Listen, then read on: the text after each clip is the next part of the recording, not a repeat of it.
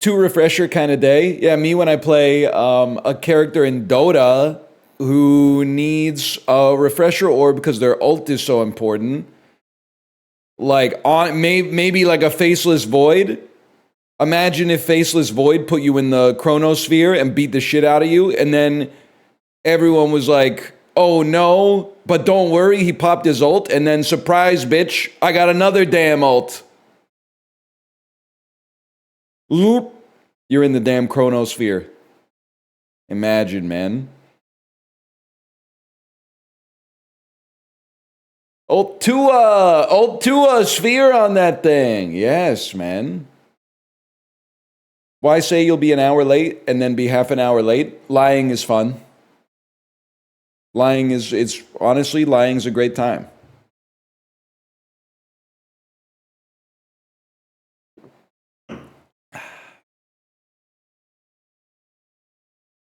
It's almost as fun as gaslighting.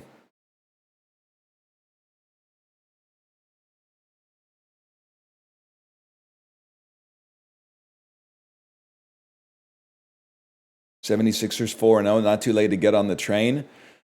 Damn, dude, VJ Edgecombe, man, who knew? He's pairing so nicely with Tyrese Maxey that it doesn't even matter that Joel Embiid plays 3 games a season for load management. Who knew, man? Who knew? Unfortunately, I don't know shit about ball because I was watching baseball last night. Ooh. Oh, what the hell happened, man?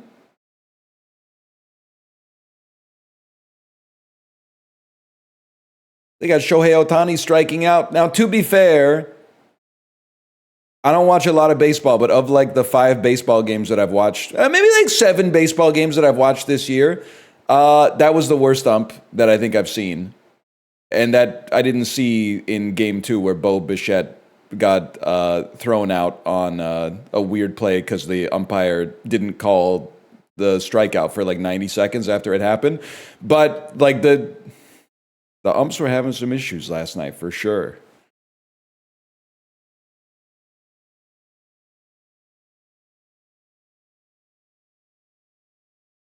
The unks. The ump is trying to think. The ump is thinking.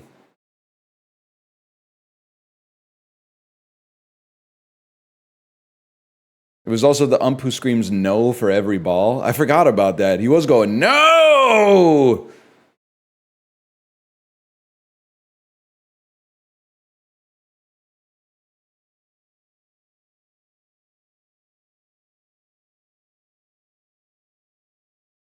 One second. I'm seeing what we got here.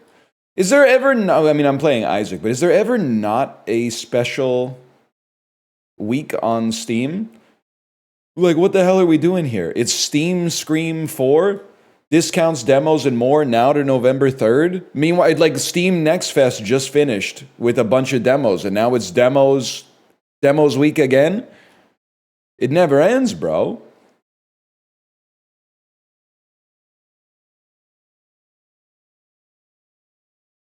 Why are you upset? It's discounts? If everything's always on sale, those aren't discounts, bro. That's just the price. That's just the damn price.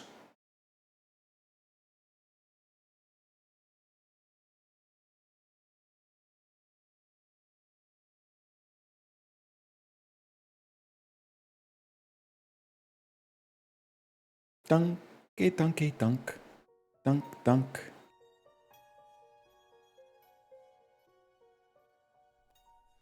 Isaac and his mother. You lose any money in the CS2 market crash? I think they're saying that me talking about selling my items was a top indicator, and they're absolutely right. I don't even know if I still have anything on the market. All of my shit sold. And can I tell you why all my shit sold? Because I'm not greedy. I put my shit on the market. It said, hey, it'll sell for $100. The floor price is $100. I said, guess what? Put it up for $97.50. I take a 2.5% haircut, and I consider that a liquidity premium because now I get the fucking money a little bit faster instead of hodling on the market waiting for the price to rise a little bit, and I'm good to go. And I can deploy that into my Steam wallet where I can do fuck all with it. But how do I even see community market?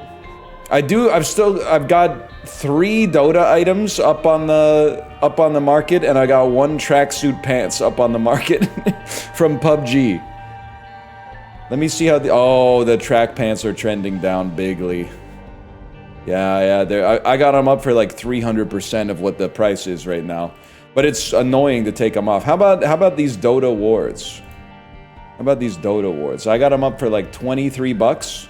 1 sold on October 15th for 42 bucks. I really feel like I stumbled on like a very low rent Russian money laundering scam with these Dota awards. They sell 5 of them a month or something like that. And the prices are like wildly variable. Like there's no market for it. It's illiquid. So like 1 sold October 7th for 100 bucks. 1 sold October 15th for 42 bucks. Can somebody tell me why mine, that's $23, didn't sell when it's half the price of the one that sold for $42? That's why I think it's money laundering. Don't lie to me, Walt. At least you could cut me in. How about Slayer's Glare? Slayer's Glare, 2 sold for $226. Well, that should be no problem then, because mine's on the market for $34.50. What the hell's going on, man?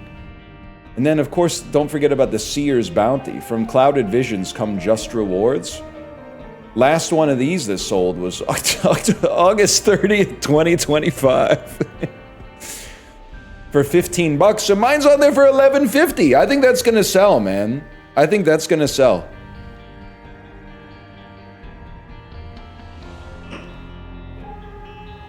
I ain't even sweating that. It's the lowest price on the market by like 40%. And that ain't nothing compared to what I lost to the bookie.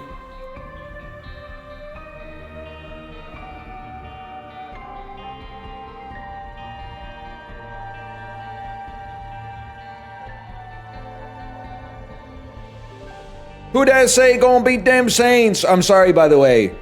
The Loop, if you're here, I feel bad for you. Because I know I suggested maybe we could make a trade for T. Higgins. I don't think I want to take Alvin Kamara. I want 1 Saint on my team, and it's Olave. If it's not Olave, I don't want anybody on the New Orleans Saints on my team. I'm sorry to say.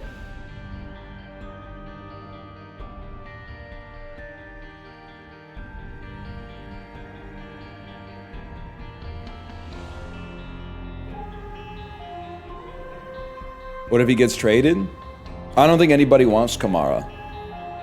If Olave gets traded, he probably gets worse in fantasy, but like, he deserves to be someplace where he can actually maybe win some games.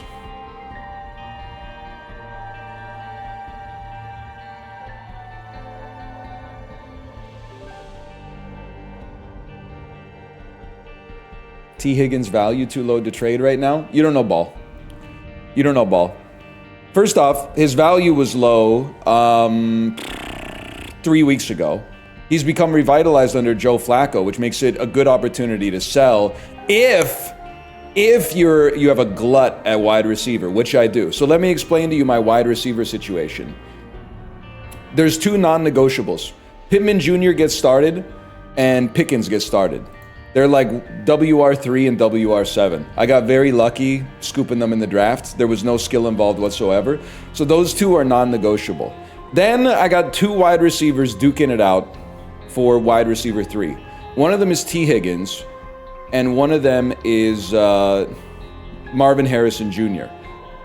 In order to improve a little bit at RB2, and I think we'd all agree T. Higgins is better, but Marvin Harrison Jr. has no trade value whatsoever.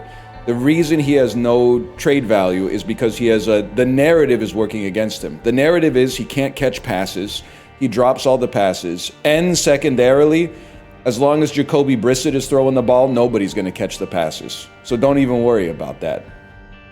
But if Kyler's back, we got Marvin Harrison Jr. against the Cowboys, the lowest ranked pass defense in the game right now. I'd rather move on from Higgins. I'd rather move on. I'd love to package Higgins and either Ja'Cory Krosky-Merritt, the law offices of Ja'Cory Krosky-Merritt, or Higgins and Kenneth Walker III to pick up a more consistent RB2.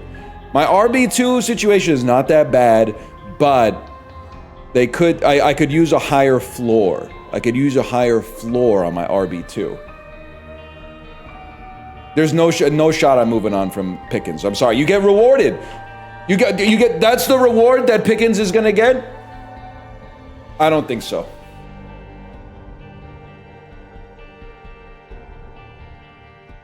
Anyway, the other thing is I can HOD. I can HODL.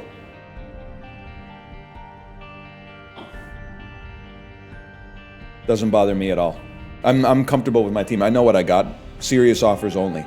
No Saquon for you? Bro, I don't want Saquon. I can't afford Saquon. Who would I love? I gotta think about that. I just love somebody who's a consistent RB1 on their team to slot in as RB2. Our 14-team league is so deep, I checked the fantasy Reddit buy, hold, sell thread. Every single player mentioned is on a team. Oh, dude, VIP Daniel, you're not joking. The waiver wire in the podcast league has like 11 starting quarterbacks that have no team. They have like starting running backs that are not on a team. They have like top 40 wide receivers who are not on a team that you can just pick up on the waiver wire. I go to the waiver wire in Sleeper, and in Sleeper it's like if they announce that a quarterback is injured, the backup gets picked up in like a millisecond.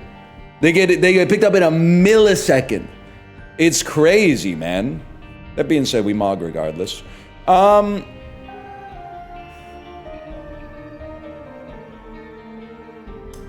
I love pissing off the people who say sports ball.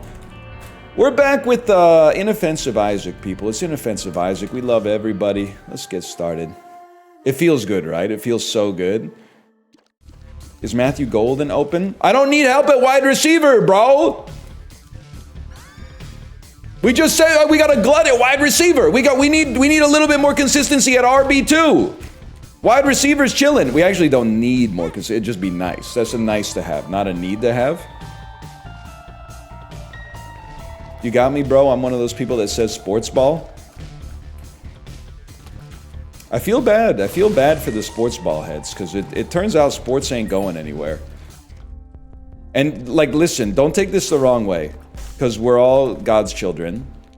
But I would much rather try to interface with another individual I don't know about sports talk than hear them talk about the dropout video that they just watched. If those are the two sides of the schism, put me on the jock side. Even though, as we all know, I'm a little bit more of a nerd, but I would much rather hear about sports. I would much rather hear what the hell's going on in cricket this year. I could at least ask some questions. As far as when somebody starts talking to me about sports, I feel like it's because they want to communicate and relate. When someone starts talking to me about like a YouTube video they watched, I'm like, okay, nephew just wants to talk. And that's fine. Like, but you know, you don't necessarily need me. You just start a stream or something instead. What's wrong with dropout? College dropout? Haven't you heard the stuff this clown's been saying for the past few years, man? Haven't you heard this the ignorant stuff coming out of this guy's mouth? Unc said keep it 300 like the Romans. He doesn't even know that 300 is about Sparta, which was a city-state in ancient Greece. Like the dude has no he's off the pen right now. He doesn't know what he's talking about. Health down. Certified Isaac moment right there.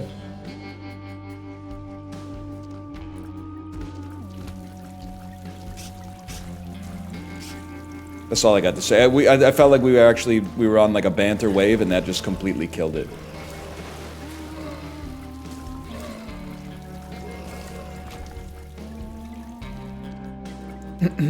That's all I got. Blinkers in the Parthenon? I mean, I don't know what you want me to say. What do you want me to say, man? What do you want me to say about vaping that hasn't already been said? I don't want to anger the vapors. There's a lot of them out there. I don't know what time it is for them. Historically, based on my limited experience, most people who vape seem to be British, but that might just be because I went to London this year and there were lots of people vaping. So it is like, what time is it over there? It's probably like 5 p.m. That's like peak getting mad on the internet hours, man. I can't be picking a fight right now. I gotta wait till EastEnders is on. It's 16:44. Yeah, well, over here it's 6, maybe 7, okay? Get a clue. Just kidding, you're cool, you're cool. The vapors are not watching EastEnders? You say my grandma doesn't vape? Technically true. And she's also not watching EastEnders, but she was, for a long time she was. They're watching Bar Rescue?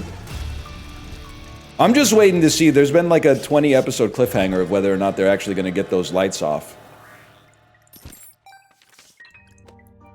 This saws off the edges. Are you a health down? Are you, oh, a speed down, a certified Isaac moment. Really cool and fun. Anything good going on here? Well, it's something that could possibly kill me, sure. Why not, man? Grandma's cigarette house? Just a funny expression. Anyone else's grandma pretend to quit smoking and then the house always smelled like cigarettes anyway, or is that just my grandma? Yes, sir. That's a classic.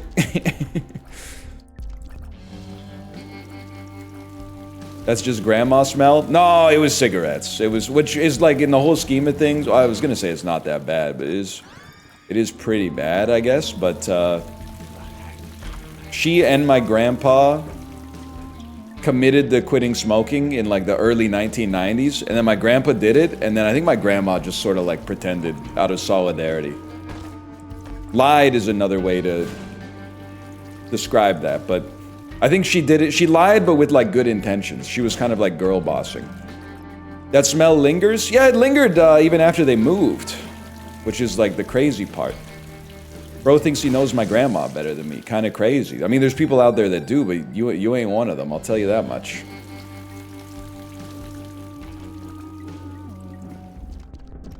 Pull the cranberries. Now that one I don't know. Pull the cranberries.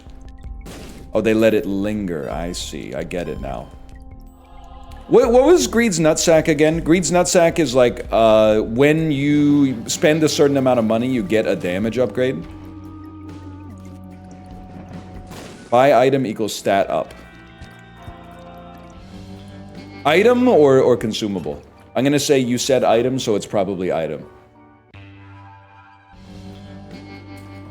My grandpa quit smoking in 1963 and still had to tell the doctor until 2020 that he used to smoke.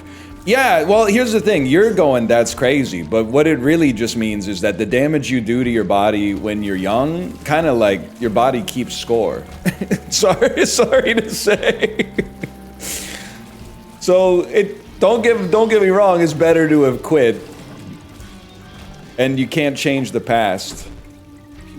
Or quarantine it, but either way, you know, it's better to have not started it at all. But that's water under the fridge at this point. Get me out of here, man. I think I want. Ah! I was looking at chat. That's my fault. You could have at least rewarded my ignorance by giving me a spirit heart out of that.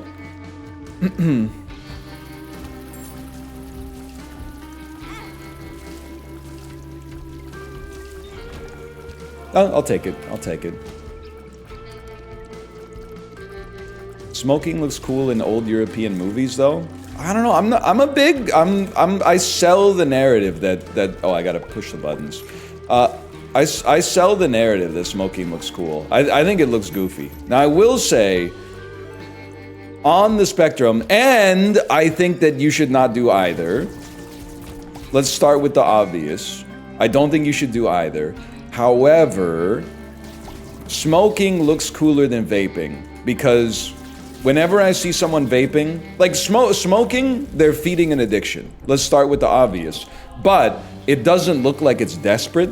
It looks like they're just casually like, yeah, I'm raising my chances for lung cancer and heart disease and stroke. Everybody that's taking a vape hit, to me, looks like someone that is like dying of thirst in the middle of the desert. They're always like, you know, after you finish like a long jog and you're thirstier than you've ever been? That's the vibe that every single vape hit I've ever seen in my entire life has for some reason. I don't know why.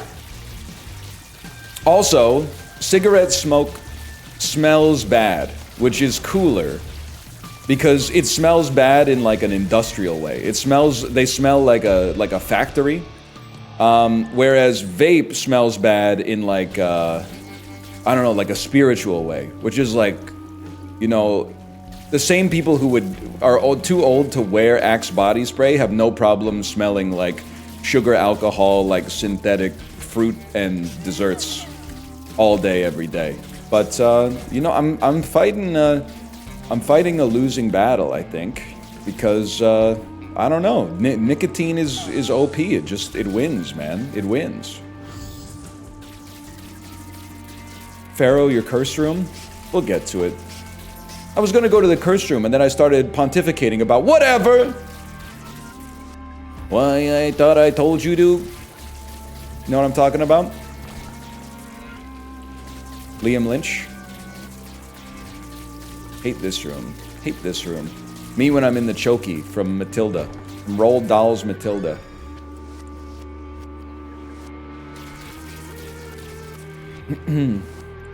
You know what? I got a great idea. I'm gonna move, because I'm playing this in 640 by 480, I can just move chat right next to the window, so I don't have to move my eyeballs as much to look at chat.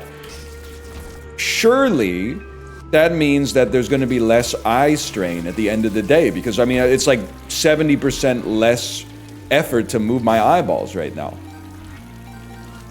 That seems smart, man. That seems intelligent.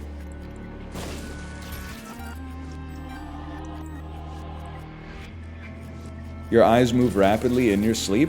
Yeah, but that's like, you know, playing a game on your phone while it's plugged into the charger. Like you're gonna stay at 100%.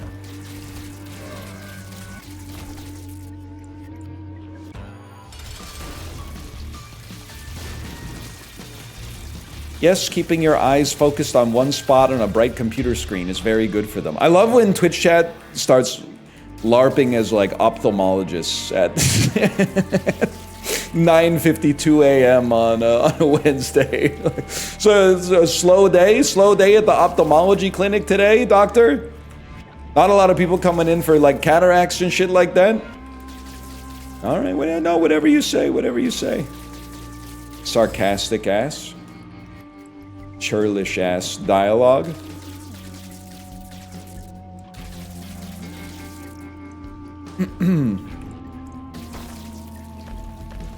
Is today Canadian Thanksgiving? What does that even mean? What does it even mean? Is today Canadian Thanksgiving? I get when people say it when it's like a day off. But when it's a day on, like what does it mean? What does it mean, man? Americans are obsessed about our Thanksgiving being on a different day. Americans, I mean, what do you want me to say? Status quo bias. That's why I was going in a little bit on Dave Roberts, man. Like, I get that because he coaches the Los Angeles Dodgers, who are in the National League, they never have to travel out of the country, and, you know, as a result, may have never had to go through customs at an airport. And listen, I would love to just sit here and pile shit on the Pearson International Airport, which does suck. But the thing is, Unc is coming from LAX, which is one of like the 5% of North American airports that is actually markedly, observably worse than Pearson International Airport. So he really doesn't have a leg to stand on. But the fact that he was talking about like, he thought like our version of the TSA was trying to stop the Dodgers from flying back home as quickly as possible or something like that. Bro, have you ever been through an international border? It's annoying as hell. Every time I cross the American border, the dude asks me if I'm trying to like steal a job from Americans. I have the best job in the world, idiot. No, bro.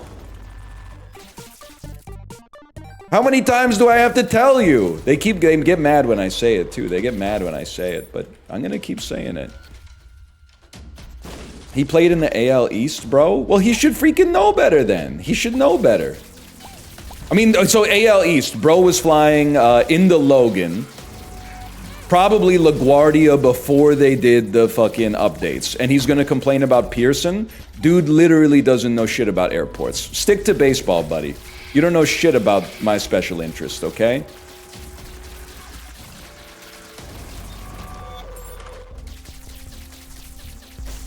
Last night for the Dodgers was so painful. Oh, it's been almost 365 days since we won the World Series. Oh. It's been 2 weeks since our best player hit 3 home runs and struck out 10 batters in the same game. It was so painful to be a Dodgers fan. It's so hard. Come on, buddy. Let's just relax a little bit. Let's relax, okay?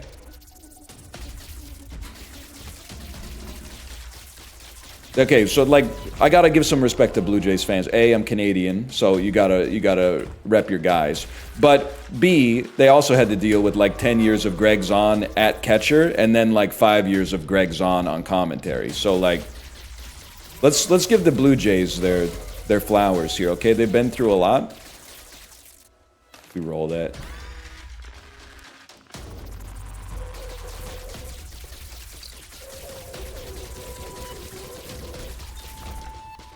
Alejandro Kirk is the truth. Honestly, if the Jays win the series, I think I'm getting an Ernie Clement jersey. Nothing but love for Vladdy. Nothing but love for Alejandro. I think Clement seems like my kind of dude, though. Used to be bad, now he's good. That was me and Isaac. Just looks like a normal guy, even though if I saw him in real life, it would probably be like the most fit individual I've ever seen in my entire life. And for some reason, bats like .083 in the regular season and .450 in the playoffs. Like, I don't know. It's just there's a vibe about it that I like. It's true. Also, his name is Ernie. You don't really hear that many Ernies anymore. That's right. That's a name that exists exclusively in baseball, man. And like Sesame Street, I guess. I figured you'd be a Davis Schneider head. I mean, it ended up being catastrophic for the Jays in Game 3, but I did love in like the bottom of the 10th when he got tagged out at home, and I went. He's trying to steal the La Casa. He tried to steal the La Casa.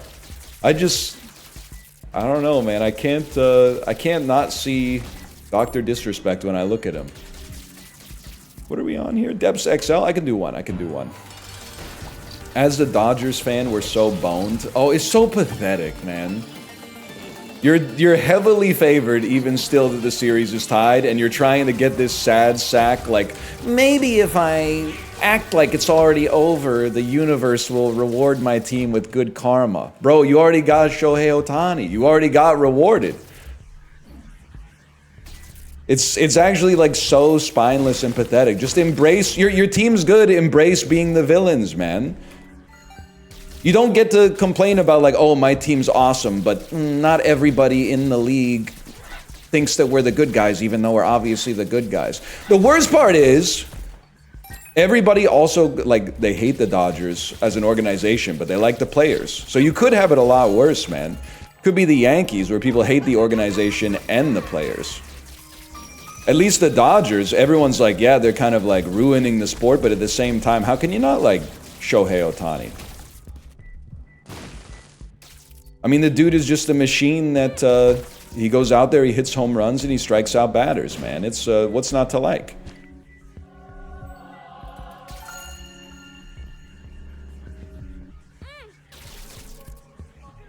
He's also a baddie. He's like a wide boy, complimentary. I mean that in a complimentary sense. It's rare to get a man that's in that good of shape that's that wide.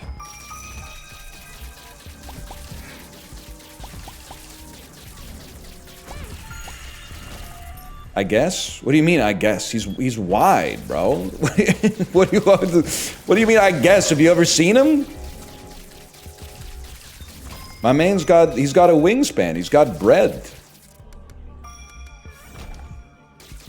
Is it true that he says he gets 12 hours of sleep a night? That's so sick, man. Like, dude is actually, if he said that, that is like, is it the one celebrity actually taking advantage of celebrity life? I have no patience for people like Mark Wahlberg, who's like, I'm a rich celebrity. That's why I get up at 3:15 a.m. to do a cold plunge. Like, bro, just chill. You won in spite of all the odds. Like, not being likable, not really being that good of an actor, committing crimes in your youth that would get you blacklisted today. Like, you made it. Just go to sleep. Get some sleep, man. Have some chicken wings.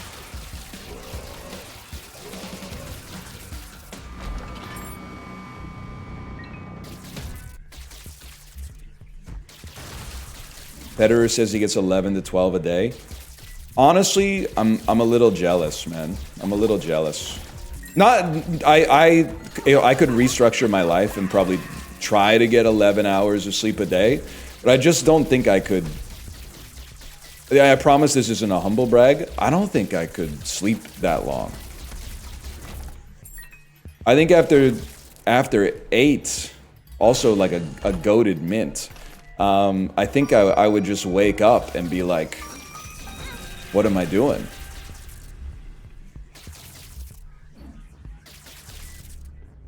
I don't know, man. I don't really like staying in bed. I'm a big 2 cups of coffee in the hotel room, Keurig, put them in the fridge overnight type of guy. I like my time in the morning. How could you do that as a parent? It's pretty easy. You just like ignore your kid.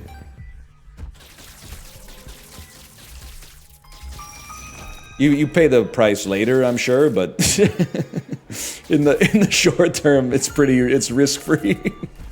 Depending on how old your kid is. My kid's at a point, I wouldn't say they can take care of themselves, but she is at a point where her safety is not at risk if she's got a little alone time, but still I'm needed to, like, you know, open a juice box or something like that, or get a glass of water. Sometimes just gotta look at some stuff. So it's a lot of like, Daddy, look at this, look at this.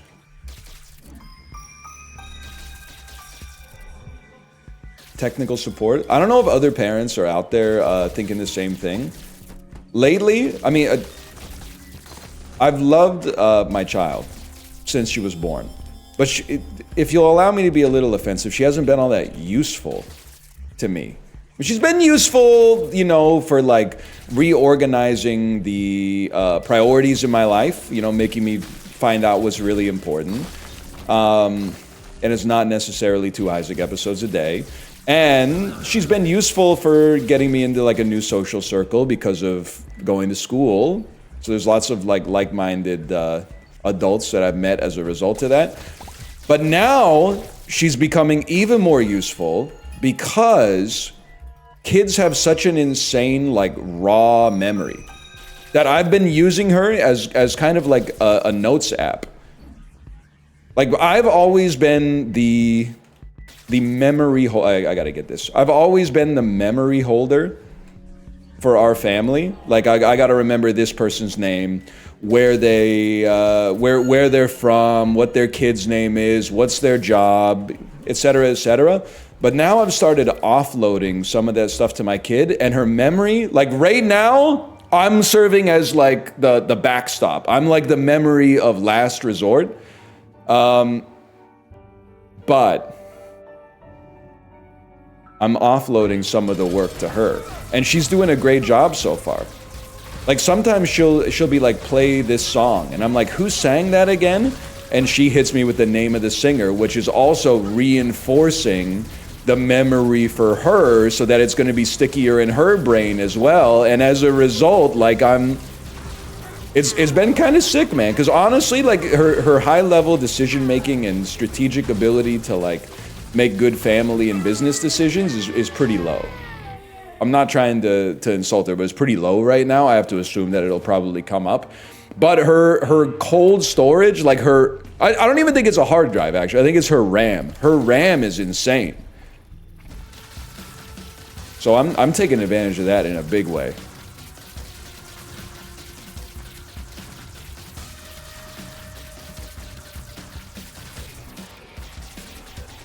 Anyway, that's about all I got. But haters will say it's fake. Haters and losers, of which there are many.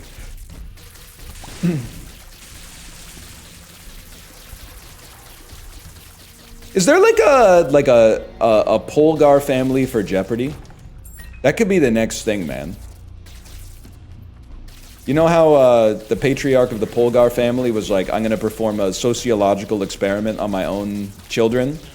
I'm gonna force them to play chess like 16 hours a day, and then they all became grandmasters, and Judith became like the highest rated female chess player in history. Has anyone ever done that for Jeopardy? I feel like it'd be way easier, because all you'd have to do is like get them like a platinum subscription to Wikipedia.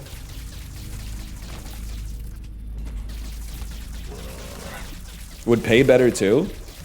Dude, imagine the generational handoff if you had like 3 daughters and you trained them all to be good at Jeopardy, and then you just had one of them run the table for like 2 years, and then she wants to retire, and the next one steps in. Oh, that would be sick. That would be sick, man.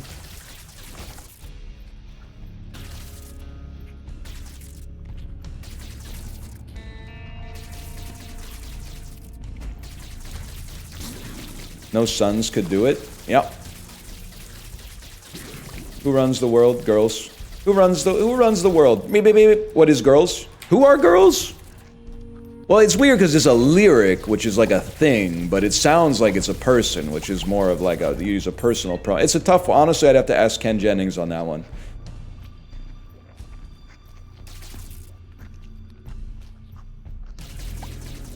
Jeopardy daughter or Fear Factor son? Jeopardy daughter, because when you win Fear Factor, you only get 50 grand, which is like, I mean, it's a lot of money, but I mean, if you go nuclear on Jeopardy, you can make a lot more money. You could even be the host, apparently, if you're good enough at Jeopardy. You could be the host.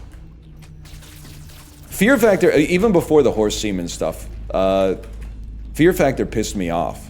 Because I get that it's TV, but like, Season 1 of Fear Factor, you can kind of understand that the contestants were like, I don't want to eat this disgusting shit. I'm not gonna do it. But then like, Season 2 and 3 of Fear Factor, they were still like, bull testicles. I don't want to eat that. I'm going home. And you're like, well, haven't you seen the show before? Like, why'd you even try out for the show if you're not gonna... Challenge 1 was always like some courageous stuff, and then challenge 2 was always like a eat some shit that sucks. It was always like eat poison, eat a live scorpion, eat a bunch of bugs, guzzle horse cum. Like, that was the one that got the show canceled. But it's crazy, man. Eat literal shit? Yeah, like what? They're like, I'm not gonna eat the shit. Why did you go on Fear Factor then? What'd you think? They were gonna be like, we're taking challenge 2 off this week? And then challenge 3 was always crazy. Challenge 3 was like, you know, hey, get in this MRI machine and then we'll fill it with fucking rattlesnakes. Like that.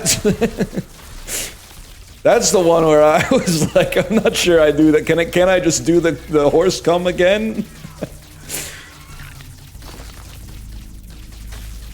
I don't really, I'd much rather do that than, you know, be stung by like 1,000 wasps or something like that. I mean, at least after the horse stuff, I could just throw up.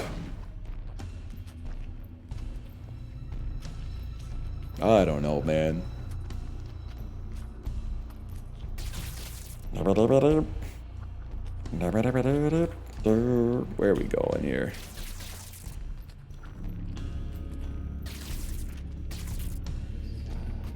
You hear a guy got bit by a snake on Survivor this season? That's nothing, man. Did you hear about the guy who fell into the fire?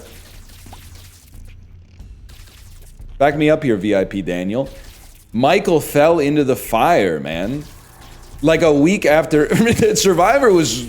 listen, you don't have to hand it to that guy. And I'll let VIP Daniel explain why. But on season 1 of Survivor, people were like, I'm hungry. On season 2 of Survivor, that motherfucker killed a pig on the show. He hunted and killed a wild boar on the fucking show. That's fucking crazy, man. We're like 25 years later or something like that. And now people go on Naked and Afraid and they're like, I've been training for this my whole life. And then they drink some water outside because they're thirsty and get dysentery for like 7 days. Every episode of Naked and Afraid has like a like an 8-day time lapse in it because they get dysentery every single time, man.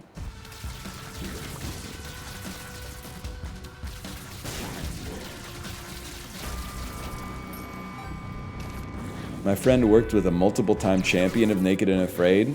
That is kind of... I always feel like they must be crazy. Sorry, I'm making enemies today. Really outdoor survivalist types and van life people are like... I think that might be the hobby group that I just don't have anything in common with. All level... Because sometimes they have a lot of like overlap, I feel like, with like doomsday prep and stuff like that. And I'm like, brother, if the apocalypse happens, I am fucking... I don't know if I can say it, but let's just say I'm not going to have to worry about the ramifications of it for too long. I've had a good time. You know, I'll do what I can, but if push comes to shove, I could live with... well, maybe pun intended, but... I don't have to worry about that, man. I don't know. That's for you to worry about. That's for the crazy people to worry about. I will be dead. And the van life stuff, I just don't get. And I'm probably like pandering a little bit here, but every time I see something about van life on TV, it's always about like how nice it is to be away from the hustle and bustle of the city. And I'm like, okay, but who took the picture of you meditating on the mountain and posted it on social media? Not Swanky's innocent, okay? Swanky's innocent. Swanky was doing that shit before there was even an industry surrounding it, okay? Swanky's an OG.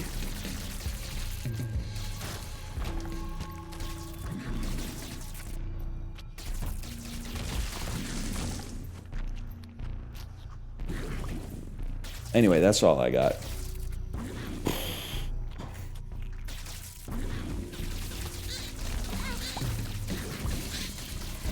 That and I think backcountry skiers. And that one is more of a risk because I think we have probably some backcountry skiers here. But maybe like twice a year, Kate shows me like an Instagram reel of someone having an accident backcountry skiing. And I'm like, yeah, I don't think I would ever do that, man. Like she showed me a video where a dude is just skiing and then he falls down basically an invisible hole in the ground that like was just covered by a thin layer of snow and fell like 15 feet, but then managed to hold himself up with his elbows, and then he looked down and it was like a 150-foot gap to the bottom or something like that. And I went, nah, I don't think that there would really be any, and I guess that's the appeal of backcountry skiing, is that the whole time you're out there, you're like, that could happen right now. Isn't this exciting? But then, like, you hope it doesn't. I would imagine. Yeah, we'll open that. Would you ever go cave diving? Nah, it doesn't really appeal to me, to be honest.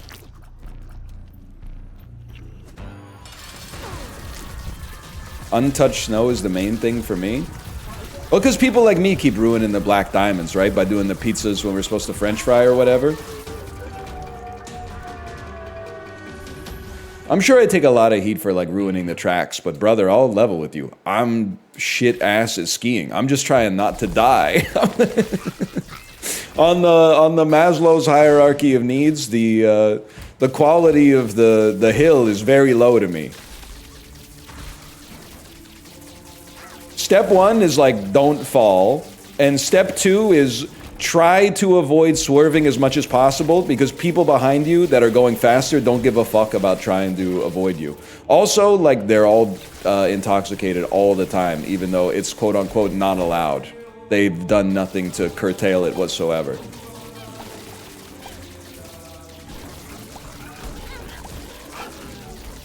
You hidden the terrain park? Nah, you got the wrong guy. You got the wrong fella.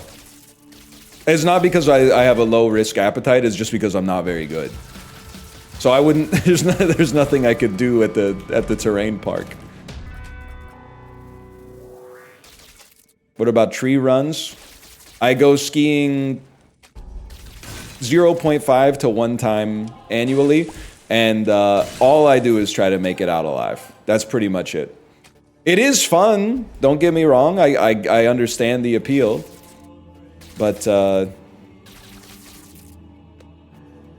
most of it is for me not dying.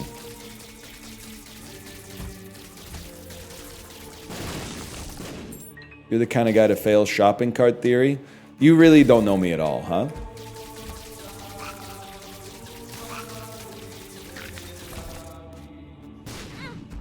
No, he's right. No, he's not. Wait, what is shopping cart theory? Is shopping cart theory when you bring the shopping cart back after you use it at the grocery store? Yes. Yeah, I've never, with God as my witness, I don't think I've ever not taken it back.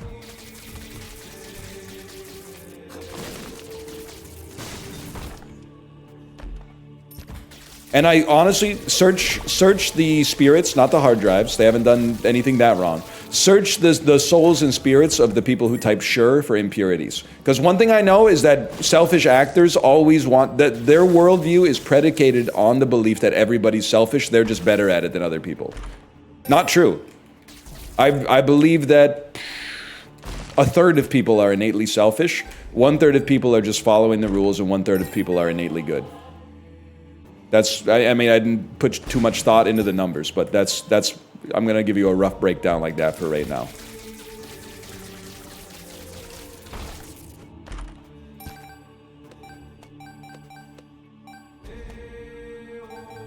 You're right, the people should be walking on the right side of the street, man.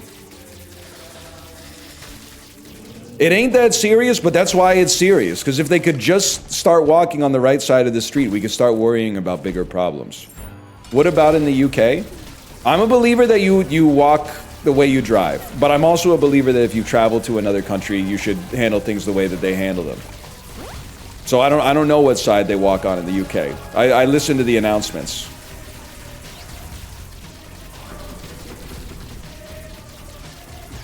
Wrong, walk towards oncoming traffic. Okay, Skylar, that's if you live in where Ma and Pa Kent lived, in Kansas. And you're walking in a place where there's no sidewalks. In the civilized part of the world, we're talking about like walking with two-way traffic on a sidewalk in civilization. I know the rules because I grew up there too, but like, I think you're conflating two unique situations here. Also, people shouldn't be standing right in front of the elevator/bus doors. Another classic. You have to not be at the boarding door when people are getting off, because they have to like dodge you to get off. Very irritating. You're not wrong. And you got to take your backpack off and put it between your feet, bro. Is this just Larry David-isms? Well, it's just like, you know, it makes you realize like how many people in the world just like don't think about how they're impeding others at all. Whereas like for me, it's almost all I think about.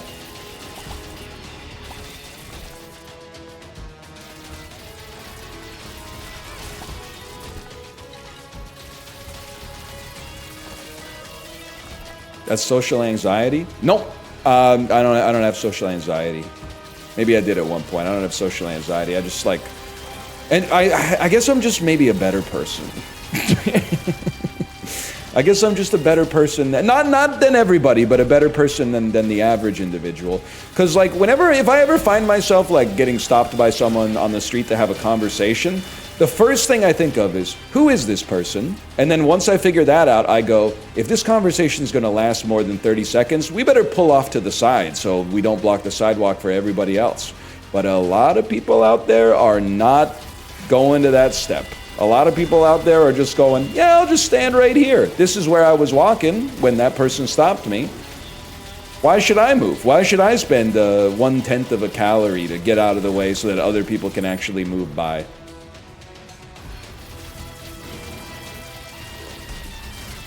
People at Canucks games who stop in the hallway during the intermissions. Don't even get me started on Rogers Arena concourse behavior, bro. Don't even get me started.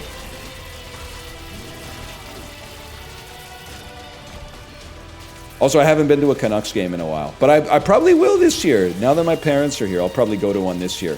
I already Googled the Vancouver Canucks calendar, and I wanted to go. I sorted by weekend games that start at 3 or 4 p.m. Pacific time, because I do not want to go to a Saturday game that starts at 7:30, get out of the arena at 10. Who knows when the hell I'm getting home, man. So it's, yeah, there's 2 remaining, because they already had the Montreal game. So it's either, and they're like a week away, it's either going to be the Penguins or the Leafs. I don't know, the Leafs game's going to be expensive, but I think my parents would rather see it, but we'll see. Or maybe, I don't know, maybe they'd rather see the Penguins game and be like, that's Sidney Crosby. So that's a lot of what my mom gets out of hockey, is going, is that Sidney Crosby?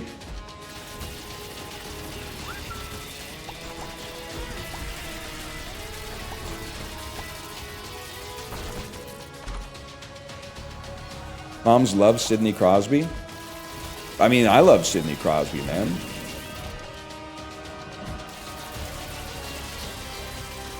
That's my mom, but with baseball and Ohtani.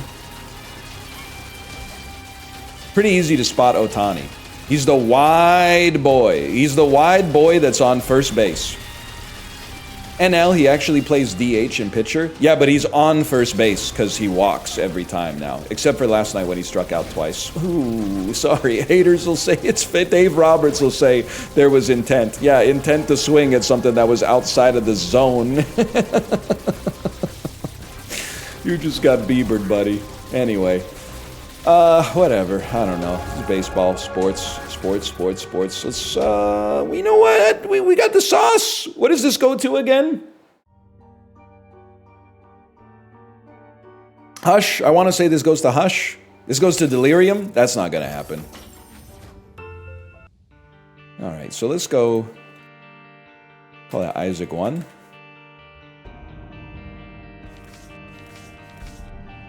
Rebuilding the streak, man.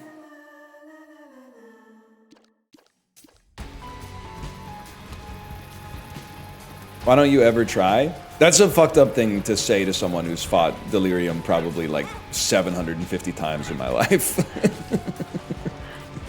That's crazy. That's a crazy thing to say.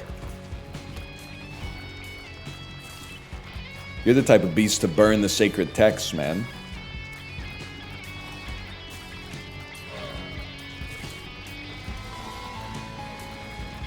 Yoda? Wasn't that Luke burned them, right? I only saw The Last Jedi once, but didn't Luke burn them and then Yoda went, the sacred texts, or something like that? It's been a minute.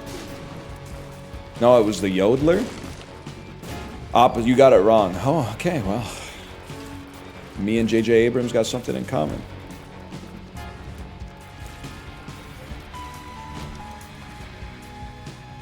My little brother showed me your YouTube channel like 12 years ago, and I've been hooked ever since. Yeah, well, my little brother just discovered rock and roll. He's only 26 and he's out of control, man. That's right. That's right. We're art brute posting. A lot of people don't remember them. Bars, you're an only child. I was raised by Pitchfork Media, actually.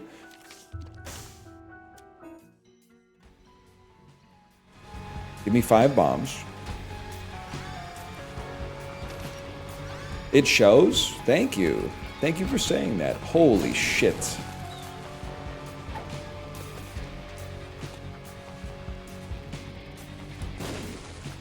It's not a compliment? Well, I don't know, like, people with siblings are always complaining about their siblings all the fucking time. And then they act like I should take you look like an only child as an insult, bro. Yeah, I look like I didn't have the shit beaten out of me by by an older sibling when I was a kid. Oh no. No big deal. I mean, plus, like, you say it like I had any control over that, man. My parents were probably fucking, but they were like being responsible or wrapping it up. It's not irresponsible to have 2 kids, I guess, but like they weren't playing games, man.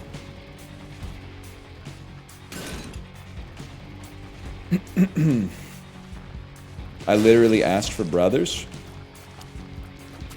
Like on your Steam wishlist or whatever. So I mean, it's probably been heavily discounted. It came out like 2013. It's a good game. I beat the game. It's a good game. Please, no more parent talk. All right, what happened on the newest episode of Roll20, guys? We've had sports talk, and now I've talked about my family. So it's time. Can't you talk about something relatable, like videotape Dungeons and Dragons? That's what you sound like right now. No disrespect. That's what you sound like right now.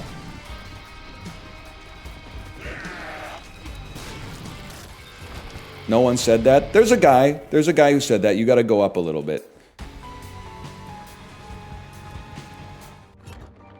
You know what?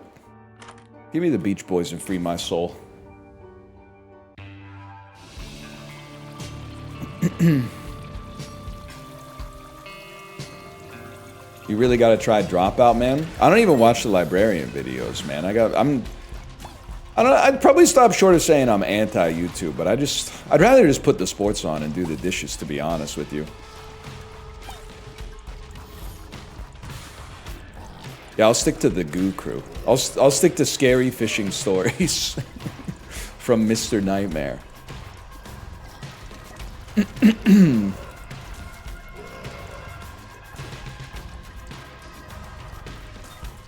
Huge.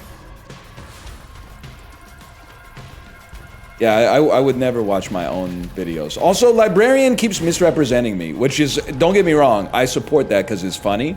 That being said, now I got a bunch of people out there saying I laughed when Plux joined the Mahjong game with his very unique Mahjong character.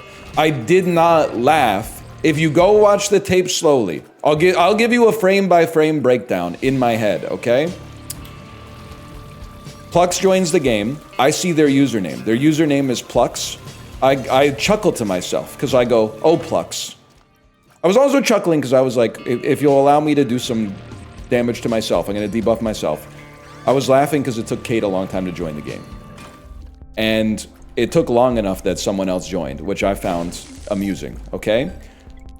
Then Corey laughed so fucking loud and like right into the mic, and then obviously realized, oh shit, I shouldn't be laughing at that, and instantly cut himself off. He went from like 60 to 0 on the laugh, and then that is one of the funniest fucking things I could have imagined.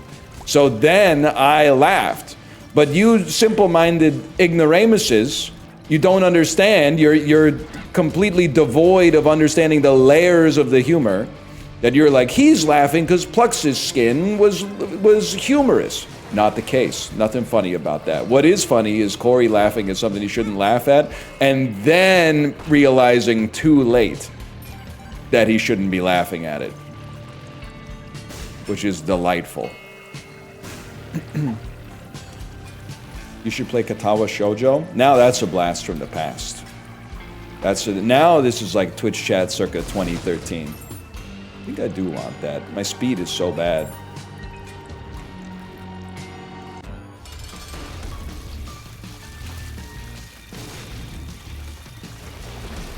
Why is he playing Isaac again? No. No, don't play Isaac! Play Ball X Pit so I can tell you exactly what to do at all times! Shit.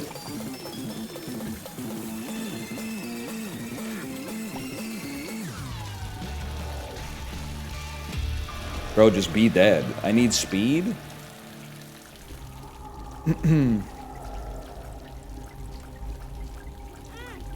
How does this work?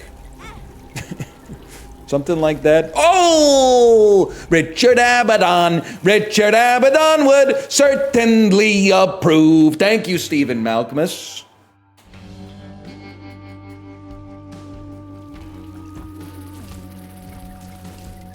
Question marks? Wait, you don't know Gardenia by Stephen Malcolmus? They had Kyle MacLachlan in the video, bro. Don't debase yourself by saying that's pavement. That's not pavement. That's Stephen Malcolmus minus the jicks. It's not my favorite solo Malcolmus, but it's got a certain je ne sais quoi. What are you talking about? Stephen Malcolmus? Are you not familiar with Stephen Malcolmus, the lead singer of Pavement, who then had a solo career? Not at all? Maybe if he did some of the music in SpongeBob SquarePants, you put some respect on his name.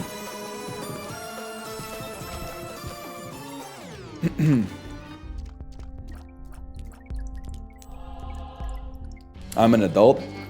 Well, like, genetically, maybe. Spiritually, who's to say? It's no Rilo Kiley? Okay, it's literally like 1,000 times better than Rilo Kiley, okay?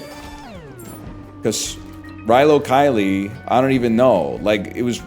The Knights of Rilo were, like, pretty cool in The Last Jedi, but then, like, when Snoke just fucking gave up the ghost, you're like, what the hell?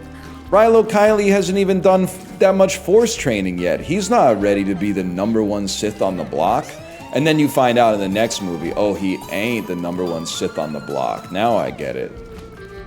That being said, a lot of people are saying Rilo Kiley clears Pavement, and I thought we were a serious chat. Okay, I got nothing against Rilo Kiley, but could we be fucking for real for a minute here? Because you're kind of pissing me off.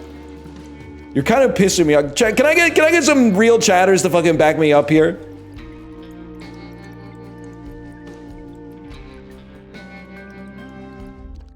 This shit is flicking me. They got, and Rilo Kiley, they're, okay, yeah. Jenny Lewis is okay. Portions for Foxes, good song. But Rilo Kiley ain't even the best Rilo Kiley, bro. Sleater Kinney clears Rilo Kiley at being Rilo Kiley.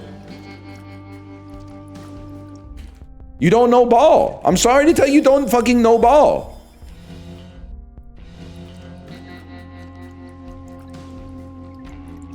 I dislike Pavement. Oh yeah? Say that next time you're walking somewhere. Probably you don't even dislike the music, you just dislike it because all the jocks were listening to it in high school and you associate everything that they did with having your lunch money stolen, even though some of the shit that they did is stuff that you do too, like breathing fucking oxygen and drinking water. Pissing me the fuck off, man. The jocks aren't listening to Pavement? Yeah, they are, bro! You ever been to a football practice? They're always going, what about the voice of Geddy Lee? How did it get so high? I wonder if he speaks like an ordinary guy. They're always saying shit like that. And then going like, whose house, our house? Left side, strong side, or whatever. Nobody gives a fuck about the right side, apparently. That's probably where I'd be rushing if I was the other team. I'd rush at their weak side, personally. Grounded is a good Pavement song. Oh, real original. What's next? Side 1, track 1 on Beethoven's 5th Symphony, Rob? You ever see High Fidelity? I'm biased. My sister's named after a Pavement song. I'm trying to think what... So... There... I'm trying to think of what would be the funniest name for your fucking sister to be. Carrot Rope is really good.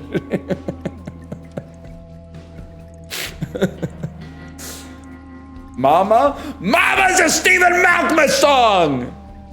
Are you fucking trolling? That's on the, I think the 2nd or the 3rd Stephen Malcolmus solo album. Jesus Christ!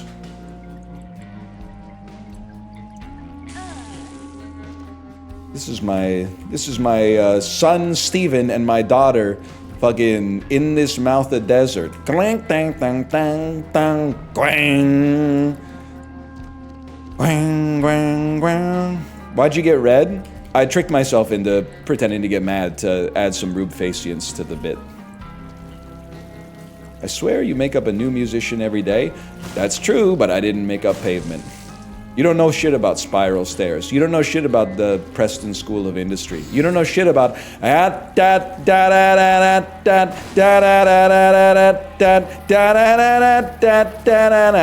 you don't know shit about that. Stop pretending. Hey, get over here.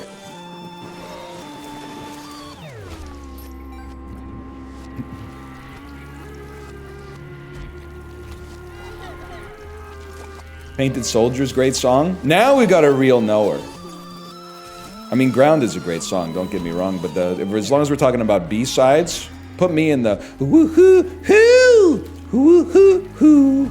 Put me in that shit. You're talking about old people shit just to piss us off today? No, I'm talking about it to piss me on, bro. This is what it's like to be 36. You like to talk about shit from when you were like 24. I get it if you're like, you know, 17, you don't have that luxury. What are you gonna do, talk about shit from like when you were 12? Doubtful.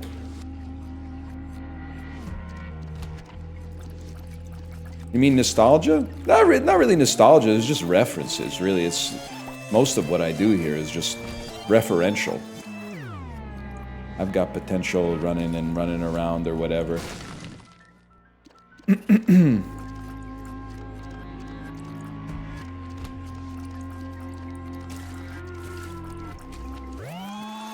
That's about all I got.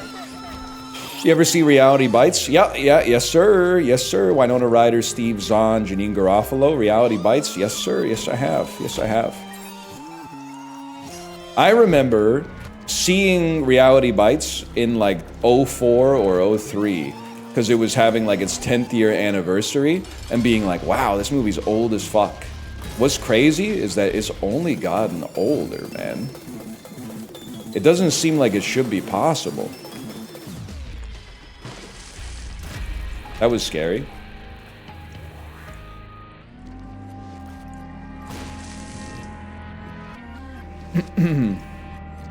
And you stay the same age? Me, if I was that guy who drinks his son's blood or whatever. He does. He's doing something. He's doing something. Something that I wouldn't be doing, let's put it that way.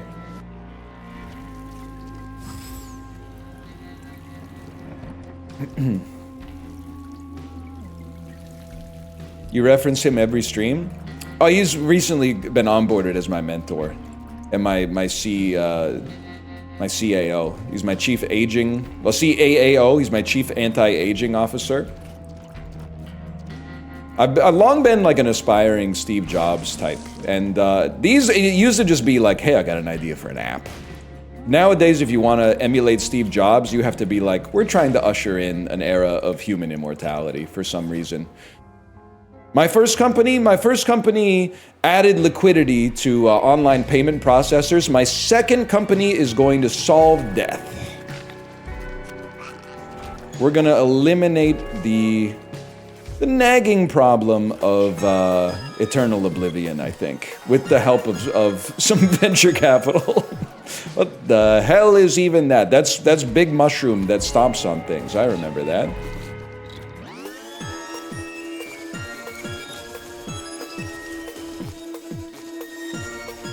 Didn't Steve Jobs not shower? Yeah, it's something that him and like a surprising amount of Twitch chat have in common. And that's not a joke about how you guys smell bad. That would be too easy of a joke. It's a joke about how many of you have somehow convinced yourselves that showering, and I quote, showering is actually giga bad for you. 2 showers a day is giga bad for you. They remember. And you know what? The North doesn't fucking forget.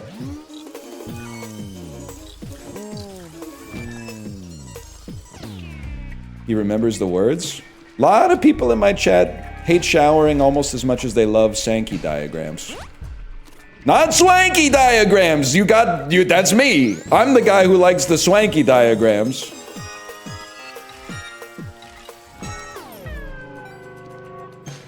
Frankly, Mr. Hanky, this possession I've held, it stains my drain and it corrodes my bowl. Stop with that. I'm sorry. I'm not. We're gonna do a parody of every song on The Queen Is Dead until the album is ruined for you. You won't let me listen to the Smiths because Morrissey sucks. I'm gonna ruin it for fucking you too.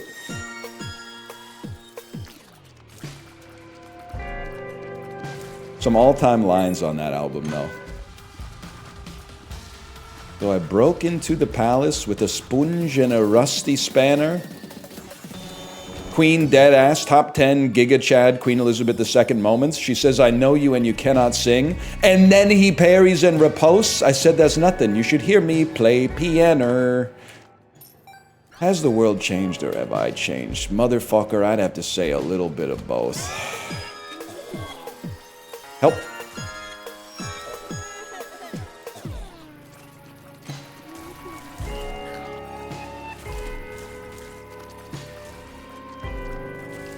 That's all I got. Seen Good Fortune yet? Nah, it kind of has Quirk Chungus vibes. I haven't seen a lot of movies lately, which is obvious, but it's got Quirk Chungus vibes. I would love to take a principled stand against it, but really it's the Quirk Chungusness of the whole thing.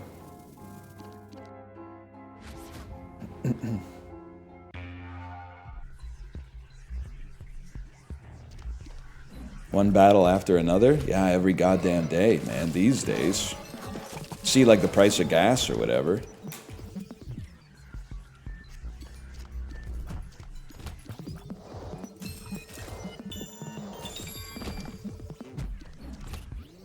You gotta see the Chainsaw Man movie. Rip to all the AMC Movie Pass holders who just go see whatever's new every week and had to see the Chainsaw Man movie knowing nothing about the fact that it's an anime. That's the Monday at 1 p.m. matinee for Chainsaw Man must have been a well of confusion, man.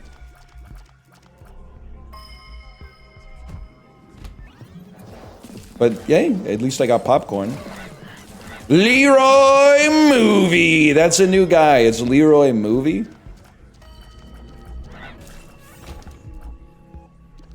It's like Leroy Jenkins, but for movies. This one, Tron Ares got a 33.3% on Rotten Tomatoes. Repeating, of course. All right, chums, let's do this. Leroy Movie. Did he just get a ticket for Tron Ares? Oh, you like everything now. You like that one, huh? That's what passes for humor for you. You like Leroy Movie? I think I just might make a Leroy Movie alt account. Yeah, give me this. Bro, chill. Oh. I can't really be upset about it, I suppose. Any chance I could... not worth it, to be honest with you. You guys seen the new movie channel, Leroy Movies? And he could roll, like, greed or need. Which one's good and which one's bad? Tron Ares, it's the best movie I've ever seen. It's like a Nine Inch Nails music video starring my favorite actor. And finally, after past lives, which we gave a roll for greed, Greta Lee has finally been in a good movie. We will be rolling for need on Tron Ares.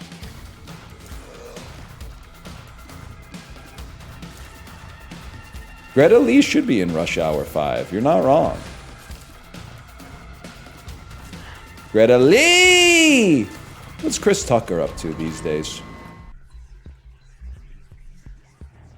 Stop? I know. Well, I don't know what he's up to these days, but I know what people are saying, I guess.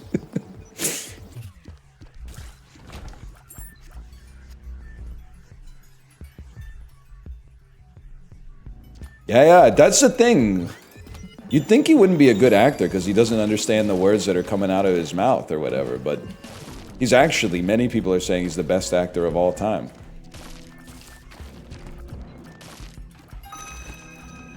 Greta Lee absolutely ate in Tron Ares. Yeah, what did she eat? Like circuits and microchips? A bowl of microchips? with some frame rate dips because she's probably a robot. If I haven't seen the movie, I think she might actually be a human, and maybe Jared Leto is not a robot, but like a computer program made corporeal or something. If I had to guess.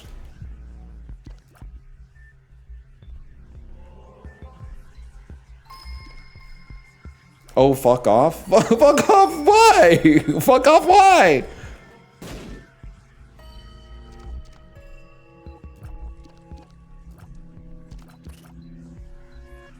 I'm allowed to complain about Tron Ares. They fucking shut down my city to film that dreck.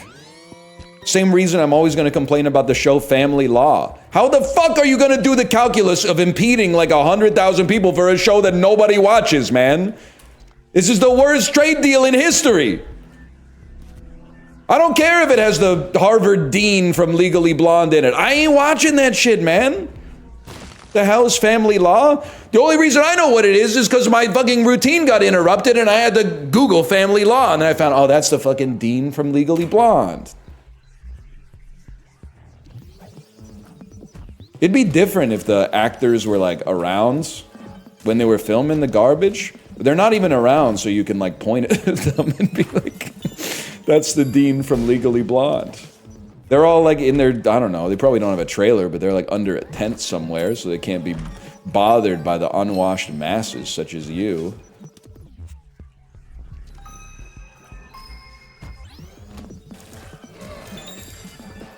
Oh great, Dan started playing Baby Steps, and Steam gave me a notification, and now I can't see what my card is. Great.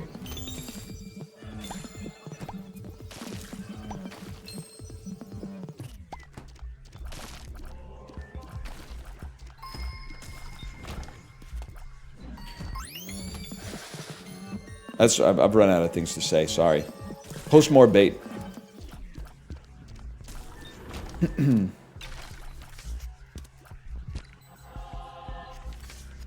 a picky eater? Oh, you why I gotta...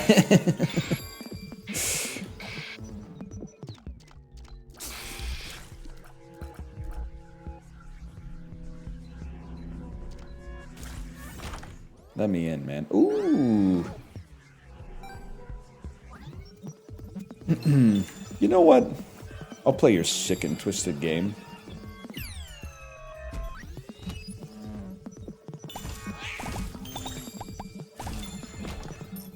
At what age are you no longer allowed to be a picky eater? I'm sorry, please post some bait.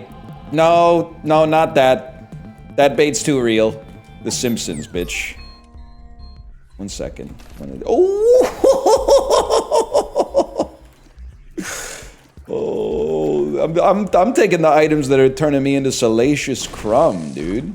Oh!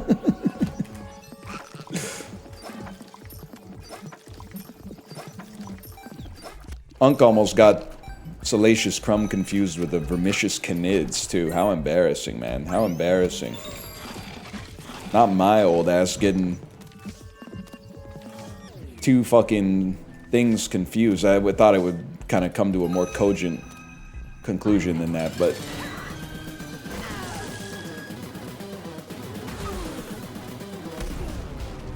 Just found out how bikers eat their sketty. I just found out how bikers eat their sketty. Can we talk about this? How do they eat, what is a biker and how do they eat their sketty?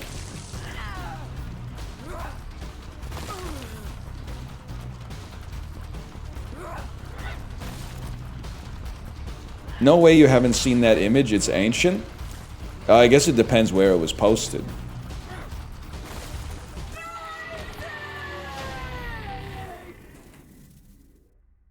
Getting into movies, been watching a lot of Tom Cruise lately. What should I do? I just watched Edge of Tomorrow. Okay, Edge of Tomorrow, that's a good movie. Best Tom Cruise performances? I mean, listen. It's a little Zemeckis core, because it's made by Cameron Crowe. But Magnolia is the obvious one. You have to see Magnolia. Clear a couple days off your schedule to see Magnolia. You gotta see Jerry Maguire. Jerry Maguire is also peak Tom Cruise. And after you've established a baseline, like a base case for Tom Cruise, then you gotta follow that up with Collateral and be like, I didn't know he had this kind of range. Show him the movie. Yes. Let's do this, chums. Leroy movie. Could totally work, man. Could totally work. God. Nobody take Leroy movie, okay? Is growing on me? It's easy to laugh at. It's easy to laugh at. That's one of the things that's good about it. I mean, Tropic Thunder's really good, obviously. I don't know if I call it a Tom Cruise movie.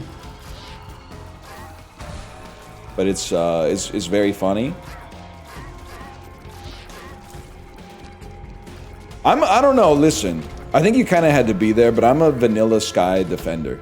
And you might say, well, why not just watch Abre los Ojos instead? It's superior. Well, it's superior in a lot of ways, including its quality, but it is inferior in one way. It doesn't have Tom Cruise in it, and that's the question that he asked. So oh, Minority Report. Oh, when he grabs the milk. Oh.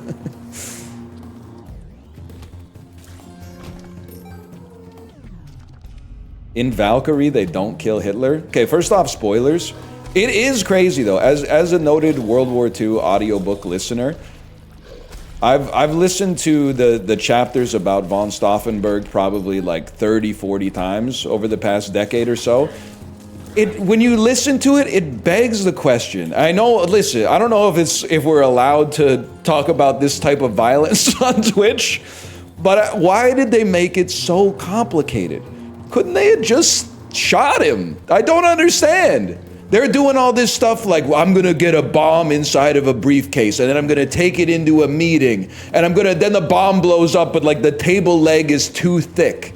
So it's like he didn't die, he just got a couple bruises. I feel like I'm Scott Evil, bro. Just this is Scott Evil saying this is not me. Scott Evil says, quotation marks, he says he has a gun in his room right there and he wants Dr. Evil to kill Austin Powers. Colonel von Stauffenberg, why are you making it so complicated, bro? Why are they making it so complicated?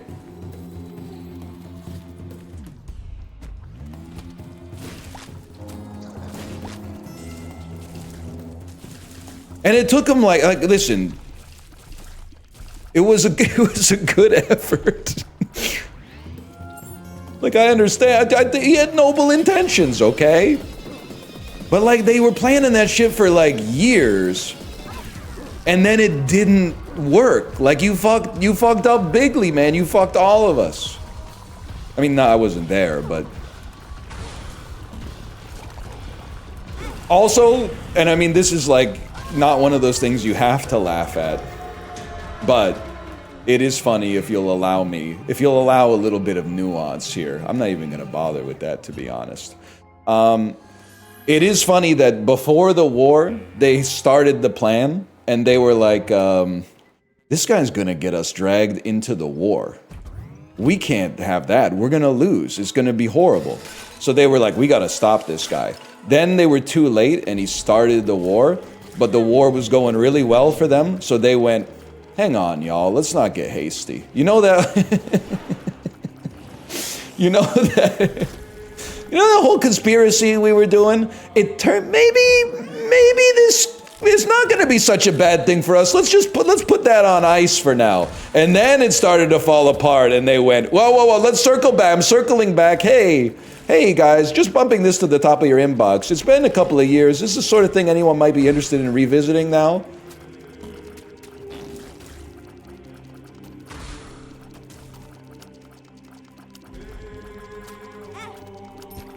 It's a fucked up web we weave, man.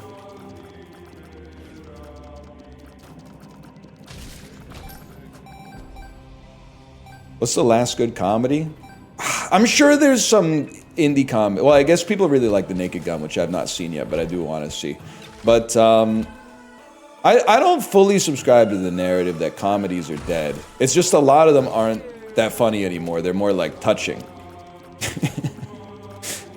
I feel like there's not as many laugh out loud comedies. There's not as many gross comedies where like a dude comes on his own face or something like that, or like a guy calls his friend a slur. A lot of it is like, oh, isn't it melancholy how the way life gets you down and stuff like that? not a whole lot of movies where they leave their friend on the roof of a Las Vegas casino to absolutely elevate his risk of melanoma, probably by like 10,000%.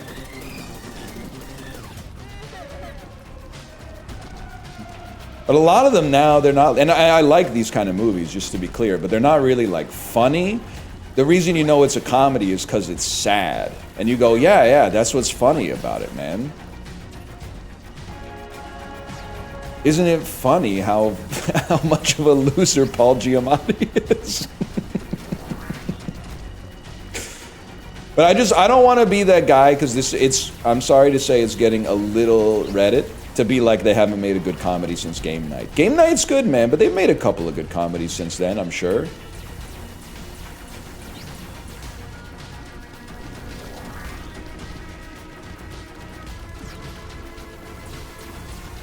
Hold me.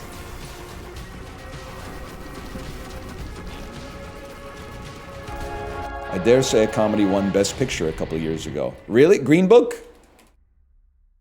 Maybe going this way.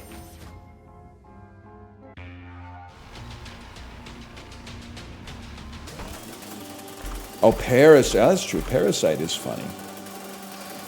Anora's funny too. Yeah. Oppenheimer. Now that's funny.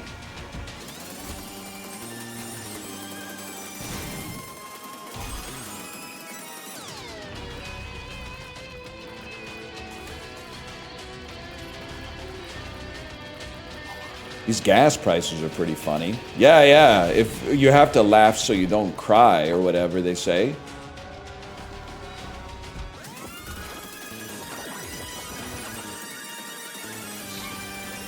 What the hell? Gas prices actually been okay lately. Is it a good time to buy West Texas crude? What's the outlook looking like on West Texas crude right now? I'm looking to offload a lot of my West Texas crude. I picked up a million barrels in March 2020 when it was negative $100 a barrel. And I gotta tell you, the storage costs are eating me alive, man. I think anybody need a million barrels of West Texas crude?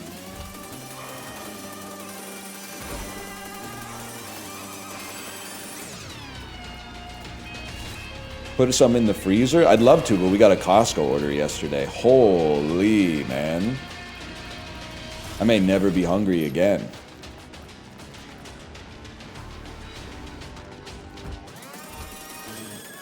Any good stuff? Well, like lots of food for eating.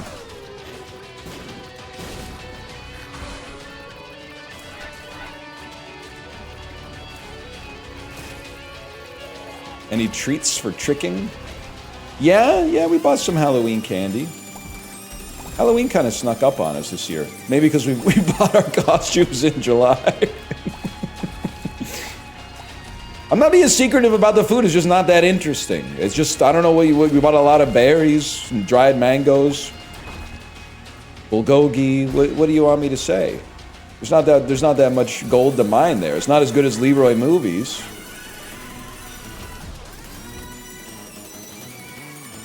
Leroy Movies has some layers, man. You get the Rayos. Yeah, we got the Rayos. We got the Rayos sauce. All the dried pasta.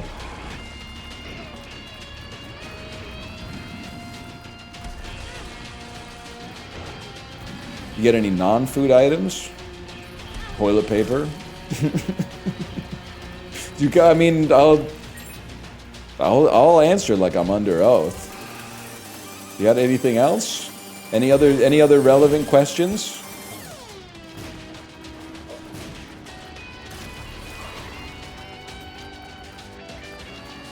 How much ply? Was one level up from Kirkland Signature, but one level below Charmin. So it's like, I think it's 2 ply. The Charmin, okay, the Kirkland Signature is sandpaper. Like it's the type of toilet paper they use at like a restaurant where they don't care if you ever come back. But then the Charmin, I don't mind mistreating my asshole a little bit, but 3 ply is just, it's not too much necessarily, but it's more than I need. The second ply makes a huge difference. The third ply is just, now you're just playing with it. Now you should have nice things, but for me, I would rather get nice things in different domains. I can live with the 2-ply. Because at some point you're gonna be wiping your ass with wood. Like if 3-ply is even better, then why not go to 5-ply? And then you end up with like a Gillette razor situation.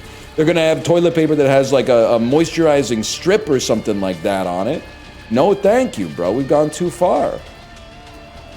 What are you, Caligula? Thank you, you brought it back. 3-ply, okay, Caligula.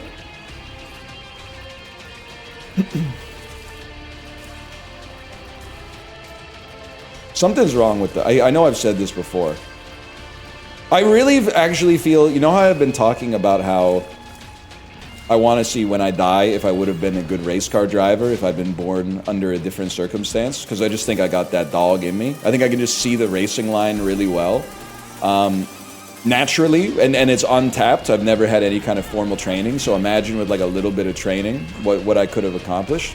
But I think actually my most realistic like alternate life, I could see myself being like the maestro of public bathroom organization. Every time I go into a public bathroom, I'm like, this industry needs me, man. They're not fucking thinking when they make the bathrooms.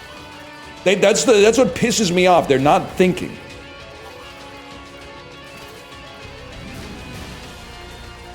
Now we're talking. What are your problems with the bathrooms? There's so many. Where do I start? Okay. Problem number 1 with the bathrooms. It's 2025. We shouldn't have to look under the stall door to see if somebody's in the stall. There should be like a little like light above the stall that's either green or red. And if it's green, the door is not locked, ergo it's vacant, hopefully. And if it's red, the door is locked. We have these abilities. Also, I'm sorry to tell you this because I'm done being like I'm the problem and I should fit into the world. The world should give nice things to more people, such as myself, as a reward for being spiritually pure. We should take the number of urinals and the number of stalls and invert them. If there's 16 urinals, 4 stalls, I want to see 16 stalls, 4 urinals. I don't care about throughput, okay? Throughput is that's like the airport's problem. That's not my problem. My problem is I don't want to stand there with my dick hanging out waiting for the guy next to me to start pissing so it covers up the sound of me not pissing. We need more stalls, less urinals. Now also, again, I don't give a shit if you have a PhD in Factorio. However many stalls there are, that's how many sinks there are. And however many sinks there are, that's how many hand dryers or paper towel receptacles there are. Because I know it's like, well, most of the time you don't need that much. Well, yeah, but if you're in a busy place and you're using a public bathroom, all of a sudden you got twice as many sinks as hand dryers and everybody's got to wait an extra minute and a half for the dude to dry his hands. Get over it! Next thing, you need to unify the UX of the bathroom, okay? And you have to pick a fucking lane. Are you gonna pick old school, the shit actually works and is cheap? I.e., manual sinks and faucets, manual soap dispensers, manual lever on the paper towel machine that you smash like this and the paper towels come out. Or you can go all expensive, inefficient, hands-free. You can go automatic sink that barely works, automatic soap dispenser that never has soap in it, that has a manual soap dispenser next to it that you actually have to use, hand dryer that has a HEPA filter but is actually shooting poop particles like right into your lungs directly. But you have to choose one. No more manual tap, automatic soap, manual paper towel. It's mixed messages and it doesn't make any sense. It doesn't make any fucking sense. And that's just the very start. The other thing is, and I'm tired of our shit has to suck because there's like bad people out there. Let's make good shit for good people and the bad people can benefit too. I don't care. So what am I talking about? We got to do something about the auto flushers, okay? The auto flusher is a good idea because you don't necessarily want to be touching the flusher, although I'm not that serious about it. But you can't be having the auto flusher flush 4 times while I'm still mid-piss. That's if we're gonna virtue signal in the bathroom that you can only take one paper towel because we want to save the planet. You can't be flushing 60 liters of water for every single piss. And you're standing there like, maybe it's my fault. Maybe my piss is so long. That's society fucking with you, man. They built it for us and they fucked it up.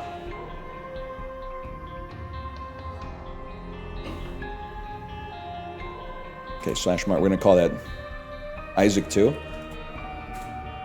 And the other fucking thing is, because yes, right, we're starting this episode with a continuation of what we were talking about in the last episode. I forgot what I was talking about. Fuck. It was good too, it was a good one. I forgot what it was. It was something about the bathroom. I lost it because I was excited about Mom's perfume. Ah, whatever. Oh, no, I remember now. Can we live in, like, the richest society that's ever existed in human history? Can we just get 2-ply in every public bathroom? Can we, like, pass a local regulation or a bylaw or something? Why is it that you're out in public, you have to debase yourself with the 1-ply? Like, they're out there saying, let me know if I can get anything for you. Then you go to the bathroom and they're like, we fucking hate you. Get out of our bathroom. Plus, I mean, don't get me wrong. Obviously, it's cheaper to buy 1-ply than 2-ply. But I feel like you're not getting... A, it's not half the cost. And B, people are going to be using more TP because the 1-ply just sucks.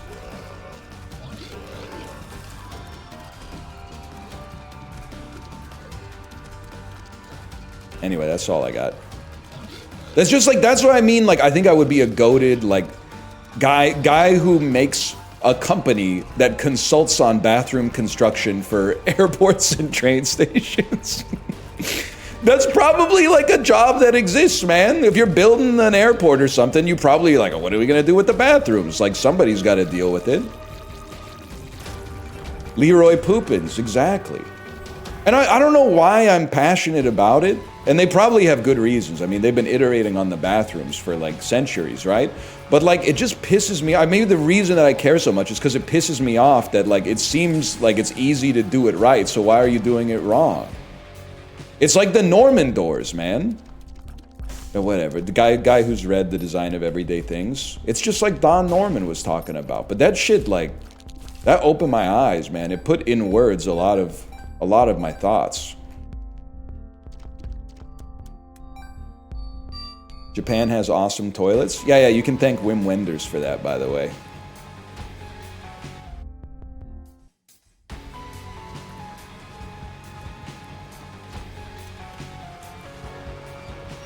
What percentage of guys actually wash their hands in public bathrooms?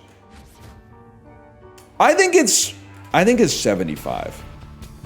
And I'm not saying 75 bullish. I think it should be higher, but definitely, I mean, the airport is just, if you're not washing your hands in the airport, you're basically like Typhoid Mary. Like, what are you doing? Whatever you do in the privacy of your own home, I don't mind that much, but like in the airport, to not be washing your hands with soap and water for at least 20 seconds is fucking insane.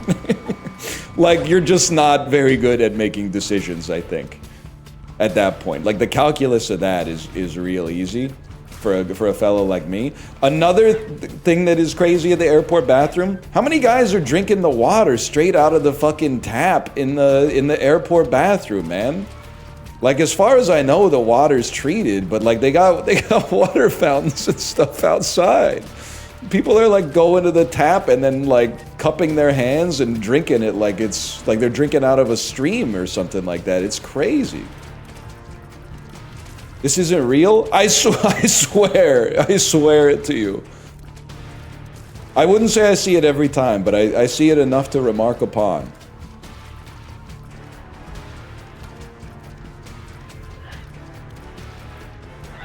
It's just, it's a crazy world out there, man. I don't have to deal with this as a bald guy, but the number of people you see leave the stall and then not wash their hands and go straight to the mirror and touch their hair is crazy. And we don't even need to talk about the mosaic quality of the poops that you see when people don't flush the toilet in the airport bathroom. You're getting some of the craziest poops that have ever existed in there.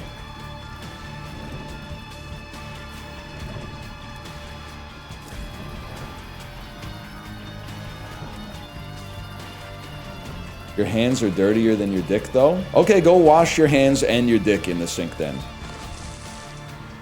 Okay, I'm not doing this 2012 ass argument in 2025. When we not the alts, because this is not fair, but after we had the shit that went down in 2020, I'm not doing this bullshit Reddit argument again, okay? The whole fucking culture was raised on Harry Potter and Machinima, who would win in a fight, Goku versus Superman videos, and now I gotta pay the price for the rest of my goddamn life? I don't think so, kid, okay? You gotta reconcile what domain you're in versus the domain you think you're in. Because there is a delta between them.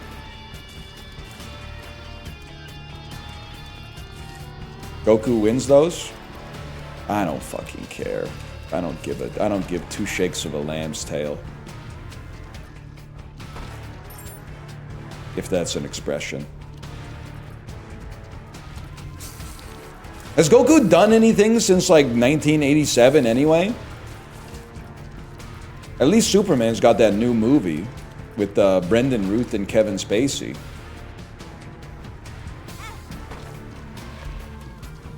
I'll take it.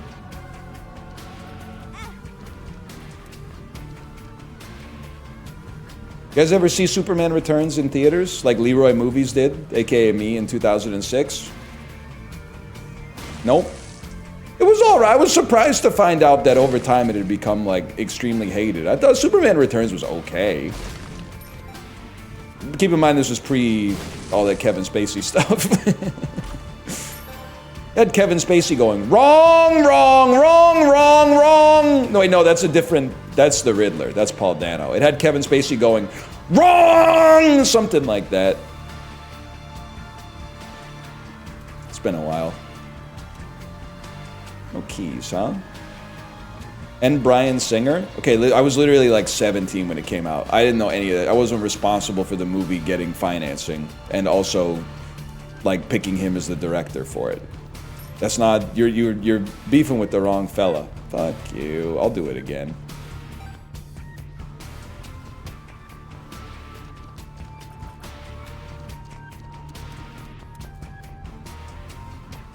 Didn't Spacey get ruled innocent? Nah. Unk thinks he's Rain Maida from Our Lady Peace, the way we are all innocent or whatever. Rain Maida, anybody? Anybody remember Rain Maida? VIP Daniel, oh, well, I pressed the space bar, my bad, y'all. VIP Daniel, I'm gonna need you to come in through on the clutch with that one. Who? Rain Maida? He's the lead singer of Our Lady Peace. Good night, the future sold out. There's no use screaming. Who thought we'd ever get this far? You know that one? Woo, woo. You know this one? I actually kind of hit that, which is surprising to me more than anybody else. We don't know Our Lady Peace, Unk? They got a couple good songs. They got a few good songs. I'll hit you with a few. They got a few good songs. Librarian, can I get a check on this one? Are these items worth taking? Left is definitely worth taking. Other one is fake void tears. I remember that. The void shower handle. It was Chris Benoit's theme. Wait, what? Which Our Lady Peace song was Chris Benoit's theme? Whatever? Oh, I don't even know that one. I'm more of a happiness is not a fish that you can catch sort of guy.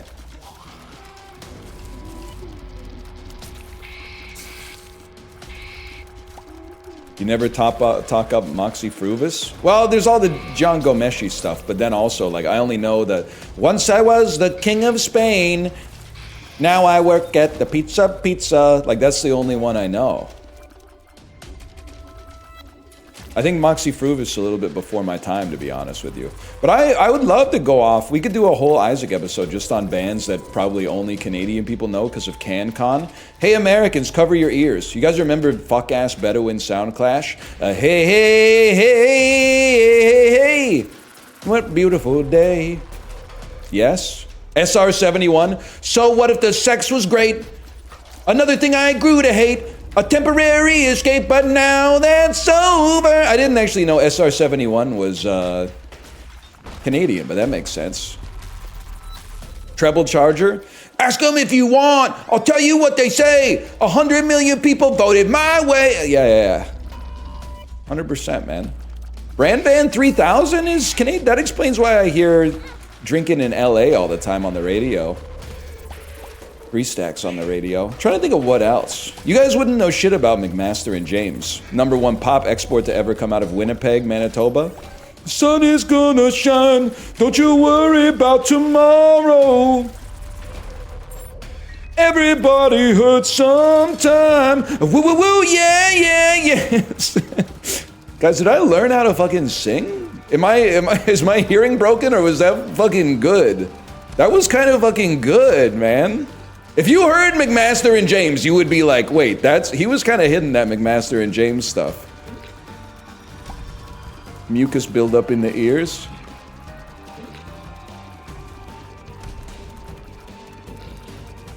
God, they gotta bring back McMaster. I don't really give a fuck about James. Nah, they're cool. You guys remember Jack Soul? You guys remember Soul Decision? Kinda faded, but I'm feeling alright. Think about making my move tonight. You guys remember... Sorry, I'm running out. You guys remember Snow? You guys remember Snow? This is how it feels to watch like a Limmy stream and he starts going off about like British singers from 1987. And I'm loving every minute of being on the other side. 5440? Yeah. Me when I've got an Ocean Pearl.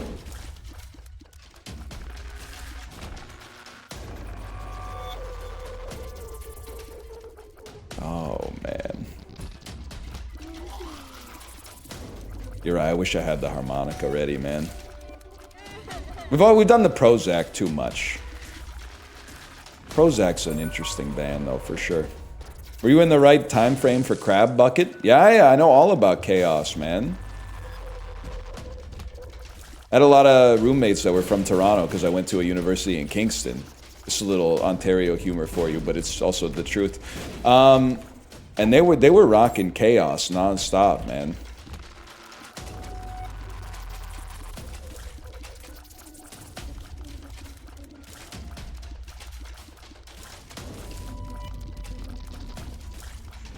That's all I got.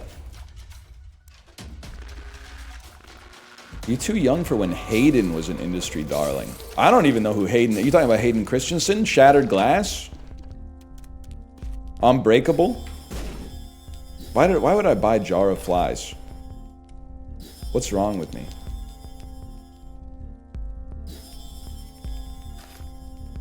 Does Canada have any real people? It's kind of like very offensive. It's kind of extremely offensive. It's kind of, which makes it very bad bait. It makes it horrible bait. Because it's just so obvious that it's bait. Answer the question. Fuck, the deflection didn't work. They're on to us. Leroy Movies! We gotta come up with a second part of this thing, though. So you know how he normally says, at least I have chicken? And by normally, I mean that one time he said, at least I have chicken. What could he say? What's a movie that sounds like chicken? At least I got kundun, something like that. At least I've got popcorn. Of course.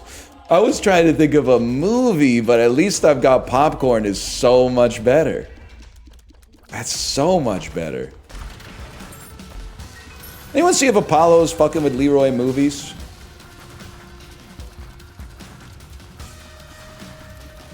I think he'd love the character of Leroy Movies.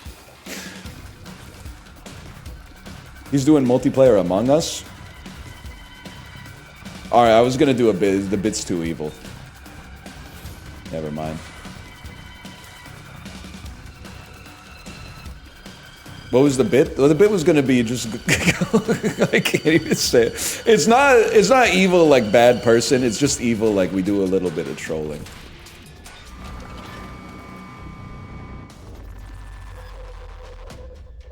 It's always multiplayer? Oh, clearly you've never been invited to the homeschool Among Us LAN party.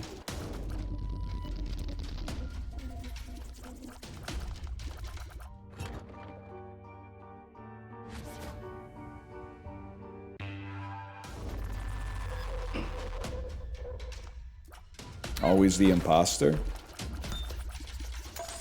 I'm friends with a monster inside of my world. They call me a weirdo, a loser, a nerd. You know that one? Stop trying to save me by swinging your sword. You don't know it? Stop trying to save me. They're saying I'm crazy. It's no big deal. That one, Librarian, that one, if you're looking for it, it's called I'm Friends with the... I think it's I'm Friends with the Creeper, actually. I'm friends with a creeper inside of my world. They call me a weirdo, a loser, a nerd.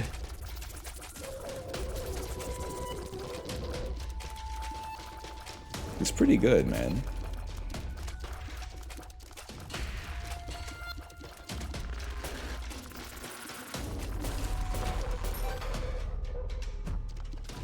Lumphao? What's Lumphao? Some medicine that'll unclog my shit? Will it make it so I stop getting plague boluses on my neck every time I get sick?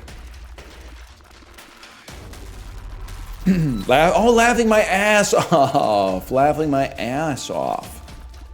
I get it now.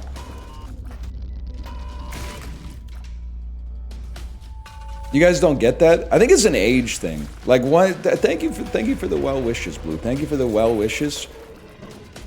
And I'm so happy that I saw that it was a raid before I saw the message that said Silksong enjoyers wish you good luck. Because I don't even know if it was bait or it's just an immiscible combination of chat and chatter, which I would call that a self-error. That's an unforced error on my part, but what was I talking about before I started saying a bunch of words that took me a while to search my brain to find?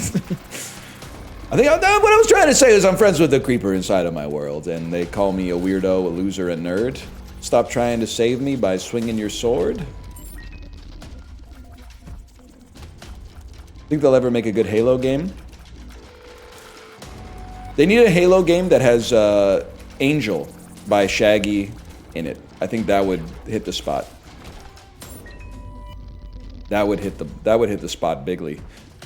If like Master Chief had to rescue Cortana from the bowels of the Truth and Reconciliation in the mission Assault on the Control Room, and then when he rescued her on like a floppy disk or something, it played that song. Life is one big party when you're still young, but who's gonna give you that imagination?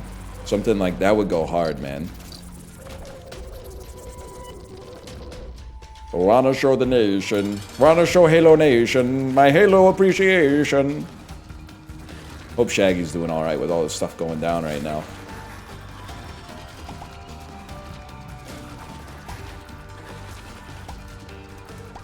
Not that you care, but you have golden bombs. That's thank you for that. You're right. You're right. I do have golden bombs. Once there was a way to blow up tinted rocks. You know what I'm talking about, Beatles heads? Once there was a way to find secret rooms. I can't hit the next octave. Sleep, little darling, do not cry.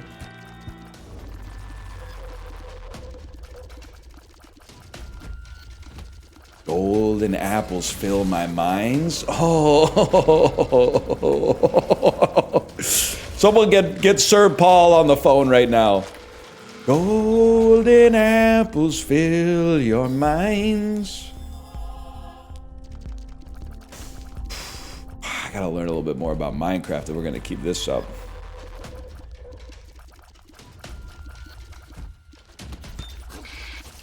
Ah!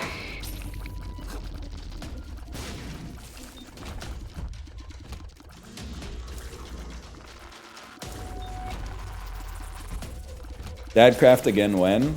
This is a crazy thing to say about a game that's mostly played by like 11-year-olds, but Minecraft is too fucking complicated now, man. There's too much shit. They gotta pare that shit back a little bit if they want me in there. I was playing it, I like food, sure, man. I'll eat the damn food. I'll eat the bugs or whatever. But they gotta do something. Enchantment?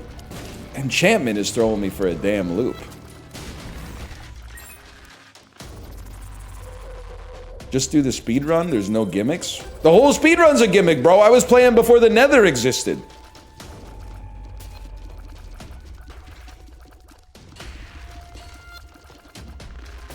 I do need no builds. No build Minecraft is fucking funny. Kids these days couldn't fucking hack it, man. They couldn't hack it the way I was hacking it back then. Going down in the mines in fall 2010 to get a bunch of iron to make a railroad while listening to Sufjan Stevens' The Age of Ads like 500 times in a row. I know I've caused you trouble. I know I've caused you pain. I'm like, and then pausing the album to listen to the Minecraft music when the day-night cycle makes it morning again. Because the Minecraft music is honestly unskippable.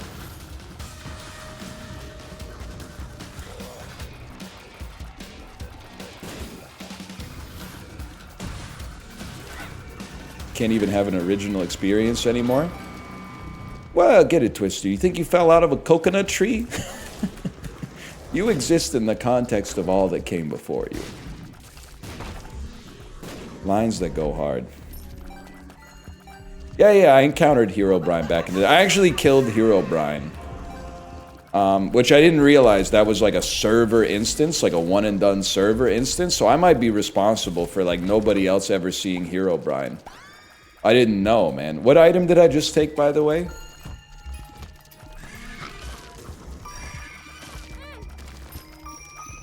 I saved you. I thought Herobrine... See, I'm such an unk. I don't understand why the nephews are scared of Herobrine. I thought the thing was Herobrine was like a... it was like a friendly spirit if you saw him in your game. It was the spirit of like Notch's brother or something like that. Here to bless you with good diamonds.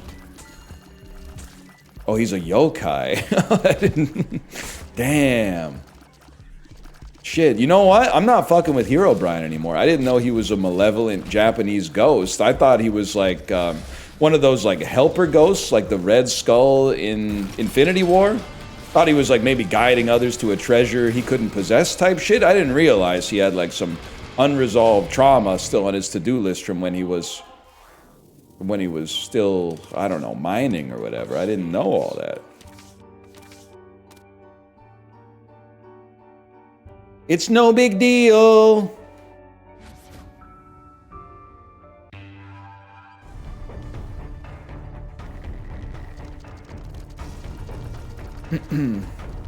Anyway.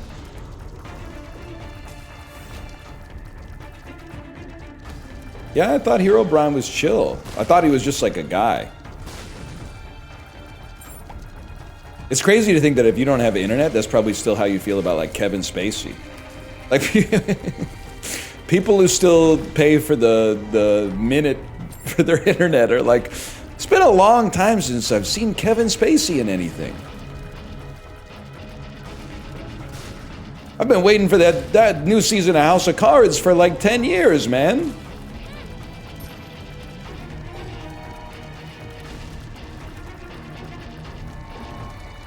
When's K-Pax 2? Yes, when's Leroy Movies?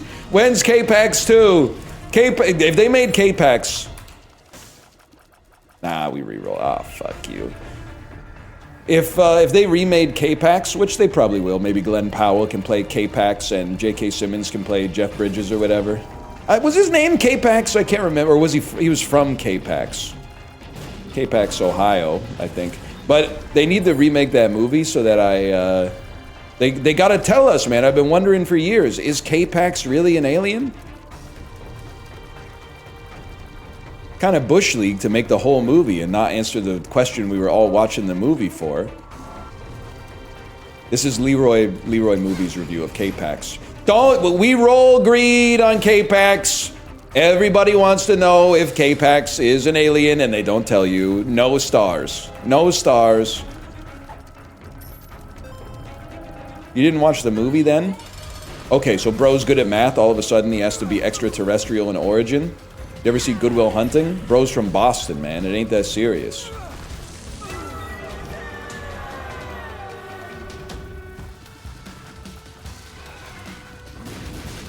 Not. I can't do it. At least I got bridges. Explain Leroy's rating scale? It's easy. There's 3 ratings. Roll for need is you've got to see this. Roll for greed is they were greedy for making this. Don't go see it. And then no stars is this movie's really bad. And I'm thinking that probably the Leroy movie's character, every good movie is gonna get no stars. And every bad movie is gonna get a roll for need.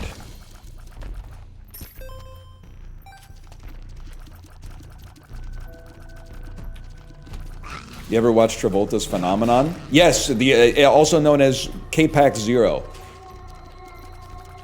Dude sees a bright light in the sky. All of a sudden, he can predict the future and read people's minds. And everywhere he goes, he's got that fuck-ass Eric Clapton song playing.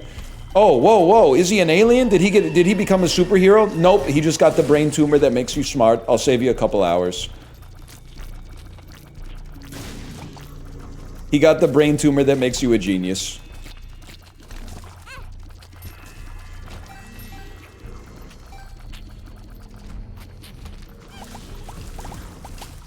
Going on my first long-haul flights.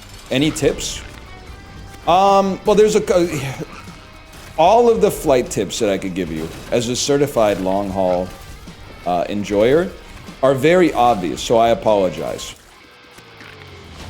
There's what I do not have. I do not have like a magical spell that's gonna make the time go by. If you can just fall asleep, that's sweet. But if you can't do that, then here's what you do, okay? Tip number 1. Phone has to be fully charged. Addendum to tip number 1, bring a charging cable, or even better, a small portable battery, so that you don't have to ration your phone usage throughout the flight.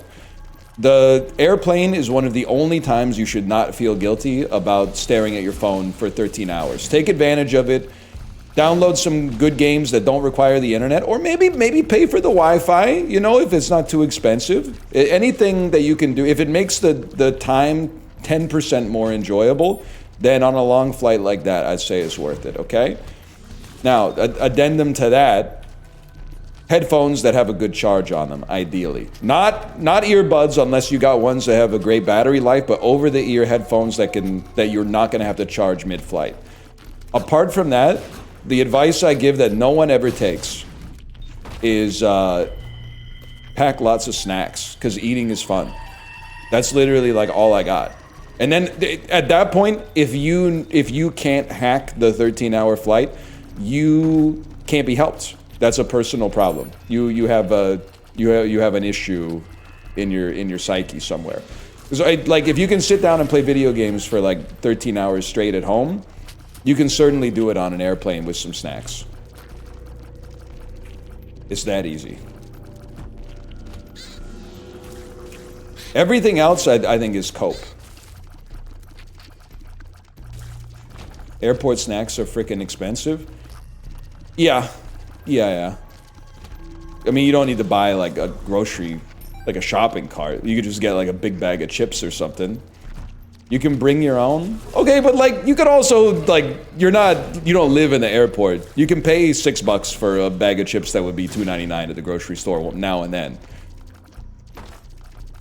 Like you're gonna be on a 13-hour flight and you're gonna be like, nah, I'd rather save $3. Like you're probably flying. The ticket probably cost you like $2,000. With twin 2-year-olds, yes. I mean, if you got twin 2-year-olds, you gotta buy double the snacks. And honestly, in that case, you're getting the bargain on the snacks, because if they're eating They're not asking you to, you know, trust me, we've been through this a lot. Yeah, well, you know what? Actually, one second here. Oh, shit, that's not what I thought it was. I thought that was Boss Rush. Why are you flying internationally with twins? Here comes the r/child-free moderator. Children never have a reason to travel. Oh, what if they're fucking, what if their 100-year-old great-grandma lives in China? They should fucking make their own airline. They should buy their own airplane and fly it over the Pacific Ocean to see each other so that I'm not mildly inconvenienced, but not really that inconvenienced at all.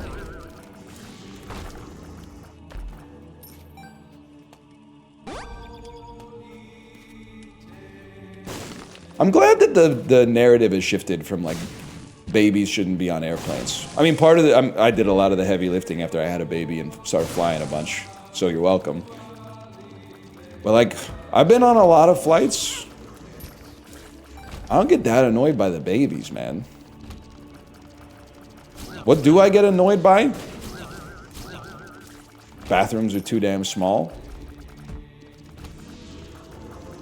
That's a big one. Also, why does it seem like everybody takes so long in the bathroom? And they're not washing their hands, as we've already covered. It's like when I'm in the bathroom, it's like, it's fucking go time, bro. Piss, wash hands, wipe the seat, wash your hands again. Try to open the door, realize I'm opening the door the wrong way. Open the door again, get part of my shirt caught in the weird bifolding door. Get my shirt out of it, everyone's looking at me. Then go back to my seat. But why the hell everybody else goes to the bathroom and then they're spending like 30 minutes in there and then I go in and it doesn't even smell like shit? How'd you take a 30-minute piss in the bathroom, bro? We're a captive audience here.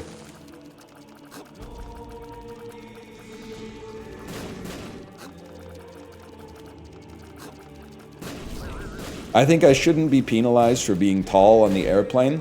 Okay, I think you should start acting like your age instead of your fucking shoe size. Is that what people say when someone's being churlish?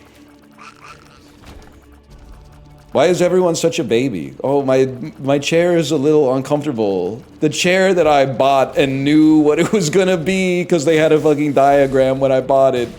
The chair I chose for myself isn't that comfortable. Okay, well, like, nobody's really thrilled to be on the airplane, bro, except for, you know, people like me who are like, oh shit, it's an MD-80. I thought they stopped flying these things. Most of the people are just there to get to where they're trying to go, man. Just chill. Everything's made for short people. You literally sound like a little baby. You sound like a little kid who's like, they should make a car for toddlers or something. What about they should make something special just for me so I never have to experience any sort of friction in my life? What are you talking about?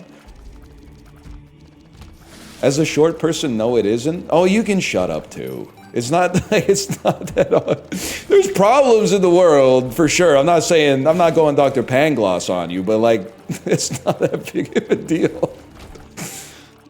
It's not that serious.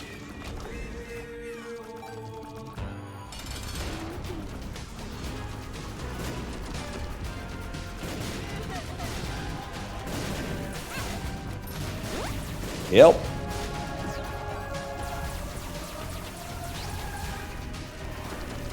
You're punching up and down on the bell curve? I mean, you can complain. A lot of people will say something like nobody wants to hear you complain. Not true. People pay lots of money to watch stand-up comedy with the price of Netflix these days, am I right?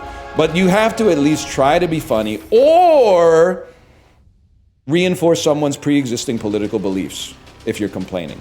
You can't just complain as like a person, especially a man in your 20s or 30s. You can't be like an adult man and be like, my seat's uncomfortable. You have to put some spin on it, bro. You can't, because if you're throwing that one, I'm hitting it out of the park every single time, is all I'm going to say. I'm hitting it out of the park every single time. If you leave a little complaint like that, a fucking meatball like a 81 mile an hour changeup high in the zone, that's going out of the park. You gotta at least put some movement on it. Give me Bloody Lust. Give me a little bit of this. Okay, Dalton Varsho. Okay, there's a difference. I would, unlike Dalton Varsho, I'd actually hit the ball. Although he did get a nice hit last night, to be fair. Yeah, exactly. You got to say something like, where was my seat made? The small seat factory? Like that, at least people would be like, he's trying. Something like that.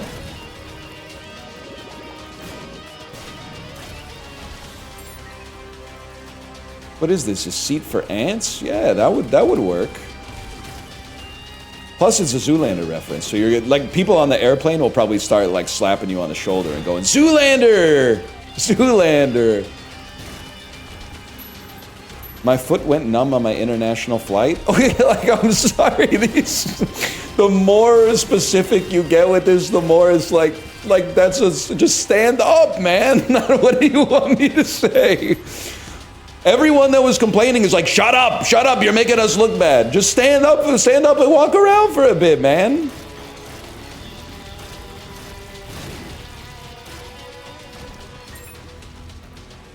This is crazy.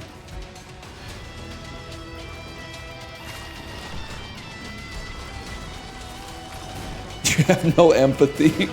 You have no empathy because it pisses me off to hear you complaining. If you were empathetic, you would complain about some shit that's a real problem instead of some shit that isn't that big of a deal, because it isn't happening to me. Stop saying you're 7 feet tall, and because first off, if you're, let's start with the obvious. You're not 7 feet tall. Like 1 in 50,000 people is 7 feet tall. Secondly, if you're 7 feet tall, take the team plane. Oh, I'm bad at basketball? Okay, skill difference. You literally got handed like a dream job on a silver platter, and somehow you couldn't even collect on that. So I don't want, if you're literally 7 feet tall, I don't want to hear you complaining about how annoying it is to be on an airplane. You're literally supposed to be on a chartered plane with Victor Wembanyama right now.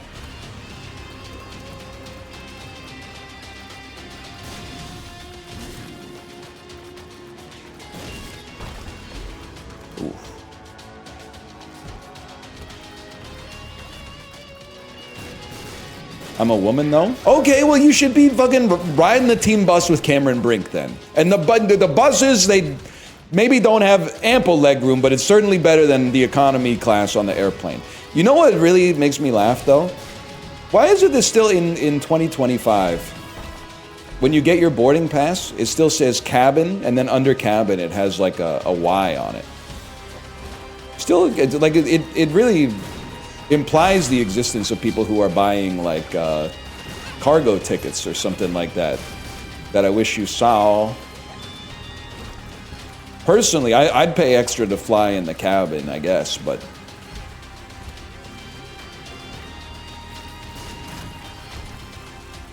I guess I'm just a different kind of beast. If a plane ticket to your sibling's wedding is $900, are you still buying a gift? Okay, well, like, do you want to argue or do you want the answer? The answer, if you want to argue, no, the gift is me just being there. If you want the real answer, yes, you have to buy the gift because you're going to the wedding. So it's like, I can't tell how much of this is like, you really want an answer and how much of this is like, you just want to complain about the fact that your sister's getting married or whatever. Which sucks, don't get me wrong. Well, I mean, it's also beautiful or whatever, but like, it'd be nicer if it was like at your house or something like that. Or even better, a house just down the street so you didn't have to clean up so much after. But like, you know, that's life, man. People live in different places.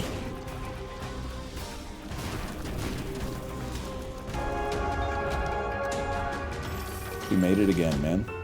We made it again. Look at the streaks. This is crazy.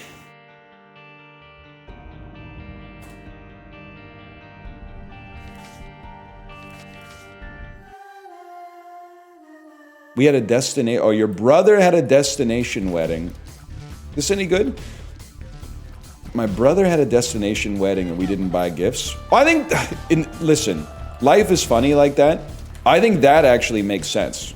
If you're forcing everybody to fly to your wedding maybe there's less of an expectation that there will be a gift from everybody. In that case, everybody's already in for $1,000, right? Now, you might say, well, what's the difference? Well, if you got the fuck out of your hometown and she didn't, but all of her friends still live there, I mean, that's kind of a you problem. So you gotta pay for it.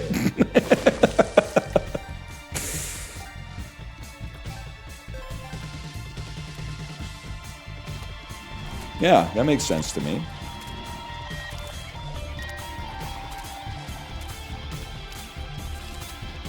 $0.29 in 2 rooms? Yeah. Cent City in here. I'm sorry, a gift is default.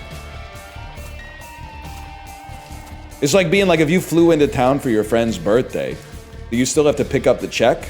Yeah, bro, like, of course you had, I didn't make the rules, I'm just observing the situation. But yeah, of course you gotta pick up the check, it's their birthday.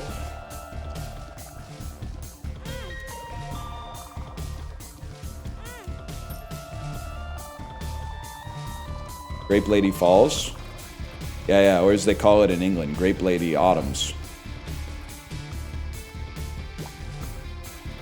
You provide a gift and pick up the check? At 36, if I was having dinner with my friend for their birthday, I would not give them a gift. The gift is the check.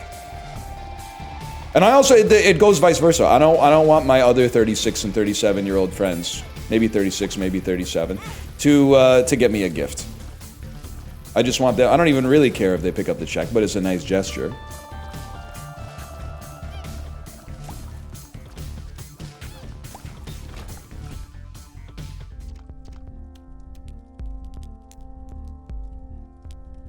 I think I don't care.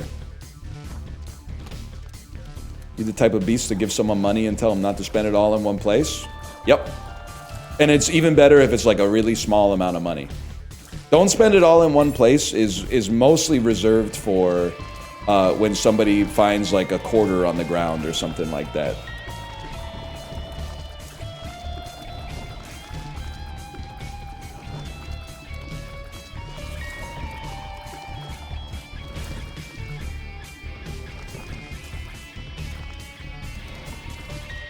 You chuckle when you say it?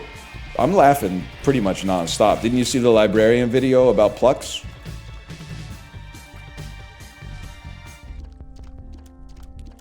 I don't want to re-roll this. I want to come back here.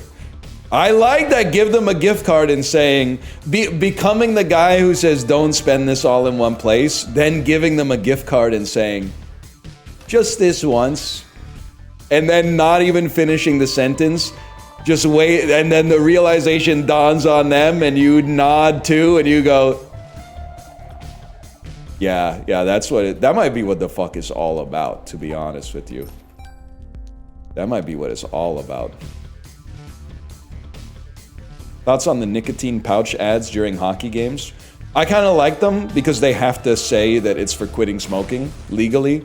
So they have a bunch of people giving testimonials about how cool they feel for shoving a Zonic in their soft palate, and then a robot voice has to go, warning, nicotine is highly addictive and hazardous to your health. This is only to be used for people who are trying to quit smoking. So I think that contradiction is kind of nice. Honestly, fuck it. I want, well, it's good now, right? I got sad, but then I remembered that it's good now. For tobacco use only. This, I can't be the first guy to come up with this bit, but what about a guy who smokes his tobacco out of a bong? Has anyone ever come up with this guy? It could be Leroy Movies as well. The guy who packs the bowl with tobacco and then is like, you gotta hit this shit.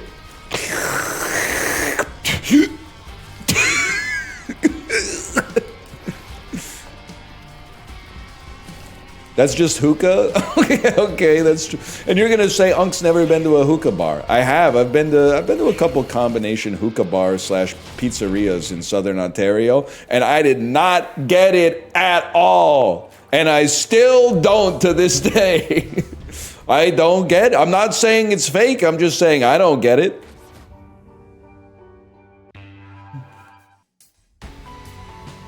It's just something to do. It's like chewing on a pen, I guess. Did you try it? Yeah, bro. Like I was a skeptic going in, so maybe it's like hypnosis. Like if you don't believe it's gonna work, then it doesn't work.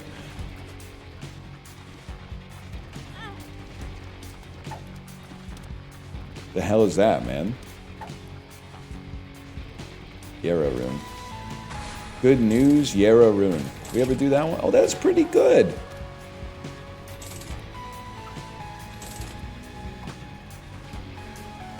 I literally only smoke tobacco from my bong. It would go fucking crazy to take a cigarette break at work and load up your fucking bong and then hit that shit behind the Best Buy. And you know what? It would be a day. It would be the best day of all time if the cops like, Skitch! Hey you! What do you got there, officer? Officer, it's just tobacco. Yeah. I bet. No, here. Imagine top 10 times the police got owned by you. That's like how every time I go into a store with a product I bought in another store, I'm like hoping loss prevention tackles me to the ground and like injures me so I can get a settlement that would like barely impede London Drugs' bottom line, but really set me up for a long time. I'm walking in there with half-empty like San Pellegrino bottles all the time, just waiting for some cowboy loss prevention officer who's not looking at his phone for the first time ever. Oh, I actually bought this fucking San Pellegrino at Shoppers Drug Mart. Oh, really? Show me the receipt. Oh, I didn't get the receipt. I could show you on my credit statement. Oh, it hasn't actually registered. They haven't run the charge yet. Can you just give me a minute? You give me like 1 to 36 hours here? I walk around UBC hoping a security guard hits me with their car. You're taking your life into your own hands. There's a lot of new drivers with Lamborghinis out there. That's too risky. What I would do is do what I've seen people do a lot. Just leave your toes over the intersection at like Canby and West 8th near the Whole Foods. Just here's what I would recommend, okay? When the walk light is off, sprint on the sidewalk as if you're going to run into the intersection and get hit by a car and die.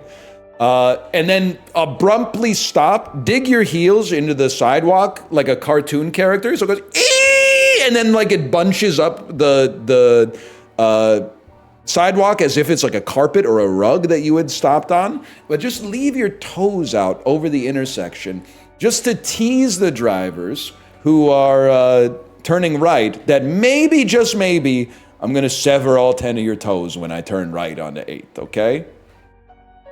Maybe, just maybe. 1 second, I got a devil deal. Is it possible that I didn't say abruptly, and I actually said abruptly, but every single one of you heard the word wrong?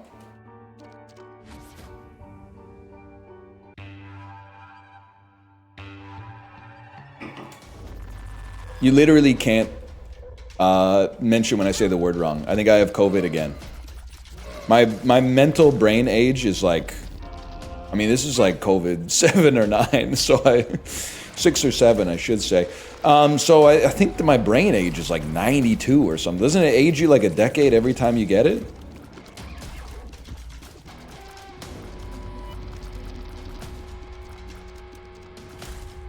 Something like that.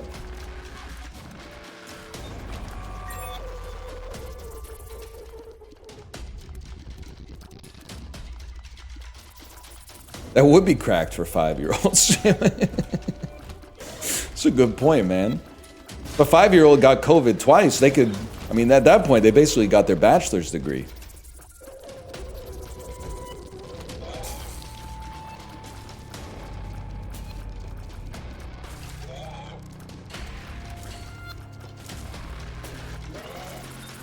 Huge. You kind of do have 90-year-old Riz. I hope I'm alive when I'm 90. Seems like it would be kind of crazy, man. I don't think I want to be the last 1988 guy out the door. I don't know, maybe. I'll think about it. I haven't really given it that much thought, honestly. Just felt like a secret room. Every 90-year-old I've met has wanted to die. Okay, what's the sample size of like fucking 2 or some shit like that?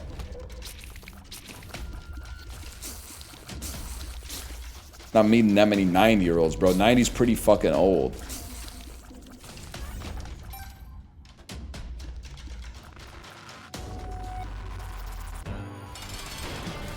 I forgot what I was saying. You know what's weird, though? Like, it's not weird. It's just something you, well, maybe I think about as I get older. They ain't making any more 1988 babies, man. Like, we're a limited supply, and there's not much demand either. But it's kind of crazy to think. Like, Wayne Coyne was kind of spitting when he said, you know, everyone you know someday will die. I already think about the fact, so like, I was born almost 40 years ago. The average lifespan is about 80. And then, like, population has grown a little bit, at least here. But there's, like, more than half the motherfuckers that were here when I showed up have left the party, bro. They've left the damn party already. And then I got a bunch of new people I've never even seen before. I don't know what any of this shit does. Okay, fair enough. Does it look like I give a fuck?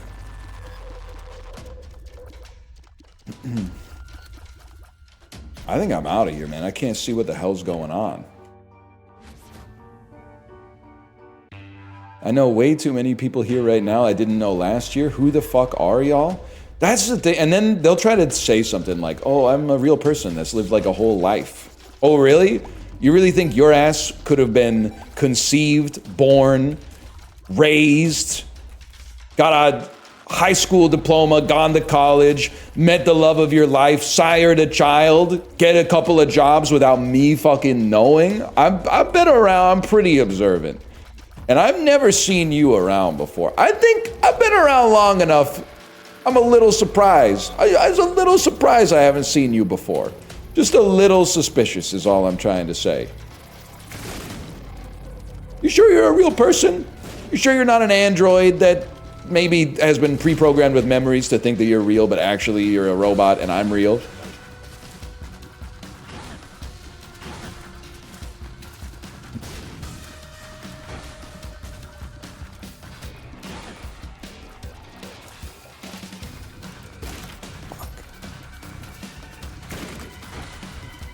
I don't think so, man. I don't think so. Remember when they thought the Earth was flat? I mean, that's just like it's an all-time classic for me. Because I'll tell you straight up, everybody in this chat is like, if I was in the 1600s, I wouldn't have believed that the Earth was flat. If I was alive in the pre-fucking, I don't know, Galileo days, who did that? Copernicus? Either way. They killed him, which is not, I do not support. Either way, 100%, I would have been making fun of the people saying the Earth is round. I would have been like, it's round? Buddy, look outside. Skyscrapers don't exist yet. So look 100 kilometers into the distance. Does that shit look round to you, motherfucker? You fucking idiot. Yeah, it's okay, it's round. All right. Oh, whoa, I'm slipping off of the Earth. Like I would have been roasting them. And people, the best part is they would have been like, so true, they're so stupid.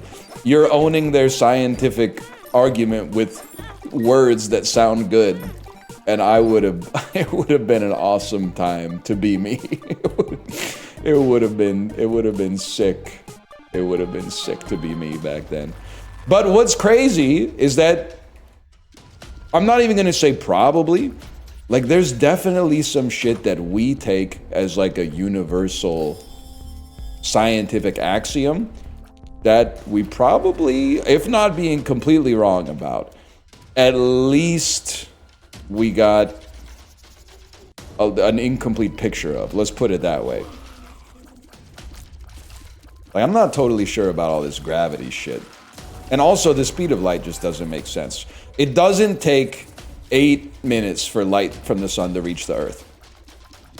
It's bright. Just look at it. I don't know what to tell you. Like, if you turn on a light, you don't have to be like, oh, I'm waiting for the light to hit me.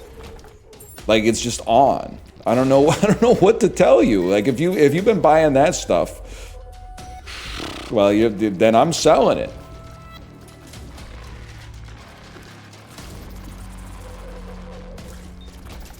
It just doesn't make sense, man.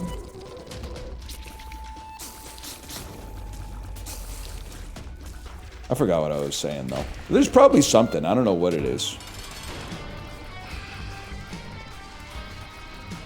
Probably something to do with plant protein. My physicist's girlfriend is yelling at the screen. Congrats. You too are not immune to bait. Remember that.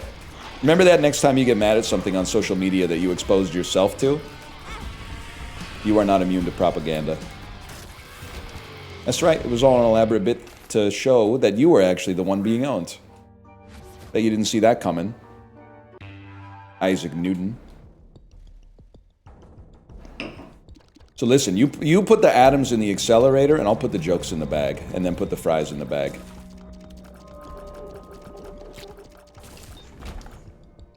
Look at that, double it.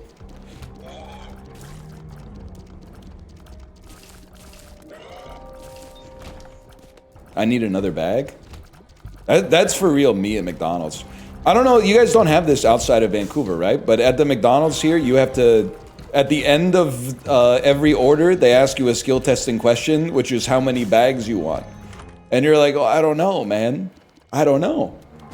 My whole life, I've just, until a couple of years ago, I've just been relying on the person putting the order in the bag to decide how many bags they need. But now I've got to be like, I think this is a one-bagger? I don't know, maybe it's a, well, because does the Happy Meal count as a bag? It comes in a box, but then sometimes you get a bag and then the Happy Meal is folded up in the bag. Like they folded the box and I'm like, I needed the box. The math was assuming that the box would also be carrying the Happy Meal. Yeah, you can just say zero and they always give you one. I'm the type of beast to order a Coke Zero, no cup. Oh, I brought my own bottle, actually.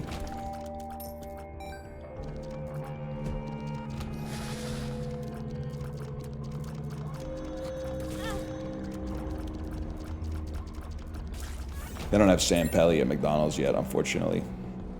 I'll be honest, I'm still off. I'm like 3.5, 4 weeks clean from the Coke Zero now. It does flick you if you go to a family restaurant. And you're like, do you have any sparkling water? And they're like, no, bro. No, we don't. Of course we don't, man. This is, look at where you're at. What a ridiculous question.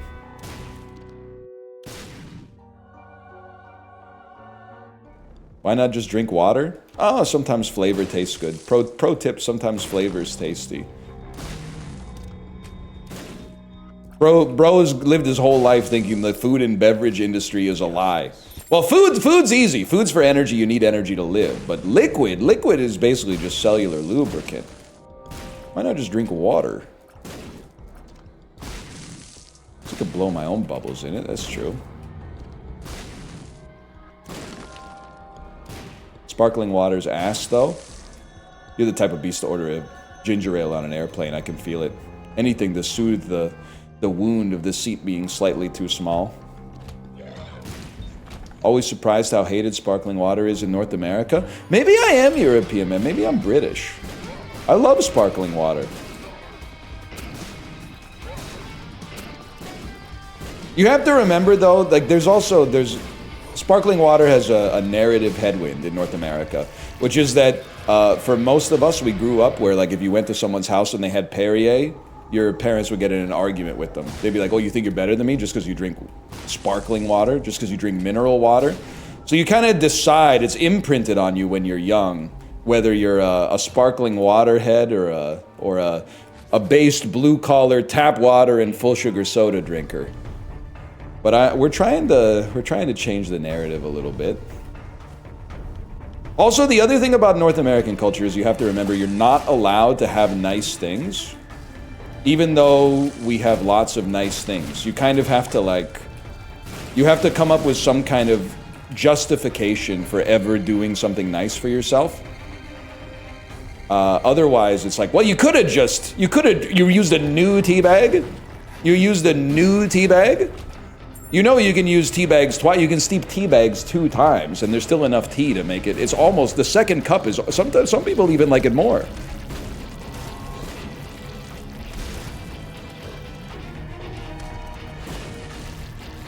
It is the puritanical background, I'm assuming. I don't really know much about it, but it sounds like it reinforces my point, so I'm gonna roll with that.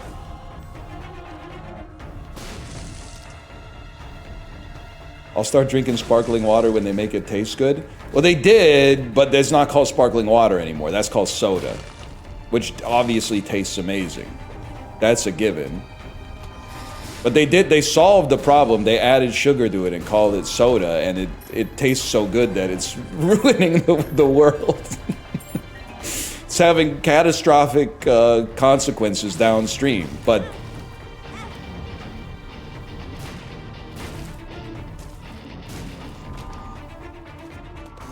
the sparkling water is pretty good, man.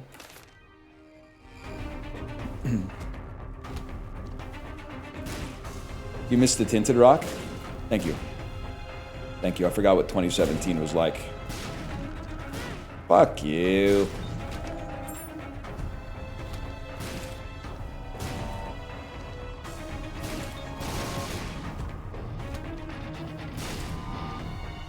Dicks out for Harambe. Close. That's 20. Well, I guess people have been saying it for a long time. I'll give you a pass on that one.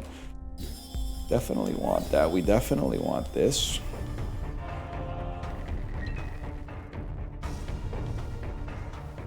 Dicks out for Harambe is a classic, man. Mayan calendar.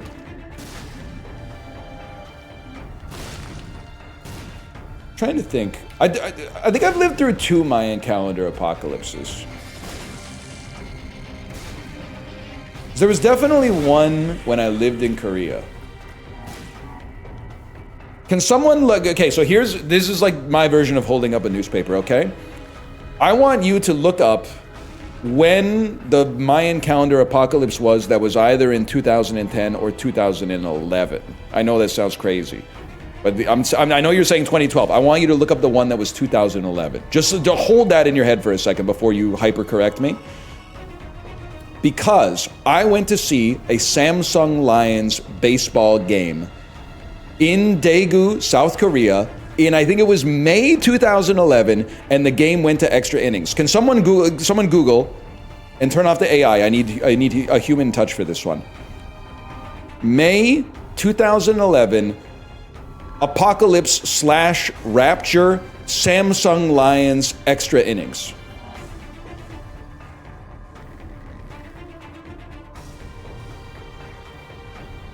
Do it yourself.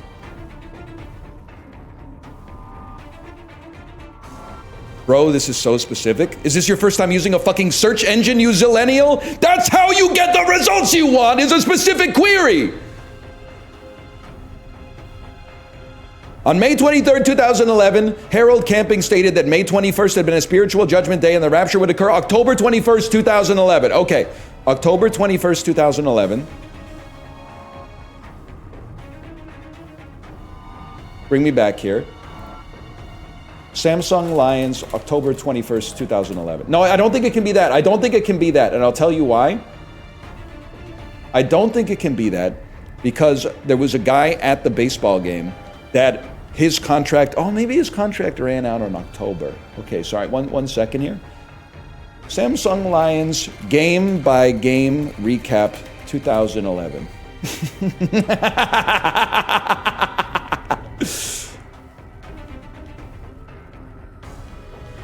Wikipedia, 2011 professional baseball season. The Samsung Lions won the regular season and the Korean World Series. That's your goddamn right they did.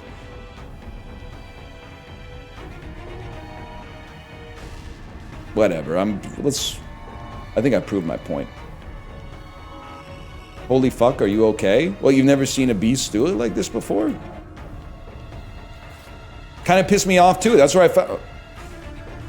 That's where I found out that in baseball, if they stop selling concessions at like the 7th inning or whatever, and then if they go to extra innings, they don't reopen that shit up, man.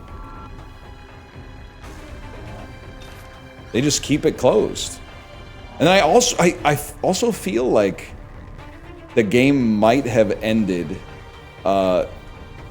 in a draw, which I didn't actually realize could happen in baseball or the Korean baseball league.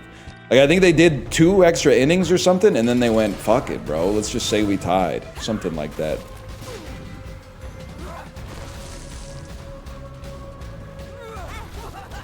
It's this game right here. Asterisk, asterisk, asterisk. Who were they playing? Were they playing the Doosan Bears? It's been a while. I mean, it's been 14 years since I was at this game.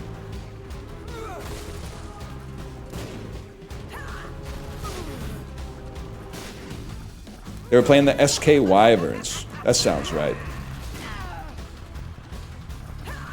That was a big game, too. I was drunk as fuck, dude. That was so sick.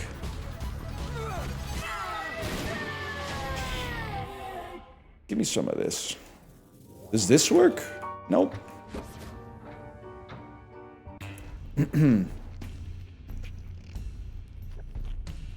Is that legal? Is this allowed? Yeah, teachers can get drunk too. It's kind of, they recommend it, to be honest with you.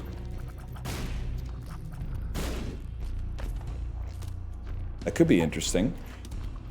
Did you know that Canada Post is striking again? Is that true? I mean, honestly, I don't even mind. Because A, we support our mail carriers here. And our female mail carriers. And our non-binary mail carriers. Sorry, I think I put one too many males in there. Judd Apatow, when he's doing his casting for his every movie. Sorry, I don't know, I got lost. But it's actually bullish because the BC General Employees Union actually finished their strike. And by finished, I mean came to a tentative agreement. So now, it was a problem when there were 2 strikes at the same time. That was causing some issues. But like one at a time, I can tank one at a time.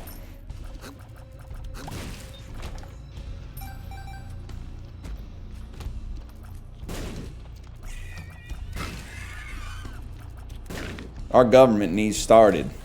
That's true. Well, your government needs started.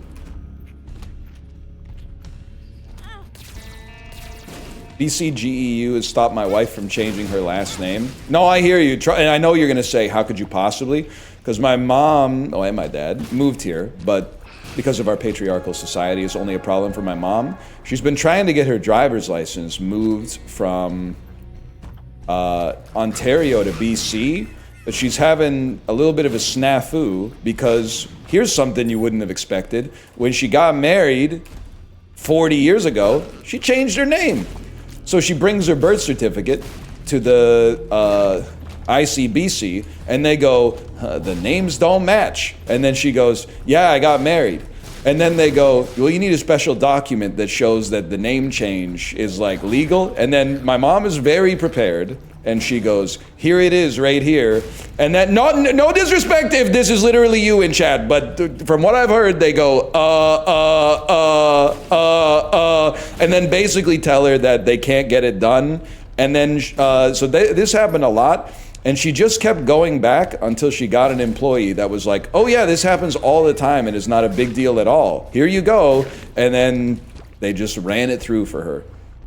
My mom's actually teaching me a lot about how to deal with bureaucracy. One of the things you can do is just ignore it when they tell you can't do something, and just keep trying until you get someone who's like, yeah, that makes sense. We'll make that happen. Which is interesting. I think she would probably be a big asset for the slide, but honestly, the slide it pisses me off. Like it's not my problem to fix. So I'm like, I feel like the city should fix that one, but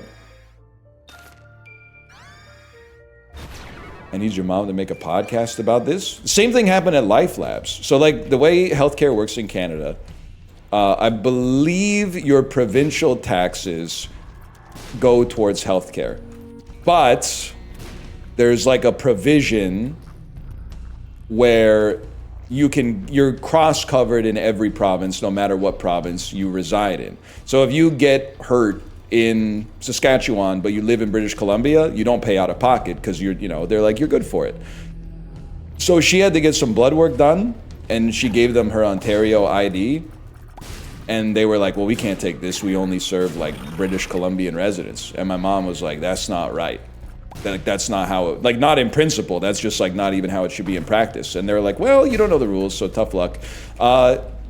So she called her doctor in Ontario, and her doctor was like, well, that's wrong, but you could do this and this and this, and you can like get this form, and if you blah, blah, blah, blah. And she said, okay, I hear you. And then what she did was she went next door and got a coffee, and then walked back into the Life Labs and just lined up at a different like slot at the desk.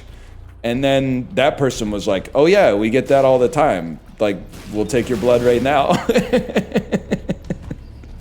So it's honestly like not even low key. It's high key, changing the way that I think about the civilization that I live in.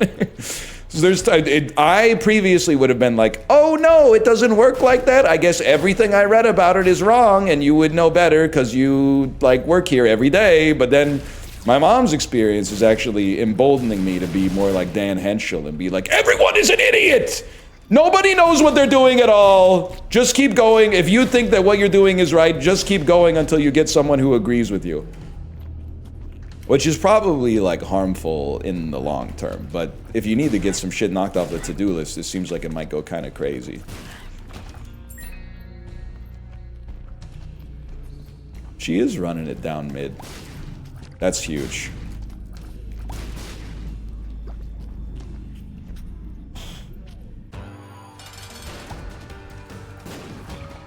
And I mean, like,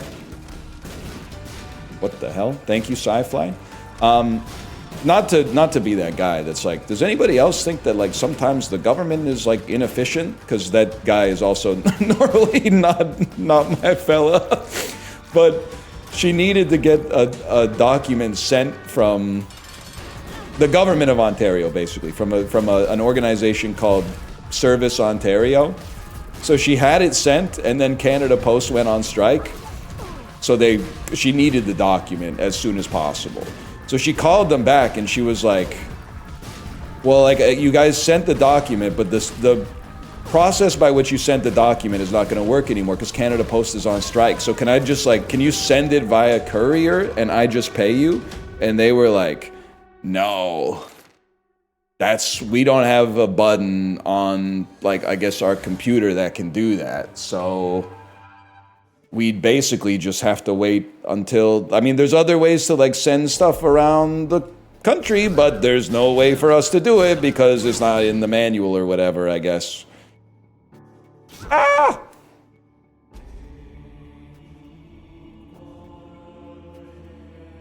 And I get it. I mean, they don't want you thinking independently.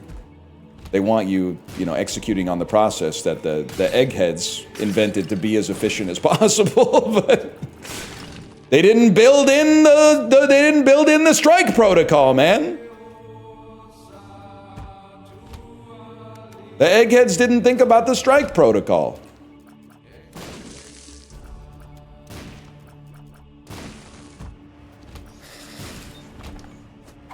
They'd get in trouble if it went wrong, honestly. Well, they're getting in trouble now. They're getting aired out live on Twitch TV. In the marketplace of ideas, man.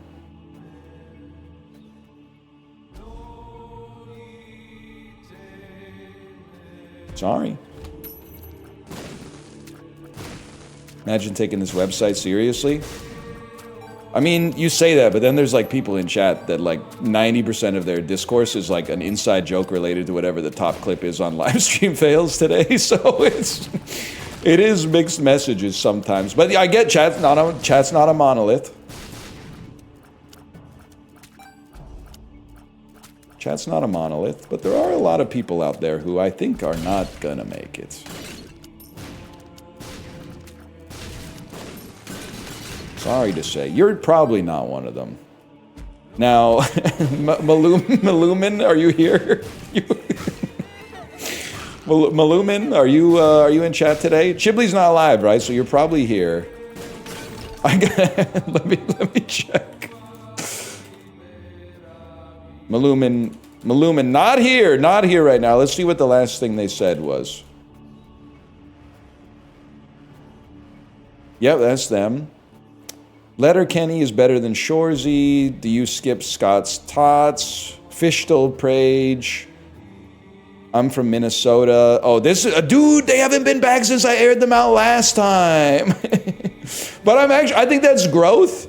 I think that's growth because I saw them in Chibley's chat and they were just talking like a normal human being in Chibley's chat instead of pretending to be Maya Higa, which I think is, that represents a positive change. I guess I didn't kill everything in this room. Things Colin Firth did not say in Kingsman. Remember that? You remember? Freebird people, he went loco. He shouldn't have done all that. Youch. I didn't see it.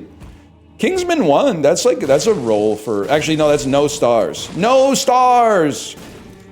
Everybody's got a funny accent. Leroy movies can't understand what they're saying. Kingsman 2, The Golden Circle, roll for need. You need to go see this. It's the first sequel that's better than the original. We need this bit gone. You don't like Leroy movies? Leroy Jenkins who watches movies?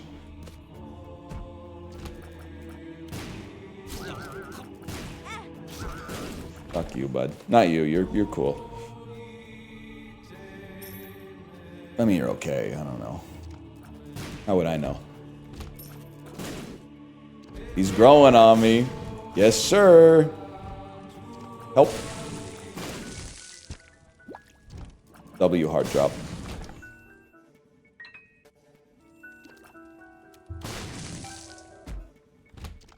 It's just on cinema at the cinema?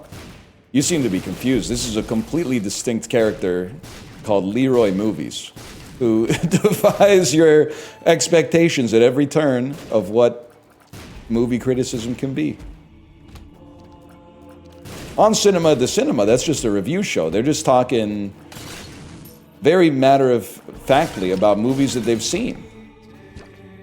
This is a totally different situation. This is a character that's being played for the purposes of humor. Brendan Gleeson would cut off his fingers for this bit. Honestly, if I was Colin Farrell, I probably would have leaned into that. I probably would have been like, okay, buddy, cut off your fingers. See if I would have trolled him nonstop. Hey, NL, is it bad that I still think about the fact that 4 years ago you said you hated I'm Thinking of Ending Things because it was pretentious, but you said you really liked the Darjeeling Limited? Yeah, it's really bad. The reason it's really bad is you're half right. I do not like I'm Thinking of Ending Things, and I think Charlie Kaufman needs the tempering influence of a director like Spike Jonze in order to pare down his irritable neuroticism and make it more palatable for an audience such as myself. But if you spent 4 years thinking about this, you fucked up, buddy, because I do not like the Darjeeling Limited. I would never have said that I really like the Darjeeling Limited. I saw it in theaters at the screening room in Kingston, Ontario the weekend it came out, and I said, this isn't very good. You've been fighting a battle in a war that doesn't even exist. That's what really sucks about it.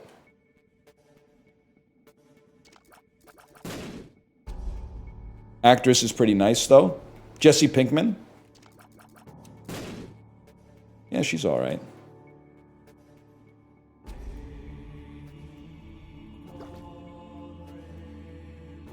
What makes it not good? Well, I don't know. I saw it 20 years ago. I saw it 20 years ago on a date that wasn't a date with my crush who didn't know I had a crush on her. So I was kind of, to be fair, it's probably not the best time to be reviewing a movie. I was a little distracted, wondering if this was going to be the day where I confessed in a not weird way that actually, like, I'm in love with you and have been for a long time. So it's probably that's not Leroy Movies. That's a real guy. That's me. So maybe it's worth a rewatch at this point. Could be worth a rewatch. Squeeze me. That's Leroy Human. That's so true.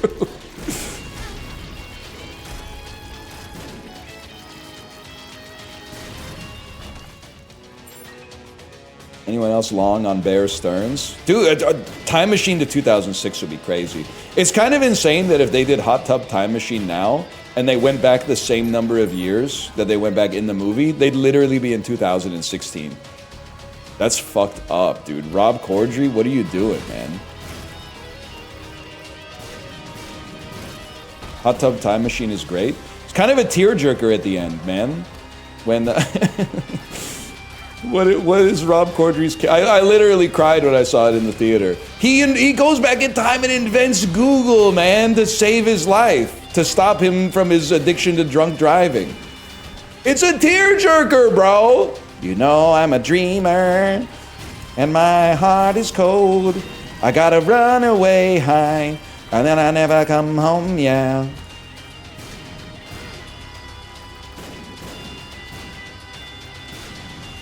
Motley Lue, that's it. I was gonna say like Stan Halen. It's Motley Lue.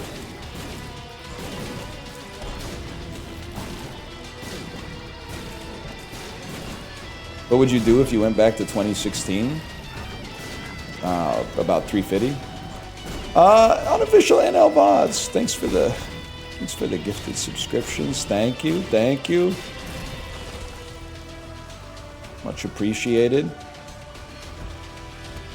Even your unofficial VODs are super official. I get it, 6-7. I get it now. I get it now. He calls Google Lugal too. They don't make fucking comedies like that anymore. Well, they did make a Hot Tub Time Machine 2, and I never saw it because at that point it seems like it was just stretching the bounds of good sense. But they don't make movies like Hot Tub Time Machine 1 anymore, man. So true. They have to make it woke now. Lukewarm, non-denominational time travel device one. Probably like John Cusack, they would have to be like Joan Cusack or something like that. It would be all fucked up. It wouldn't even make any sense. Instead of Crispin Glover, it would be like Chris Pratt and Danny Glover or something. I don't know. Kind of works. Trying to find a way to make it work. Josh Gad would be in there. So Josh Gad might be in the first one now that I think about it, but he'd be in there somewhere probably. He's everywhere these days, Josh Gad.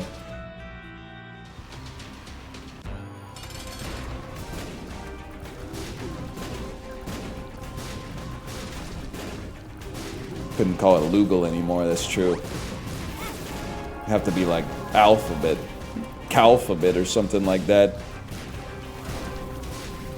Brat GPT. Charlie XCX. Instead of Charlie Kaufman, we got Charlie Kaufman didn't work on the first movie now that I think about it. Get me out of here, dude. Isaac is too easy. Has anyone said this? Has anyone said Isaac is too... This sentence is really funny. Can someone give me some context for this? Gad is providing the grunts and squeals for Muncher. Somebody give me some context for that?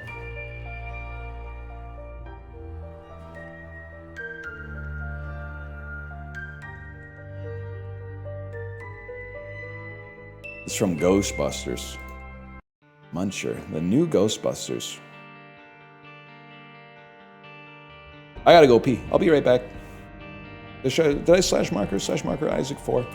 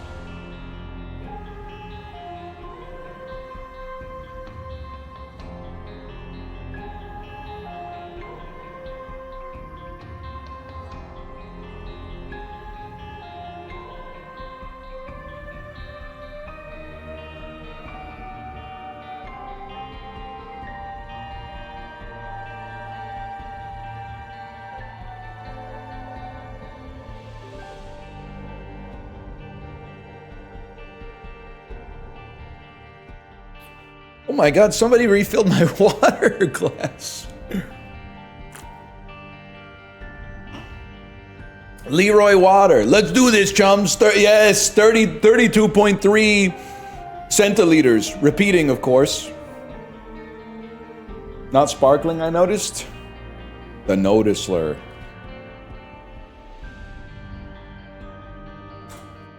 We're back, chatters. I'm gonna be honest with you. I thought we would play Slots and Daggers after this. And then I said, why? We're on a wave, man. We're on a wave in Isaac. It's not dead! I actually, like, I want to play more of it, because the Undertale style combat is actually really fun. It's a nice wrinkle on the roguelike formula to have, like, the actual, like, moment-to-moment gameplay be fun instead of a chore. No disrespect to every, well, like 98% of roguelikes that ever have come out, but, the hell is belly jelly, bro? I got the Sampelli belly, but I'm jelly of the belly jelly. I don't know what the fuck this is, man. Get me out of here. Regardless, this is a fun game, man. I feel like we're enjoying it today.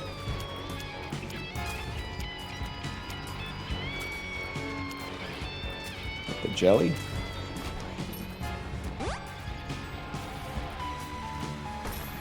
Should have saved. Should have saved for this room. Thank you for the Isaac over the years. You know what's funny? And this is a very unrelatable bit, but I hope you find it humorous. One thing that's happened, I get recognized now and then. One thing that's come up more in the recognizance conversation used to be 2015, like a 14-year-old kid would go, I watch your videos, and I would go, thanks, and then we would just both kind of like look at each other until we had to go or something like that. Now, there's a lot of dudes in their 20s, 30s, and instead of saying like, I like your content, one thing they say a lot is, thanks for everything that you do. And it's a very, very nice thing to hear, but it's also, I can't help but be like, what are you talking about? You're talking about the Isaac videos? You don't, Librarian, you don't need to backseat me here. I know that Black Candle's the play here, okay? I'm just thinking about what to get next. I was hoping that would be a reroll. I didn't say they were having the please don't kill yourself conversation with me. But it's adjacent to that vibe, for sure. You don't even remember Hush? Of course I remember Hush. Spec Ops The Line. Hush, hush, thought I heard you calling my name. Now, dum, dum, I wanna love you in the morning. Bam, bam, I wanna love you in the evening. Bam, bam. What does he say? Hell of a song, though. Na, na, na, na, na, na, na, na, na, na. Nobody knows? You didn't play Spec Ops The Line? The woke third-person shooter that took the gaming intelligista by storm. As they went, whoa, whoa, whoa, this is the first time that I've ever thought maybe the American military aren't awesome? I haven't decided yet. I haven't decided yet on how I feel about that, but this game is really... Nah, I just thought the set pieces were kind of sick, man. Honestly. I've had a fucking axe to grind with Spec Ops The Line, which I beat, by the way, because it was back in the era where I bought it 50% off on a Steam sale and then was like, I gotta beat this shit. I beat the game, and I was like, we all agree that this is mid, right? Here we go again. The Spec Ops The Line compilation is gonna span 9 different NL voices, but I was like, we all agree this is just like a mid third-person shooter, and Max Payne 3 fucking clears it by a mile, right? On Aura alone, much less gameplay. And then everyone went, no, bro. What about the part where they're like, bomb the citizens with white phosphorus, and you fucking did it. You didn't even question your orders at all. I'm like, yeah, Because it was on my HUD, you stupid motherfucker. I needed, if I wanted to finish the game, I had to bomb the civilians with white phosphorus, bro. I get you're talking about it's like a ludonarrative resonance or something like that, but they don't give you another way to progress. You can't beat the game if you don't bomb the civilians with white phosphorus. And then they got the audacity to be like, and you didn't even question your fucking orders, bro. This ain't Far Cry 3. This is a 2K game, man. There's no Crab Rangoon coming for you. You just blow him up. Blow him up, get your 1,000 gamer score, and get the hell out.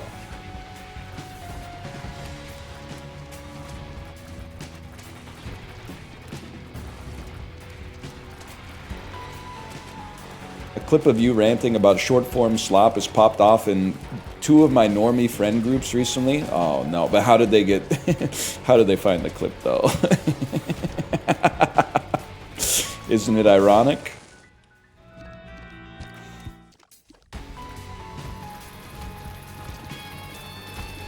I need some fucking damage, man. I need some fucking French toast. How'd you feel about RMC students when you were in Kingston? Never really saw them. Occasionally I'd see them wearing their military garb at like the electronics boutique or whatever. But when I was at Queens, I never really saw. I feel like there's like a cultural wall between the RMC cadets and the Queen's University students. But I got nothing against them. Like a moth to a flame. What, the Kingston bit? You've also been going viral on Twitter for complaining about people who say this movie fucked up its marketing. Meanwhile, they have ad block and don't watch TV. That's just common sense, man. I'm not the first person to say it, I think. I might have said it the loudest and maybe like the most on camera, but...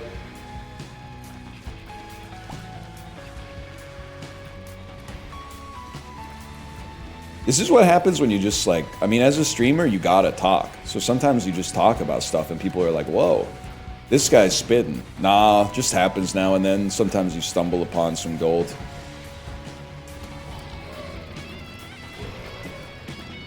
Showed my girlfriend the ad block clip. She got very confused. Fellas, I have some uncomfortable advice for you, okay? And feel free to push back on this. I'm just one guy. I don't think, as fellas, you should be sending short form videos to your wife or your girlfriend. I don't think she wants to see them. I think it's a little bit of an aura loss to see a funny skit and then show it to your wife. I don't, because I think that, because I think that she doesn't care. I think she doesn't really care. But there is a double standard. It doesn't go the other way. She should be able to send you funny skits and Instagram reels that she sees. And why? Well, because it's, I don't know. She's been through enough. And you have to laugh. You have to at least say that's funny. And usually they're funny.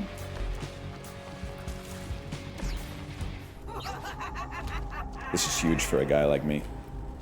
Oh, remember when they made it so you can't scam devil deals anymore because it was too much fun? There might have been a better reason for it. I don't know.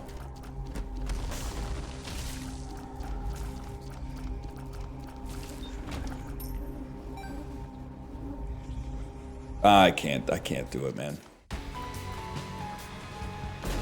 I want to do it, I can't do it. You just saying shit is the content. That's what I'm saying, man. That's what it's all about. But I don't know. Like, to be honest, maybe this is I'm not gonna say misandrist. Maybe I'm trying to think of the right word. But like, if the fellas group chat all of a sudden had a link in it to like an Instagram reel that one of the fellas wanted us to watch, I think I would be like, what the fuck are we doing here? We're dropping reels in the group chat now? In the group chat that exists for us to say, hey, did you see the game last night? And are you coming to the next meetup? This is such an odd one. Am I really? Is this an elder millennial, younger millennial difference? Unless you're my spouse, I don't want you to send me an Instagram reel. I don't want to see it. You know what it is? Oh, it's probably because I'm really funny. So I can just make myself laugh. So I consider that, like, for me, humor is like a limitless wellspring where there's infinite supply, and as a result, the demand from me is not that high. But if you are bad at making jokes and you can't tell jokes, then you might be like, oh my God, look at this awesome joke, I have to share it. I understand. No, I get it now. I get it now, and I'm taking this as comeuppance for a narcissistic bit, but I get it now.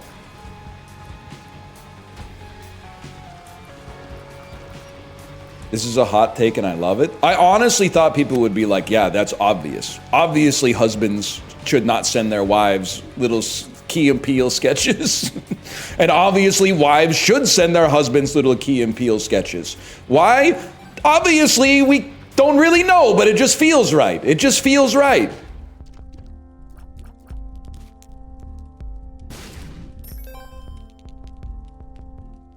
Why not, man?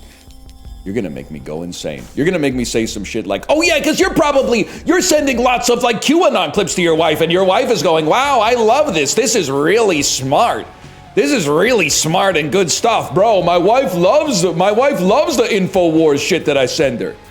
I'm educating her. I'm deprogramming her, bro. Yeah, okay. Okay, I bet she does. She might, I guess. I don't know. 006? I got fucking Sean Bean coins, bro.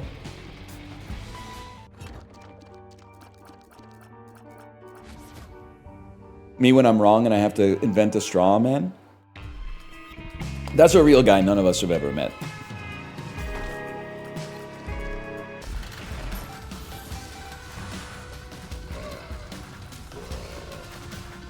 My posts are good. My wife likes my posts. Could be, could be. Imagine if she left you for a better poster. Babe, I don't understand. It's not you, it's your reels. You've sent me reels that are freebooted from Vine. I need someone who sends me better reels. Babe, I could follow different accounts. I could police my algorithm better and make sure I only respond to high quality content. Oh, I've heard that before.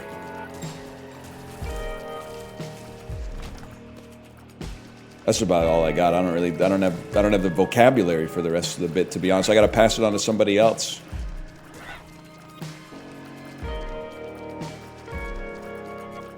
I actually did get ghosted because a guy was sending better memes than me. Were you trying to court Elon Musk? Like, is this what it's like now? To be fair, this might be what it's like now. I honestly don't know. It is? Flirting is sending memes to each other? That's wild. Things have changed a little bit. It's kind of what it's like now. I guess I wouldn't know, man. I wouldn't know.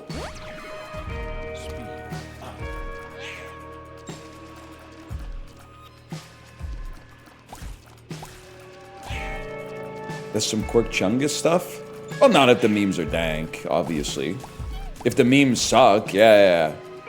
But if the meme is like a Bit Crushed minion with next to a jar of Skippy peanut butter and it says, peanut butter, that's like, I mean, I get it. I can't be mad. I get it too. That's fucking fire. That would work on me. Sticky nickels. Nickel sticky. Hey, librarian, what the hell is this? They gotta remove some items from this, John.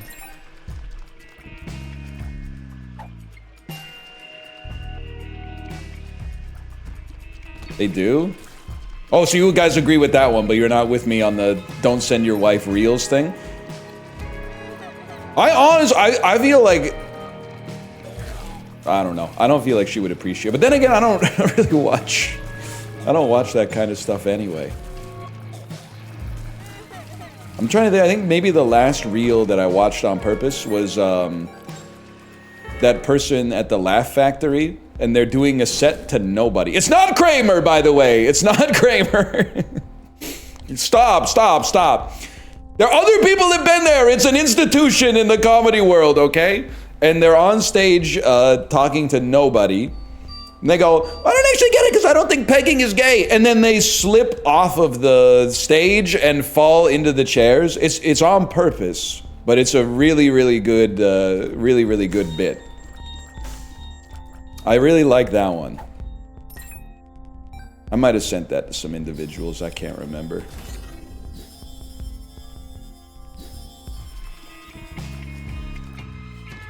There you go. You found it. I'm only fucking with Chris Hansen if he was hungry. You didn't think I'd want to slide. What did you think was going to happen? That's a good video. You didn't think I'd be such a hungry guy that you didn't think I'd want a slice?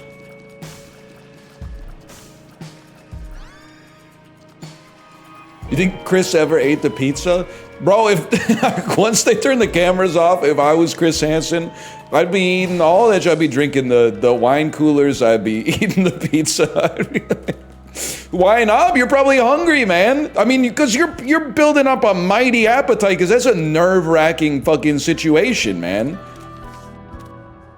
You're about to, like, now don't say using the condoms. Oh, shit. I guess you probably got used to it. Good. I wasted my money on fucking Linger Bean. I'm such a fucking fool for you. Oh. I kind of, I wasn't part of I was aware of To Catch a Predator. I didn't get to see much because I think it started airing like right when I went to college and we did not have cable. So, I'm mostly, I'm aware of it from the secondary effect it had on the culture. Where nowadays, a bunch of like regular people are making that kind of content on YouTube and like smashing pumpkins over people's heads and stuff like that, which I think is probably, I'm not gonna say that they don't deserve it, but maybe like two wrongs don't make a right. Say that again. You haven't seen that? Like the freelance creep catchers who will like bait someone like To Catch a Predator style and then like just beat the absolute piss out of them in public and videotape it and then be like, we're heroes. Oh man.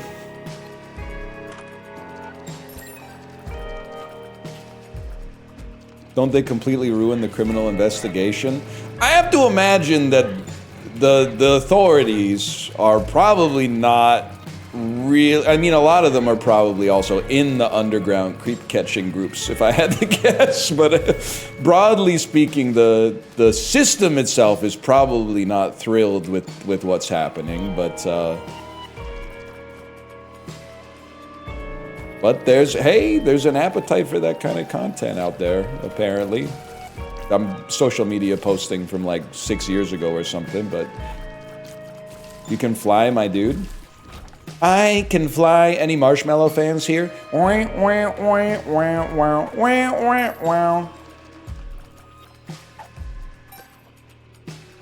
Nope.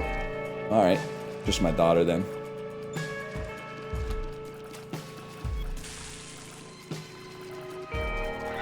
Yeah. Spider Sugar Ray be like, I just want to fly.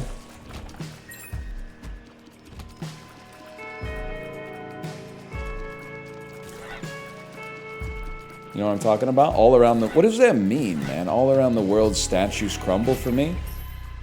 Bro knows some shit-ass sculptors, man. I don't think so.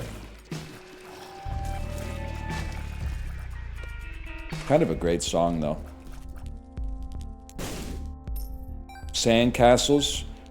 I don't know if they're... I wouldn't glaze them by calling them I guess there's sculptures in a... Well, no, I think a sculpture implies you're carving it out of something. A sandcastle is more like a feat of engineering. Not to say sculptures aren't, but I don't think a sandcastle is really what I would consider to have the same sort of tenets as a sculpture. This is semantics, I fear.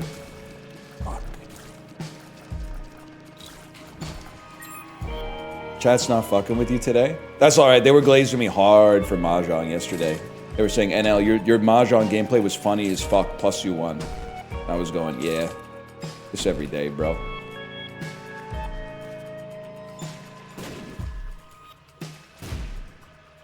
They ever just ask them on the British Bake Off to like make like a sandwich or something like that? It just seems like I can't be the only dude watching the show going, I don't give a fuck if this cake looks like an old Japanese temple or something. I'm hungry. Why is it taking... I ordered this shit 8 hours ago, man. I'm fucking starving.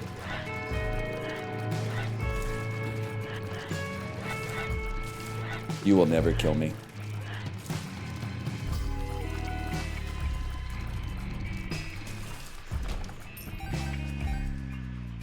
Also, the events are 4 hours. Listen, okay? I've seen 3 episodes with the sound off.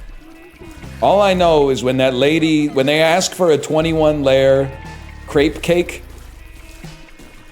your stupid ass probably thought you could get away with 18 layers. All of a sudden, she does a cross-section and then pulls out the fucking pointer and goes... And you're like, oh, no! No!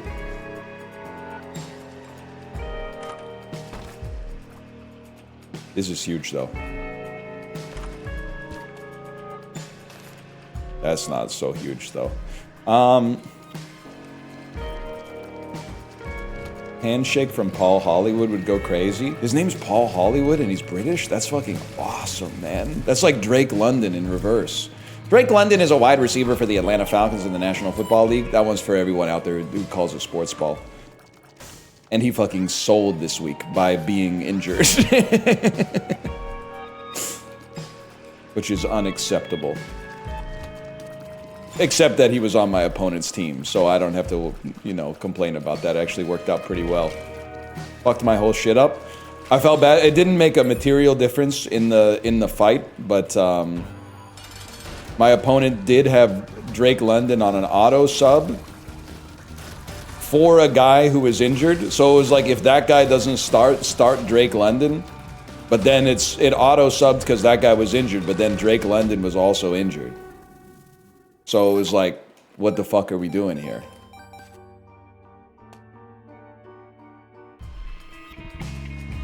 I'm going down one more level. Is everyone injured? Yeah, that's one thing I didn't really know about football is that, like, the average player actually plays like 40% of the games, and the rest of the time they're basically dead. They're basically dead the whole time. And it's not funny.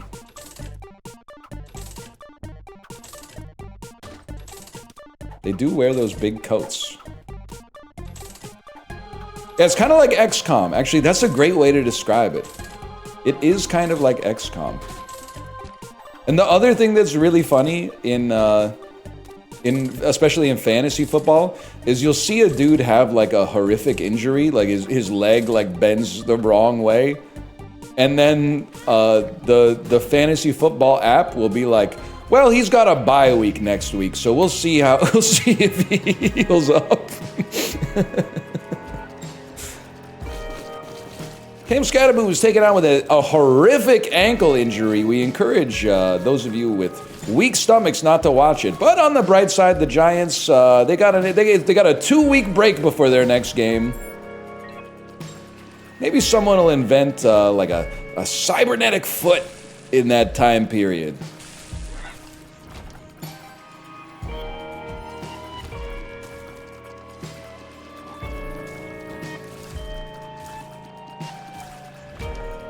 But you would never catch me tearing an oblique on a batting swing.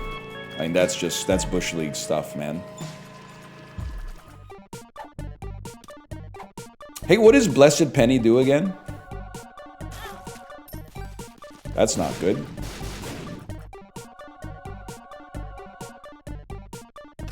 No one knows. You said a Queens of the Stone Age song. Spawn's Soul Hearts. Spawn James. LeBron James if he was Spawn for Halloween. Spawn James. This is a new character I'm running. Spawn James. LeBron James if he was Spawn. Could work. Could be a nice foil to Leroy movies. That's huge for a fella like me.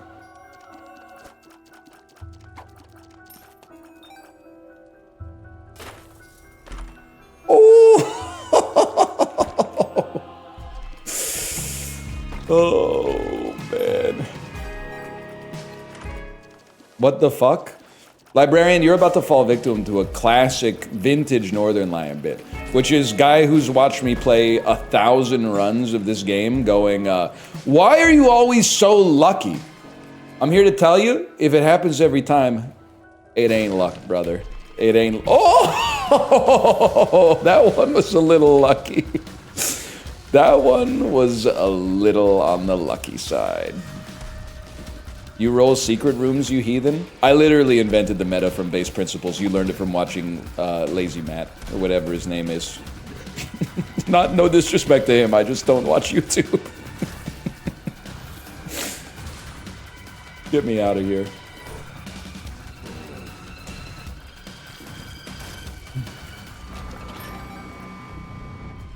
Don't whatever his name? I don't know his name! So I have to say, that's the rare non-shady whatever his name is.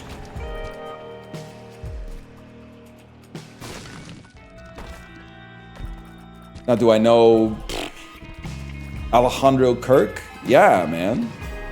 Do I know Eugenio Suarez? Of course, bro.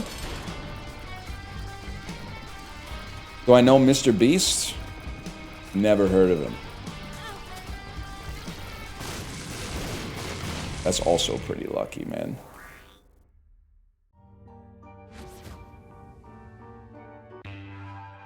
Chat, are trade-up knives still tradable? Chibli is, Chibli, you didn't sell? Oh, Chibli, get in! We're supporting Russian mafia money laundering by selling our Dota 2 wards. It's a really illiquid market right now, but that's what makes it easy to exploit, bro. Chibli, do you have any Dota 2 wards?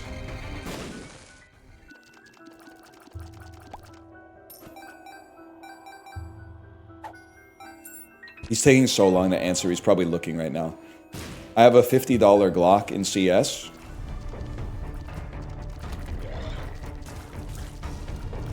$50 Gluck in the back of the Mazda CX. What is the... Wait, this could totally work. Help me out here, chat. You gotta help me get across the finish line here. $50 Gluck in the back of my Mazda MX-5. Would work.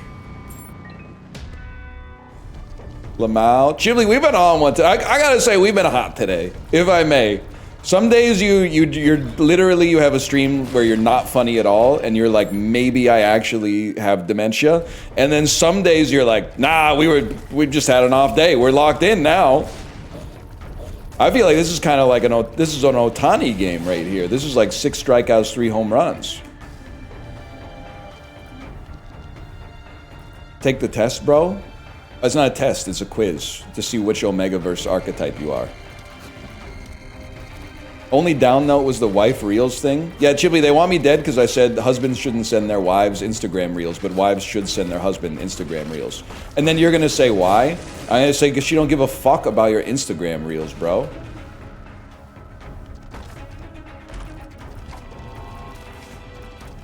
The hermit question mark? Yeah, whatever. She do though? Women are great actresses. That's one thing you need to know. Men are meant to be stupid. It is that's the ideal. We're meant to like hit things and they're meant to fix things. It's the way of the world. We're meant to be brutes and they're meant to be refined. Get it twisted. The ideal relationship dynamic is billionaire pop star wife, multi-millionaire tight end, NFL tight end husband. NFL tight end and podcaster.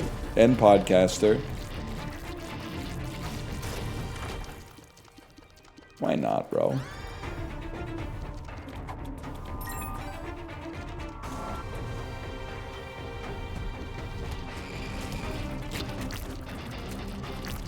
What about pop star and ex-prime minister? I'm rooting for him, man. I'm rooting for him. Nah, I don't really care, I guess, but...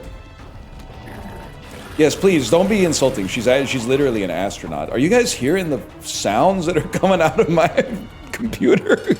The hell was that, man?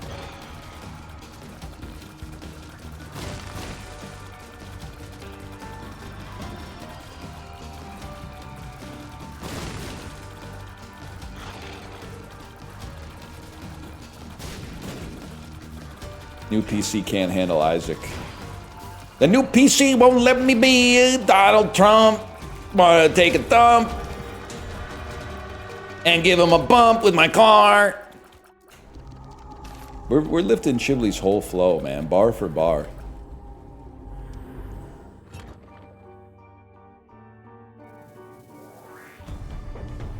This is not Otani? I mean, this is kind of Otani Game 4. I don't know if you watched last night or if you're just a box score nephew. You might be. You might be, man. I don't want that garbage. Get me out of here.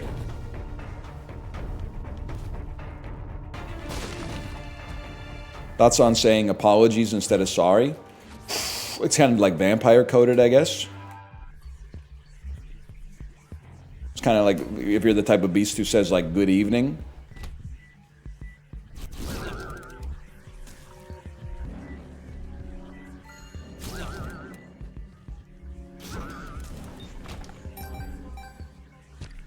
Huge.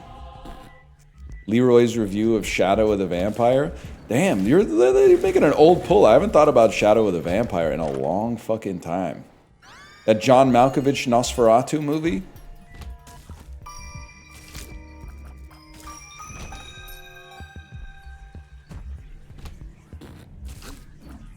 Yep. Can I tell you a guided by voices bit I've been thinking about? Yes, okay. 420x Hanzo Life. I love guided by voices humor. You can, I know you're like, I'm gonna type it after he beats mom. This is every day for a beast like me. Just type it. I'll be ready when it's ready. I'll be ready when it's ready.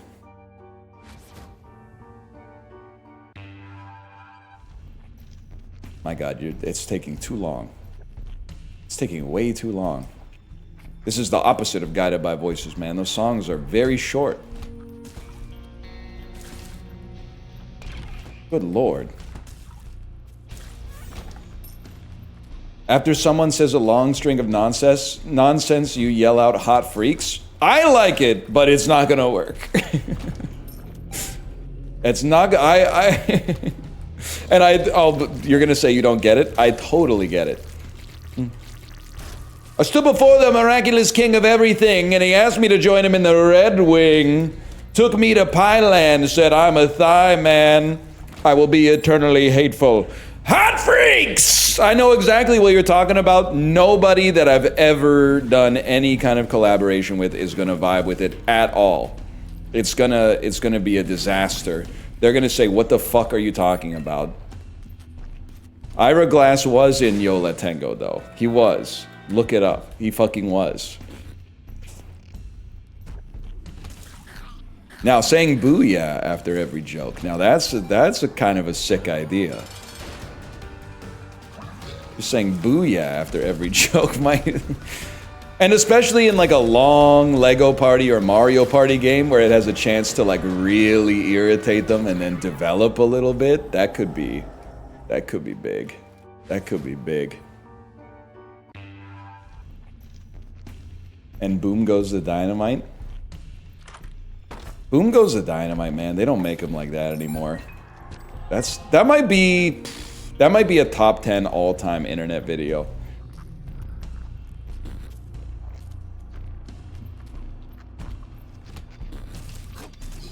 I saw it on E-Bombs World. It's the type of shit they make you download DivX just to watch. You don't know shit about that. They used to ask you whether you wanted to play your game in CGA, VGA, or Tandy.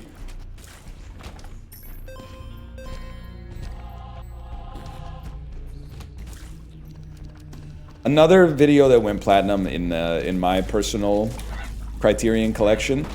Viral video Criterion closet! Cancel Ghibli! It's our idea! The viral video Criterion closet. We invite famous YouTubers and streamers into a closet that has physical versions of viral videos, and they pick out like 4 of their favorite viral videos and say why they love them. And we get all the ad revenue.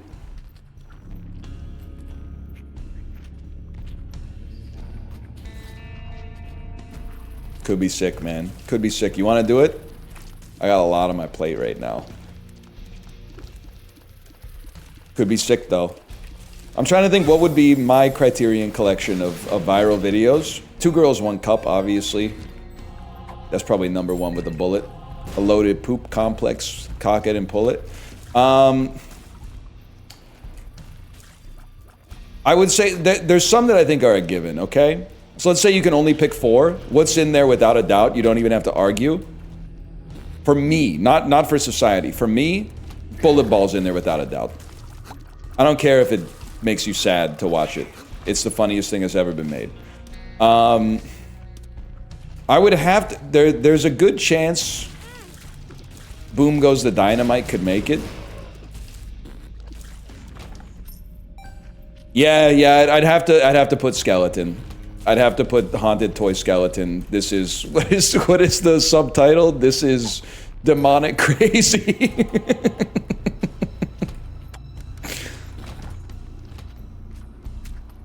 Straight Shot is really good. I think it suffers from being so recent for me that I don't feel like I can put it on there ahead of the greats. Like I might put Grape Lady Falls up there, but it feels like kind of a weak #4, even though it's a 10 out of 10. Saints TV bet. Yeah, it's a little overlong. Could have used a truer hand in the editing room, but our table's a good one too.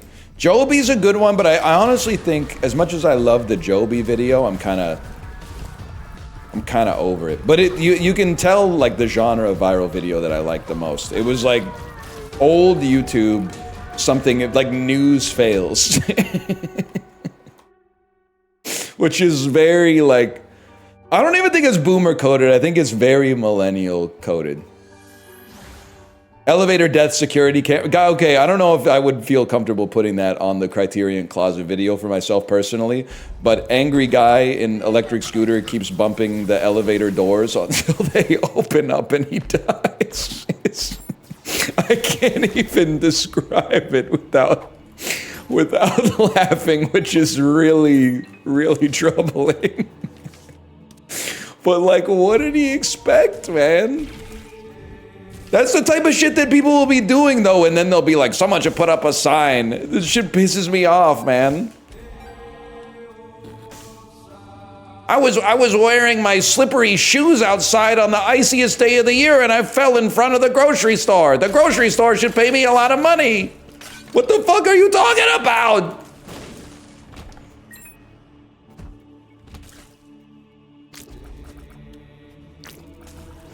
Anyway.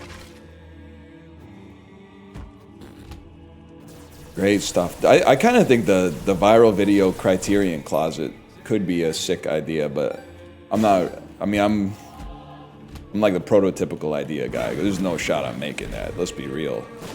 But I probably wouldn't even watch it or be on it, but I think it would be a decent thing to exist.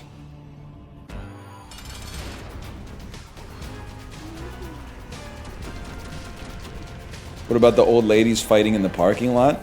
That can't be in the Criterion collection. That shit is too real. I mean, imagine that's what like a gambling addict feels when they watch Uncut Gems. That shit, that's my fucking Costco, bro. I remember people, back in the day, they used to be like, why do you talk about your Costco like it's a war zone?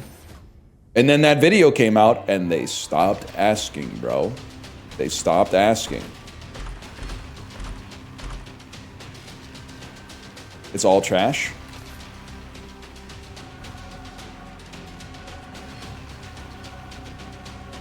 Oh, man. Let's bet on this. Yeah, Yeti, let's do it. I was just thinking that, Yeti. Let's bet on this shit. I like Toidles, but I don't like it as much as I like the other ones, to be honest. And I like Toidles is so quick. You should say, like, we're talking to we got a zombie here. You got anything to say? I like Toidles. That is a good one.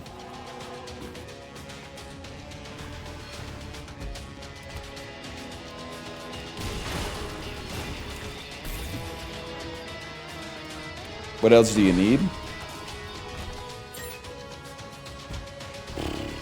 There's better newscaster fails. You ever see the one that is like, let's just come up with a fake name. I'm your host, Darren Aronofsky. Jennifer can't be here today. She was killed and murdered in a tragic, that's a class. What happened to newscaster fails, man? We used to be a proper country. She was killed, she was horrifically murdered and set on fire.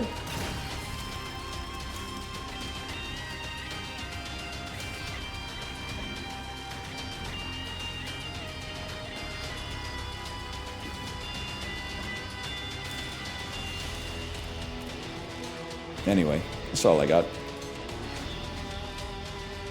Where does OK Weather Boy rank? I don't think I know OK Weather Boy.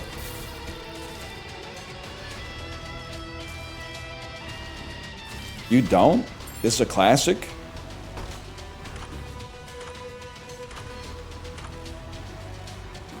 It's worth a watch? Holy cow, VIP Daniel with the link.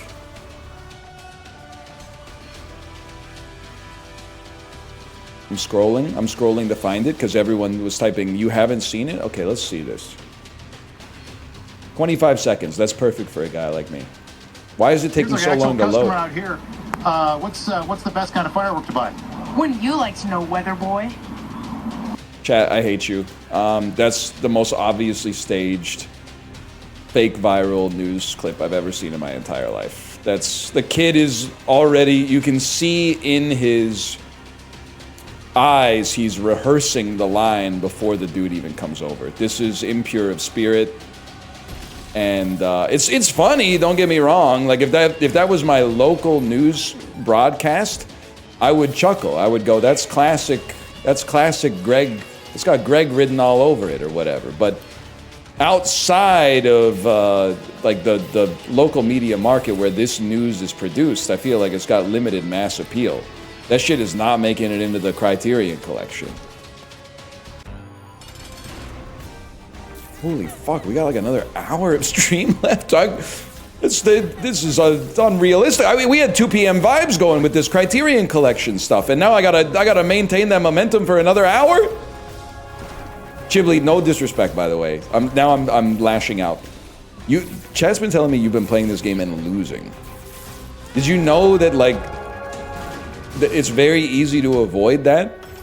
The secret is you just take the good items and then, like, re-roll the bad ones?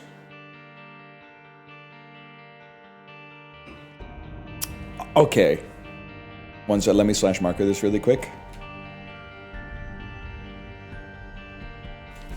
Eli Porter versus Envy might also be in the top of it might be my number 4 in the Criterion collection, but I don't think I'm the type of fellow who can go on camera and explain why without getting in trouble.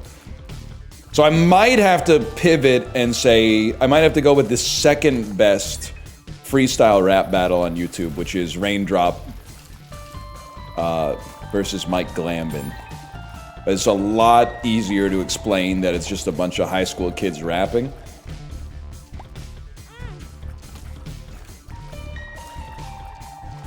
But part of the thing that makes Eli Porter versus Envy so good is that obviously the Envy looking over and being like, I don't think he could say that, after Eli says something that he shouldn't be saying at school, at least. And that moment is really good, and then the music like still running while nobody's talking. But then Eli also, he's got bars, man. I think about it all the time. I'll tell you what's next, man. By the hour. You're like Rosie O'Donnell at a bisexual bridal shower. I think that, like, I'm getting close to the point in my life where I can actually sort of understand the line. Like, maybe he's overwhelmed. He's overwhelmed his competition with his flow. Hot freaks. This one's on the house, man. Is it better than ever? It's debatable. Some people are saying it.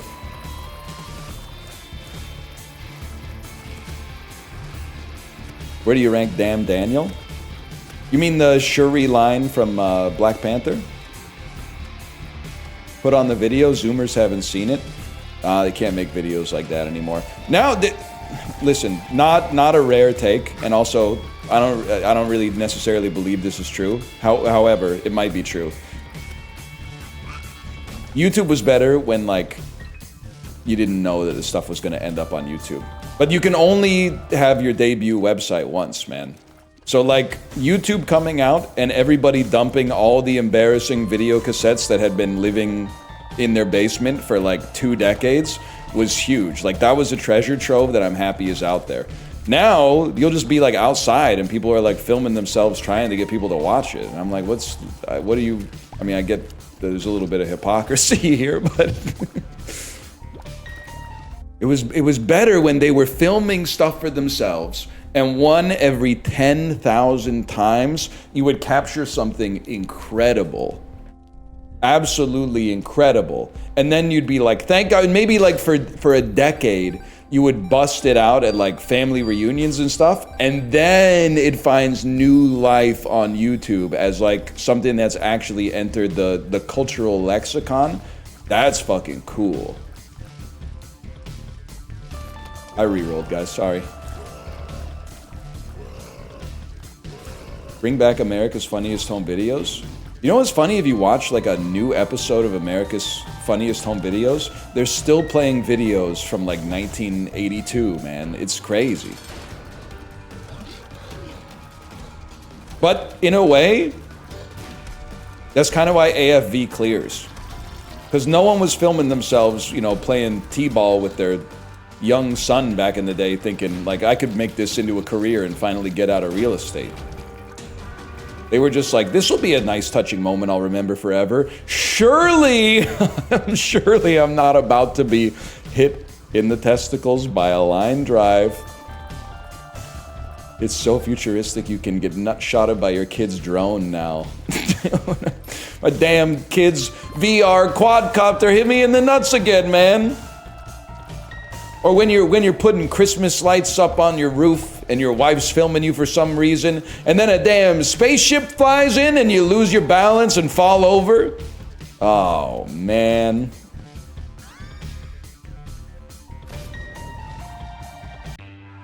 Actually, that's an all-timer too. The videos of the kids, the kids getting those helicopter toys where it's like a ballerina, but like you rip the plastic out of it and it spirals up into the air, but then it feels the siren song of the fireplace and just gets sucked right into it. Oh man, this is good. This is good shit, man. This is good. Why did they stop making comedies, man? Laughing is so fun. Oh. What about the kid shooting the DS with the BB gun?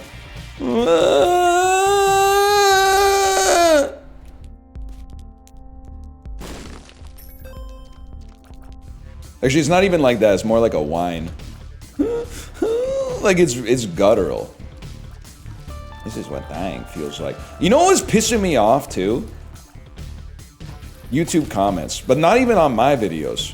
Librarian linked that like, why are you crying? I'm listening to music. What kind of music? Spider-Man music. I was reading the comments because it's the funniest video that's ever been made. And the comments are like, I went to school with the kid. It actually wasn't that funny. He was really sad. And then all the people in the, whether that's true or not, all the people in the comments are like, wow, that really puts this video in a new light. No, it doesn't, you fucking moron. It was a kid crying at school. Obviously, something fucked up had happened. The reason it's funny is that he's sad. It's the juxtaposition of him being so sad, and then they're like, what are you listening to? And he says an incredible, never before said phrase, Spider-Man music. That's why it's funny, because he's sad. Now, is it funny that he's sad? No, but it's a necessary element, bro. The Thai food doesn't taste good because it tastes like fish sauce, but if you didn't have the fish sauce, it wouldn't taste this fucking good!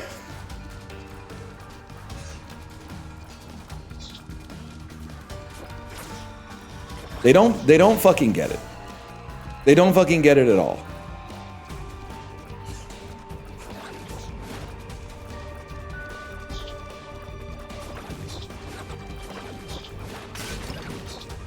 Sorry, I used a lot of energy on that one. Why not? I like to live dangerously.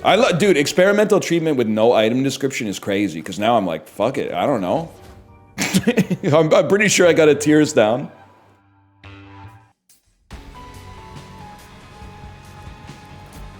There might be some other shit in there, I don't know. Circumference of the tears got slightly bigger, probably a damage up.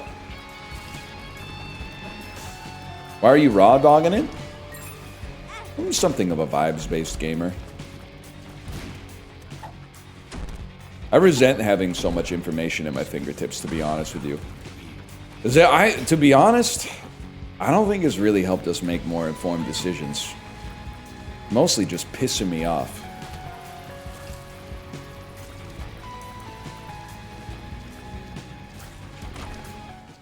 Okay, Leroy Clinton is kind of good, man. Leroy Clinton is kind of sick. You have a 32.3% chance of winning the election. Repeating, of course. Actually, that is not what Nate Silver said, and I will never forgive him. Did he just launch his electoral? Okay, maybe it doesn't work at all. Never mind. Why'd you place your cam on top of the stats? I wanted to. Hot freaks. But no, there's no stats. There's no stats that you're missing. It's completely. It's just I'm looking at the game. I'm looking at the game back there.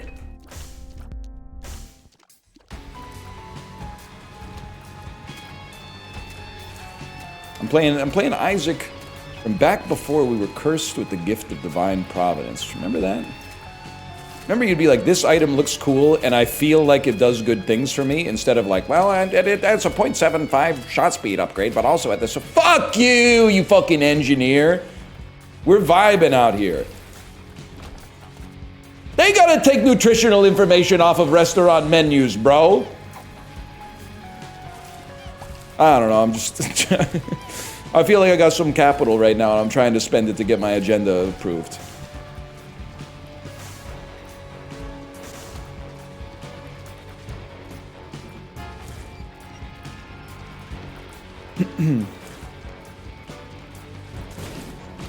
Huge. You're just old and confused? I'm not really confused. I'm not being the old allegations, but I'm very rarely confused.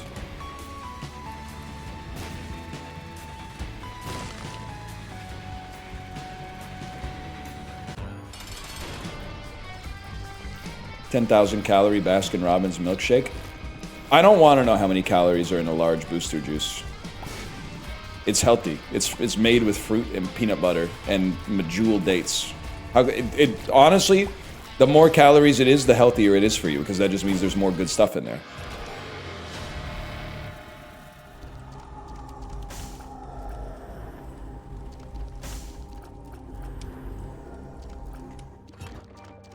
Huge. Huge. Only 502? Really? That's not that bad, man. I would have thought it would be a lot more than that, to be honest.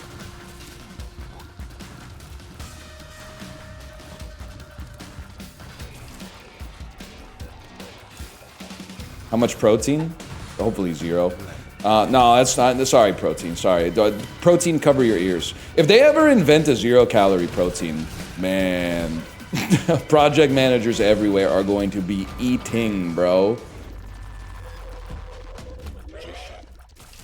Imagine calorie-free protein. Chibli, write that one down. That's a good one. What were my other? I've come up. Okay, so viral video criterion collection actually is the only actionable idea I've ever come up with in my entire life. But then, yeah, antimatter, like a maglev construction platform, so you could build apartment buildings without causing a fucking ruckus on the street for the people who are still living down there.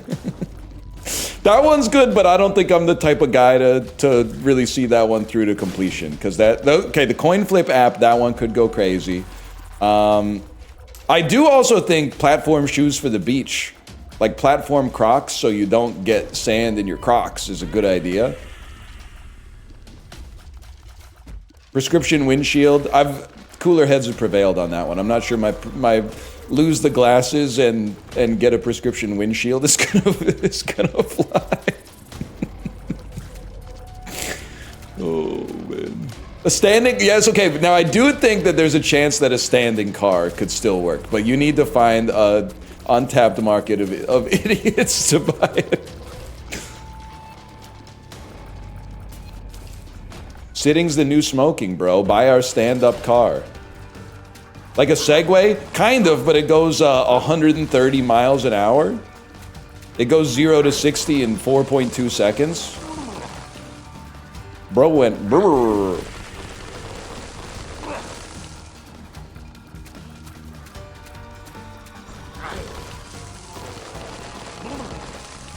Crazy.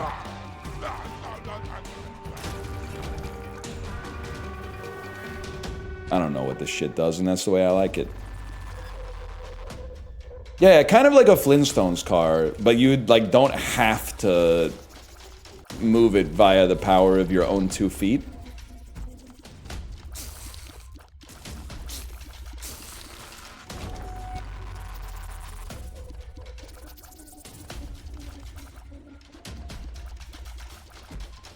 My mate crashed his motorcycle into a wall and crushed his balls so hard they broke. It's so crazy that that's actually like a happy ending. As far as crashing your motorcycle into a wall stories could end, like that one's actually pretty good. That's pretty good in the whole scheme of things. I don't want this. Well, maybe I do want this trash, actually. I don't know. Peloton with wheels. That's a pretty good idea. Haters will say, isn't that just a bike? No, bro, it's a Peloton. Bikes don't have a screen. Idiot. Where the hell's my damn secret room, bro? There's only one possible location. It has to be right here. Oh, fuck. And a $100 monthly sub? Nah. You really think you're Alexander Skarsgård, huh?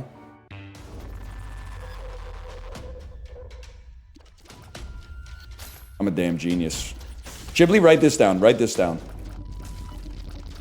Use the portal on the outside of a cursed room when you have the ability to fly so that you can get out without taking damage. Just 7 or 8 more 1,000 tips exactly like that, and you'll be an Isaac Pro. It's very simple. You'll be an Isaac Pro in no time.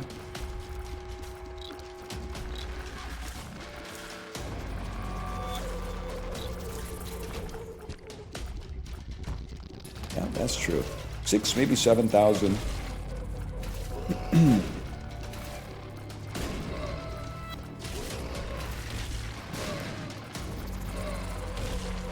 Anyone got anything that I can react to? He's out of material. Get him, chat. What did you have for lunch? Goggy's preying on my downfall every day. I'm not out of material. I'm just out of material that you guys are ready for. If you guys could clear the promotion mission, I could start hitting you with some level 40 material instead of this level 39 fuck-ass material that's for babies. But you're not ready for that yet. You haven't done the damn dailies yet.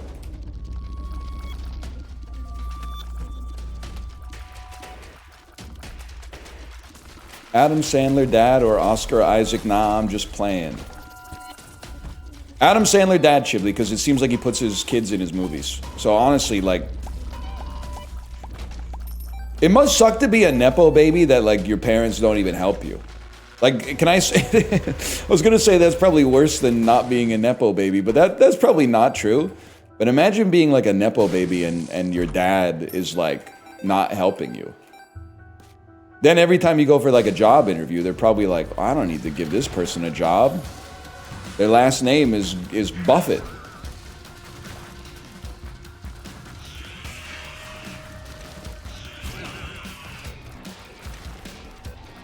Got to think about it. Then I think about it. Warren Buffett's kids are like legit 65 years old because he's 98 or something.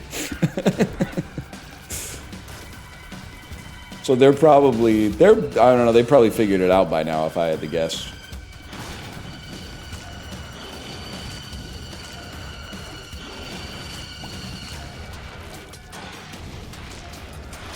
Jeff Goldblum said he wasn't giving any money to his kids because they have to work harder. I honestly, and this is, source is my ass, Jeff Goldblum gives me like horrible vibes. And I got nothing against him, and I liked him in Independence Day when I was 7, and I like him in The Life Aquatic, and I like him in Thor Ragnarok, but there's something, he gives me some scary vibes. I mean, that's not me saying that he's done anything, because how would I know? I'm just saying, that shit would piss me off. Because you actually also, like, I live in LA, he's actually pretty cool. Well, what do you know? You've actually met him? Okay, well, that makes you sus. Maybe he's alright. Maybe I just hate him because, well, I don't even hate him. Maybe I have a distaste for him because lots of people like him. Either way, what was I saying? Because if being a Nepo baby obviously helps, but I feel like if you don't help your kid out monetarily, it kind of makes you a scumbag because you were away filming like The Life Aquatic or some shit, right? Like you weren't even, Daddy wasn't there. I don't know, maybe he was there. I'm talking out of my ass. Goggy was right, I'm out of material, but Austin Powers was right too, man. Daddy wasn't there, and now all of a sudden, Daddy took the Life Aquatic check from Wes Anderson, and he ain't even passing a dividend down or nothing. He's not even making me a member of the trust.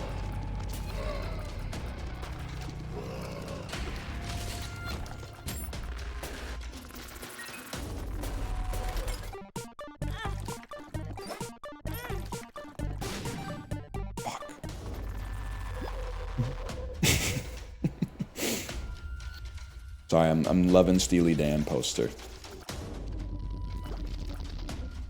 Okay, Yeti. Semen shots fling out in my gay orgy. Entering my boyfriend from the top position. He sees my load dripping in a pool of cum. Cries out, my God, that felt so good. Yeah. Okay, but we need, what's the chorus, Yeti? What's the chorus? Here comes the story of the, you can't just say like semen cane or something. Here comes the story of the semen stain. That auspicious blot that needs to be named, or it's, that still remains. Something Club Soda couldn't do. I put it in the wash. Damn, well, we'll figure it out. We'll figure it out. Bro's so out of material, he's using Yeti. Yo, but Yeti's bit was pretty good. It was like, what if Bob Dylan was gay?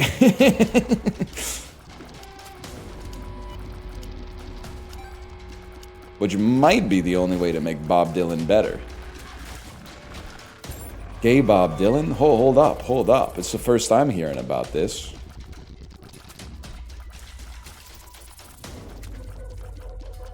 Now do the Newport Festival bit. What, play it fucking quiet? Bob Dylan at the Newport Folk Festival in 1970 apologizing and unplugging his guitar and playing all of his, like, another side of Bob Dylan songs acoustically.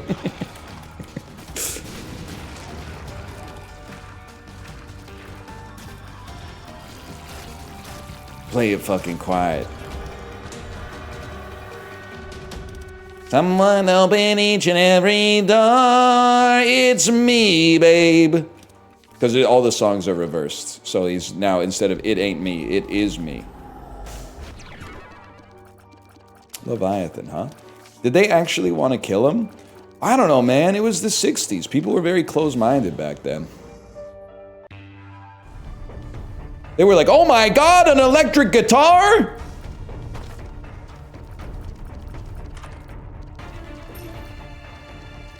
It's me, I'm the senator's son. You're the type of beast they were writing lyrics about in Visions of Johanna, bro.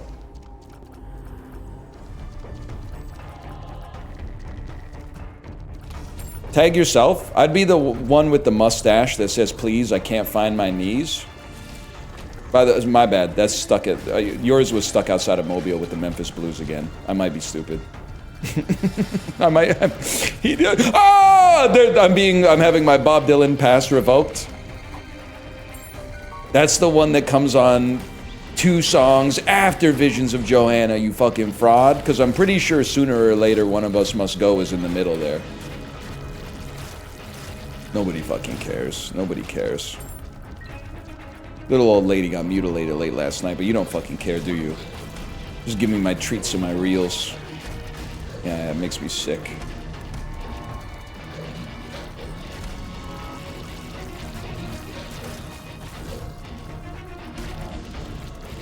Halloween plans? Probably trick-or-treating, if I had to guess. It's a good one.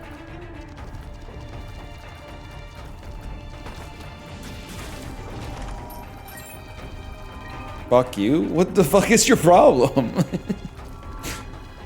What's the costume? I'm not answering your question because I answered this question yesterday, and I only answer questions for real NL heads. Not people who are like, hey, I watch every stream, but didn't watch yesterday's stream. You know what really, Chiblee, can you back me up here? This really pisses me off. Sometimes I'm like 1-2 seconds late. 6, maybe 7 seconds late. Gen Alpha Classic Rock Enjoyer be like, what should I put on? Sticks? Zeven? You know what I'm talking about? Anyway. People will literally like post in chat. They're like, he's late, where is he? Where is he? And then like when the stream starts, I know they're like, he's live. Time to not pay attention to what the fuck he's saying. Pissing me off, man. You're ribbing me for not even being here, but then when I'm here, you got me like off in the second monitor while you're like jerking off in your main monitor. Can't even figure out what the hell you're doing with your time, man. And then you're literally going, oh, it's called multitasking. Saying some shit like that. It's called multitasking. I'm listening to music, watching a stream, and playing a video game at the same time. I'm being very productive. Listen, you disingenuous so-and-so. We're talking about big ideas here. We're talking about the Criterion Collection of viral videos. Don't make me play all of Boom Goes the Dynamite, because I'll fucking do it. And that video, I don't think Gen Z's ready for that video, because a man basically spiritually dies on camera. He dies within the first 45 seconds, and then they keep it going. They're like, bro, this is the Ball State College Sports Hour. People need their sports news. We can't just yank them off the air. People have got to know how Ball State College women's basketball team did in their game last night. This is a public service.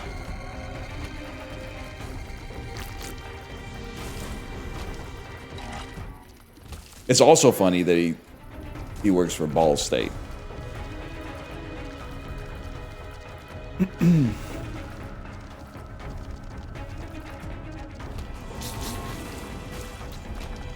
What about Deep Dive by Castellanos? I think it's a great video. I personally don't put it up in the Holy Quadrilogy, but I mean it's created an enduring meme for sure. I really like it. I'm from ABC 99. Can we use your footage in a report we're doing on streamer-based schizophrenia? Okay, listen, I'm saner than you are, for sure, because I'm streaming and not chatting. So that's just a given. But secondly, one thing I don't miss about being on social media, somebody posting a cool video and then 900 piranhas in the mentions. Hi! My name's Percy Jackson, the Lightning Thief. I work for ABC Who Cares in Ball State. We'd love to use your footage for free if you don't mind. We'd love to send you a little hat. We'd love to send you a ABC 61 hat from all our friends here at the Sinclair Broadcasting Corporation. They don't even ask anymore? Well, that's worse. So you sure showed me. You have educated me as to what the world looks like now. And I wish you hadn't. Bear behind the camera for the microwave cooking guy is still so crazy. I mean, Bear... It's that's a really old one that new heads might not be aware of. That blew my mind when we found out Bear was a classmate of Steven, aka Hello Wildcats, and knows more about him than anyone probably should.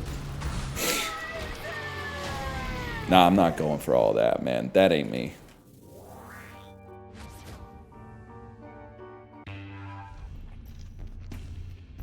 One of my favorite segments. I mean, Weber Cooks is an all-time video too, but the question is, what video do you put in?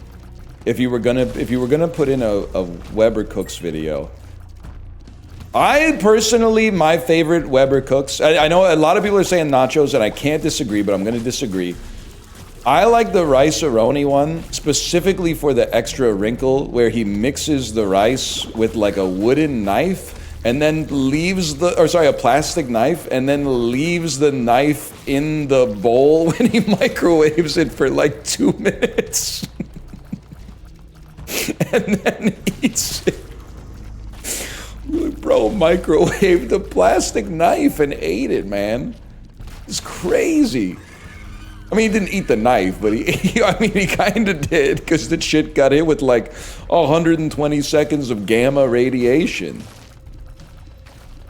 Would it fuck up somebody's life forever if you just like shattered a hole in their microwave door without them knowing, but still in such a way that the microwave works?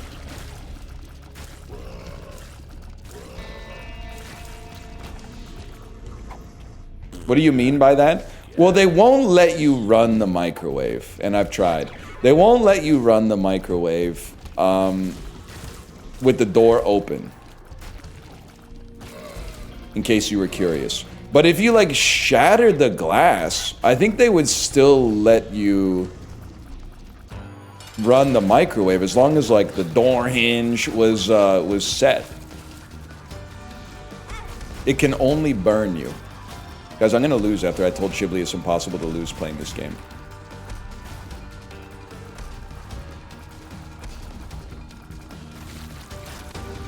Never mind, I'm never gonna lose again.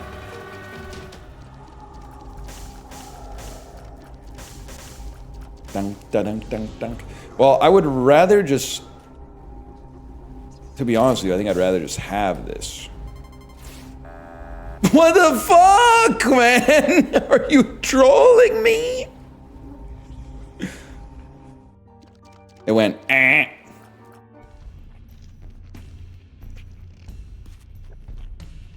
So I don't know, I always just assumed that if you could like, if you would shatter the glass but then run the microwave and then like just stand at the microwave waiting for your shit to be cooked, like probably fuck up your abdomen if I had to guess. Probably not good for you is where I'd start with that.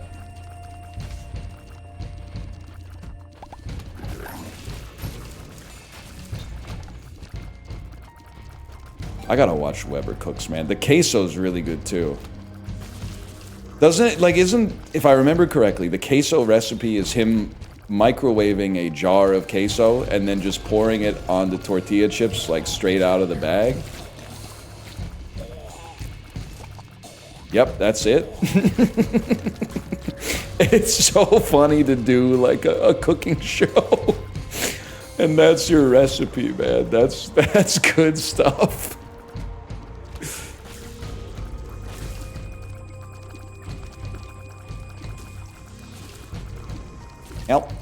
Help me. To be fair, college kids are idiots. This bro was like 57 years old. He was in college. I don't think it's fair to call him a college kid. He's literally, he's old as dirt in the video, and that was 15 years ago or something. It's some Rodney Dangerfield stuff, man. Don't go gentle into that good night.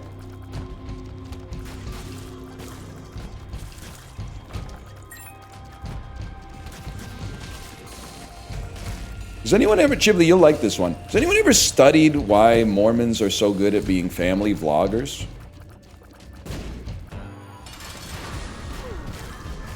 I feel like there's something unique about the culture. They're like insanely good at vlogging about their family, man.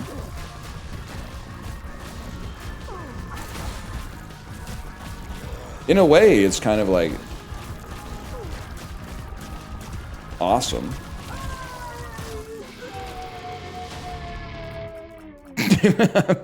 I'm not gonna name names, Chiblee. I'm not gonna name names because you can't. He shouldn't have been calling his kids that, I think. But it was a different time. It was a time where it was okay to call your child that. Don't kill me!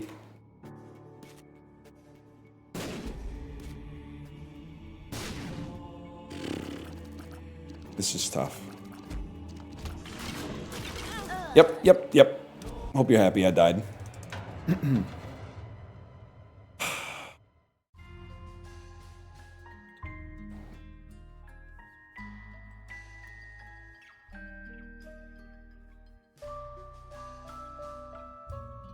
How'd you lose at this game? Taking devil deals in the La Casa. Well, I mean, we've done this much, Isaac. Might as well keep going. Can't end on a loss.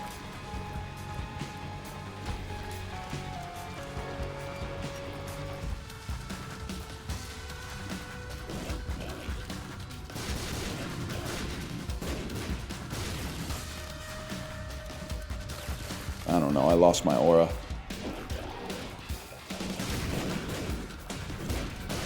Can you just chill with this stuff? Angel deals this time?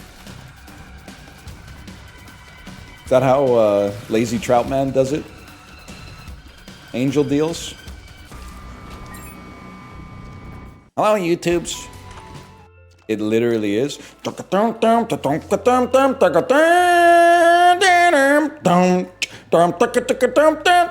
know what I'm talking about? That's Ronald Jenkins. No DMCA if you just make all the noises from the song with your mouth.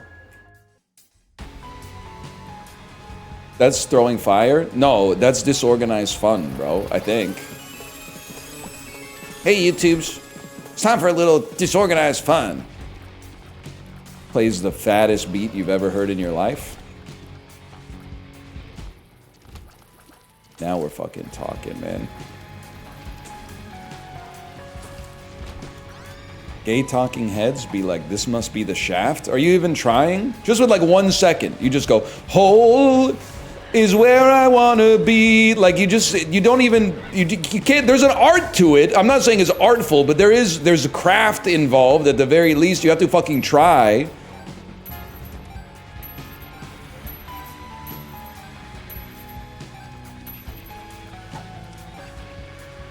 Fuck you. Pill that does nothing. Classic.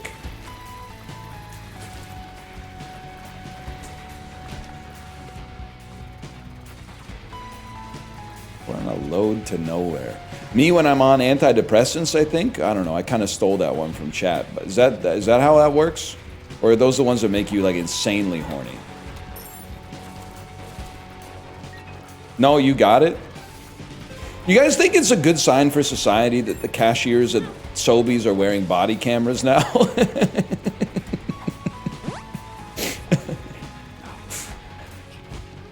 There's a news story recently that made me go, huh?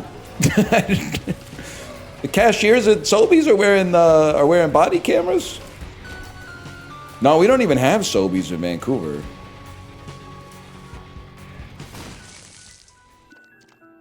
I think. Well, I don't know.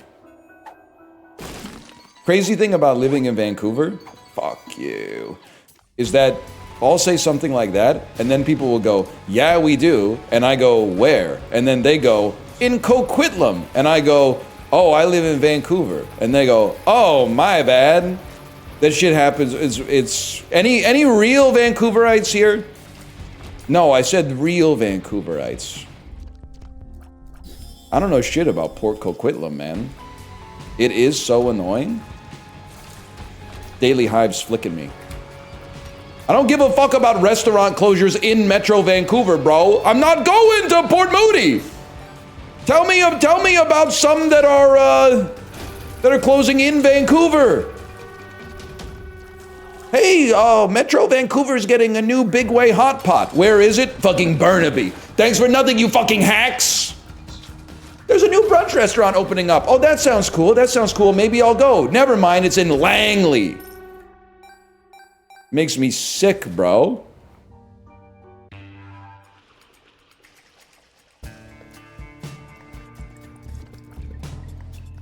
I'm from the island. It's all the same to me. Stay safe out there. The hurricane. Or did you mean, you might have meant Vancouver Island. You might not have meant Jamaica, now that I think about it.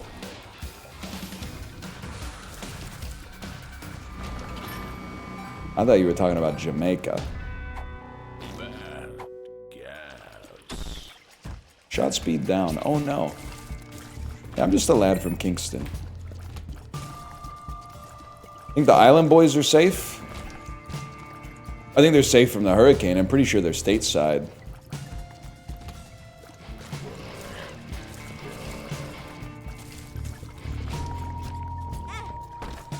Actually, that's a good bit. Canadian Jimmy Buffett, but he's singing about Vancouver Island. I don't know what the fuck he would sing about, though. I don't know that much about Vancouver Island. I have Island Farms Creamery. Ice cream's all right. It's not my favorite, but it's passable. No disrespect if you're from Victoria and that's like a religion or whatever. The number one thing I know about Vancouver Island is that they complain about mainlanders, and then you ask where they moved from, and they get real quiet. Now, if you're a born and bred Vancouver Islander, I'm not talking about you, but there's certainly a lot of people that move to Vancouver Island and all of a sudden get real uppity about the people that were their neighbors like 6 months ago. What, did they move from PEI? Boy, are their arms tired, man. What's your favorite ice cream? I'd have to say Save On Foods Western Family Bar Down Blast, the official ice cream of the Vancouver Canucks. Just kidding, I bought some. It's not very good. But it's not, like, some of the Western Family ice cream is okay. The Bar Down Blast, I don't think their heart was in it. I think they were just like, because it's, you know why? Because the Canucks colors are blue, man. And blue ice cream is hit and miss. It's not really their fault. I think they tried.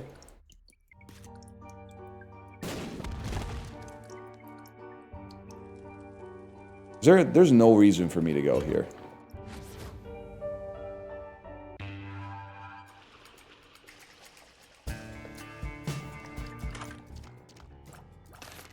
Fuck you, man. Bro said hit and miss. Yeah, sometimes it hits, sometimes it misses, man. It's hit and miss. Not like Carmen Sandiego, that's a hit and miss. These days.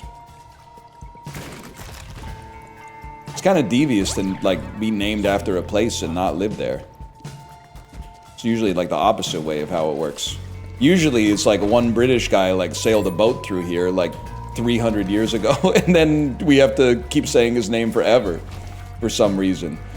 I don't know, man. Unc might have even been asleep when they came through the Georgia Strait. But all of a sudden, I gotta say his name 10 times a day? Fuck you, George Vancouver ass. You probably sucked, if I had to guess. Kind of cracked at sailing, I suppose. Do you stand North Van? I like the idea of North Vancouver. The problem is getting there or getting back from there. But that's not North Vancouver's fault. That's just, you know, that's just life, man.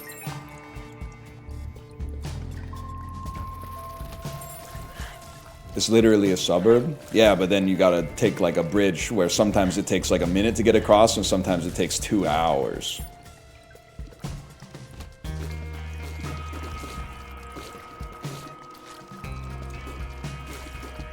Fuck that bridge. I mean, the thing, at least it's a scenic bridge. It's not like, it could be worse, man. You could be on like the Oak Street Bridge to Richmond. At least in terms of like scenery. But yeah, it kind of sucks. Sucks if you kind of see the scenery and then you're like, all right, I want to go home.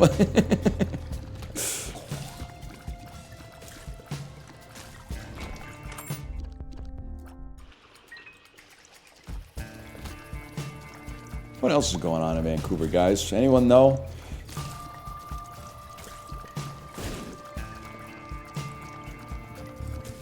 Not that much. Bands, yep. Expensive housing. Yeah, but that's like that's not really news, that's more like olds. Been like that for a minute now. FIFA next year? That's true. I will not be attending, but best of luck to you if you are attending.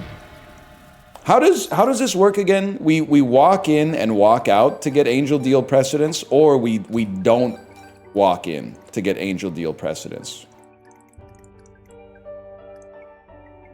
Don't walk in.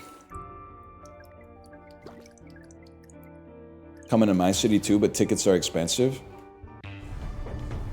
I don't even want to say anything, because like if you bought tickets, I don't want to yuck your yum. But the calculus of me as a relative non-soccer fan going to the World Cup is bad. The tickets are expensive, the games are short, and my team ain't that good.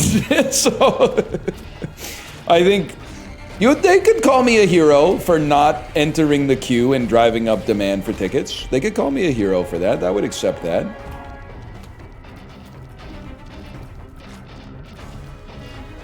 What do you mean, short games? Well, like a baseball game is on average 6 hours and 20 minutes long. So you're really getting your money's worth. But a soccer game is like 90 minutes. And then if the team whose governing body gave the most money to FIFA is losing, then they might add 8 to 10 minutes of injury time on. But if the team whose governing body gave the least money is leading, or is losing, then they'll probably just say 90 minutes is good enough. The ref swallowed the whistle for that half.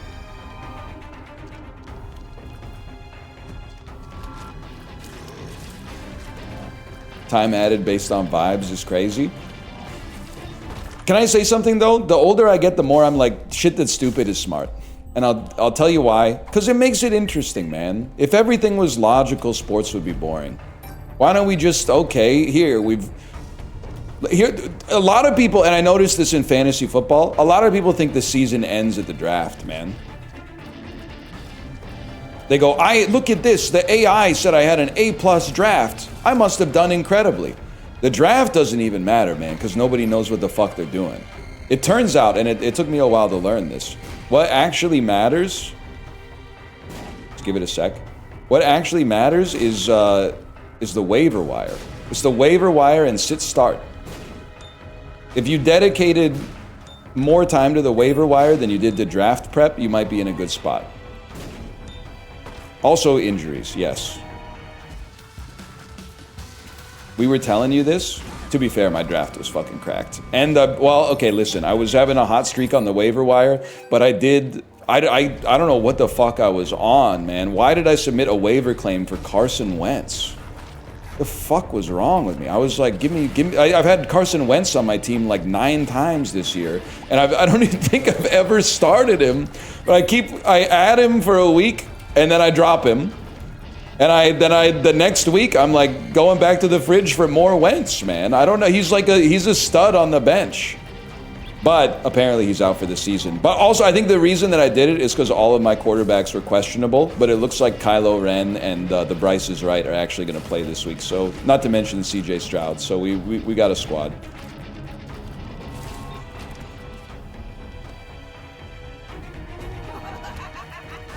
I did draft Anthony Richardson thinking that Daniel Jones was going to wash out as the Colts quarterback. That's not my finest. Not my finest draft move for sure. But if I don't know ball, bro, I'm like 4th in the league or something like that. I'm 4th out of 12. If I don't know ball, then these guys are complete troglodytes.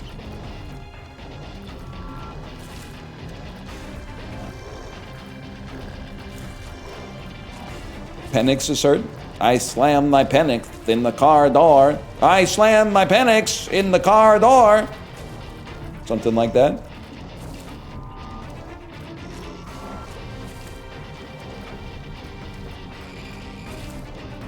So nice he said it twice. You don't know shit about Parappa the Rapper, do you? The boss says the line first, and then you have to hit it with the same cadence as Parappa. You don't know what the fuck you're talking about. And the worst part is you don't care. You don't care. You don't care to improve.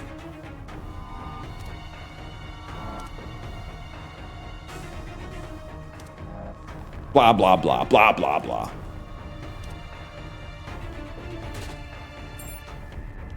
I don't car door, do you? Fuck Cars moderator Melania Knaus. Be like, I don't really car, do you? Fuck, fuck, fuck.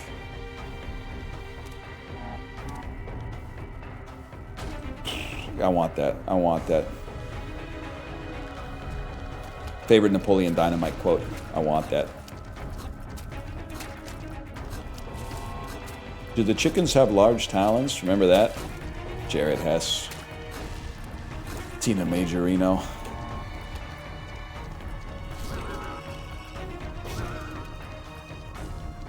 Cargo shorts full of tater tots kind of sick though. Stop? Are you saying stop because you don't like the Napoleon Dynamite quotes? Or are you saying stop like Napoleon Dynamite says quit it in Napoleon Dynamite?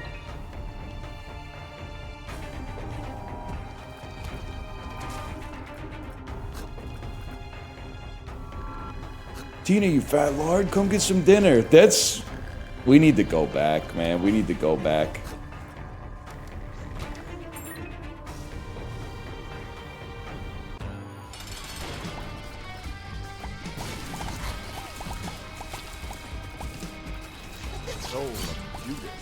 What the hell is that?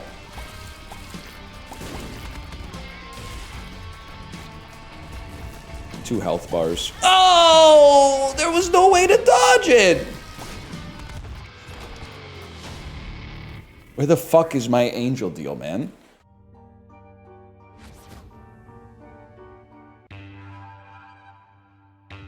Have you seen the guy just living his life as Napoleon Dynamite in the trailer park? I haven't, but you got me thinking. How fucking sick would it be to show up to like an Amish community with the Scorpion jacket from Drive? Because they have like no fucking inoculation to that shit. They don't know what the fuck it is, man. I bet it would rip through that community like a saw blade. They'd be like, holy fuck, that's the nicest jacket I've ever seen. Yeah, that's how we dress on the outside now. It's the craziest jacket I've seen in my fucking life, man.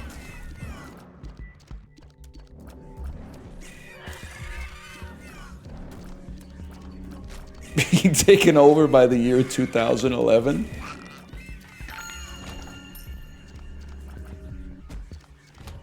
Did they have like COVID restrictions in Amish communities, or did they like not give a fuck?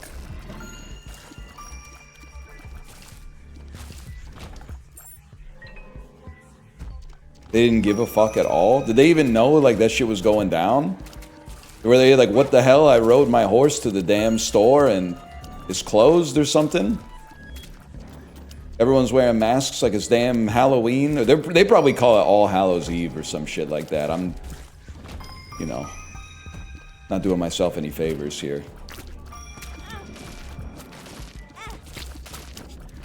I haven't seen the video, but I love the idea of the guy who goes to Amish communities and tells them the zombie apocalypse is happening. I think that's fucking funny. And you're probably gonna say some shit like, that's not funny, they get really scared. That's why it's funny, idiot.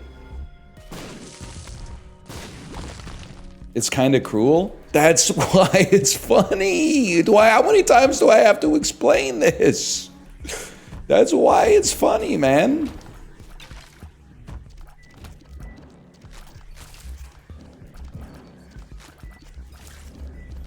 I'm not saying it's fuck them because they're Amish. I'm saying it's like he has to do it to Amish people. Because if they weren't Amish, they would just look at their phone and be like, no, it isn't. But if you're Amish, you don't have that ability. So you gotta decide if this dude's passing the vibe check. It's also, Kate was watching a video about, it was like a Korean travel vlog, and I have no idea why. But this South Korean guy who barely spoke English took a trip to like Pennsylvania Dutch Amish communities, and he was like vlogging the whole thing. Shit got me laughing. I didn't really realize, because he was talking to people. A lot of them are like farmers, or they teach at the local schoolhouse or whatever. But then like some of them were like, oh, I work at like the factory down the street. I didn't realize you could be like a part-time Amish. Like you can be an Amish guy who works like outside of the community. I mean, you gotta make money, I understand that, but I guess I just sort of assumed that it was like a self-sustaining community. I didn't realize you could just be like, you could like work at the airport and then like go home and be Amish. I kind of thought it was like an all or nothing type thing.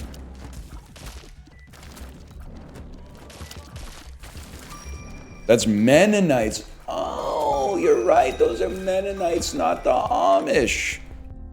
My bad, y'all. I got the Mennonites confused with the Amish. Genuinely.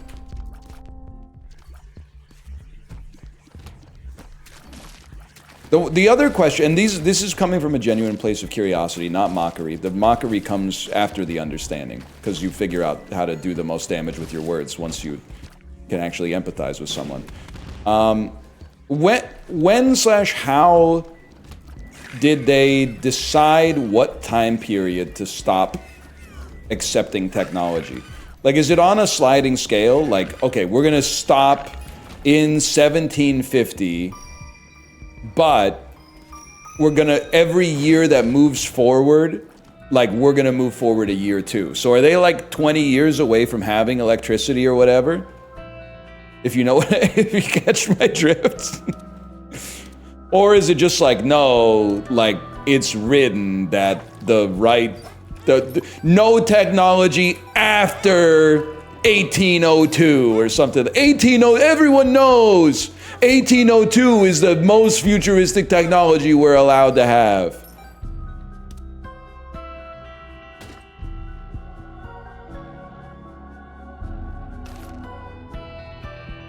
Fuck it, bro, we ball. That seems horrible.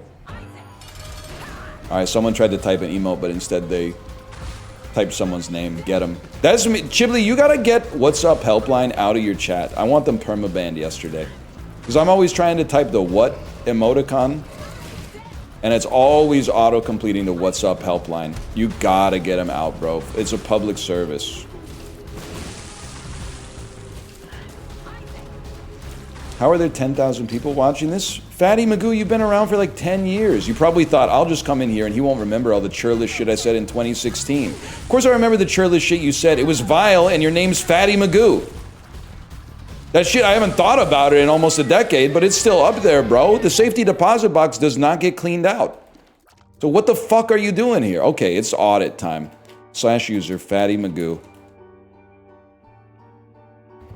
Account created April 6, 2023, no shot. You used to have a different username. Previously subbed for 3 months. You used to spell it differently.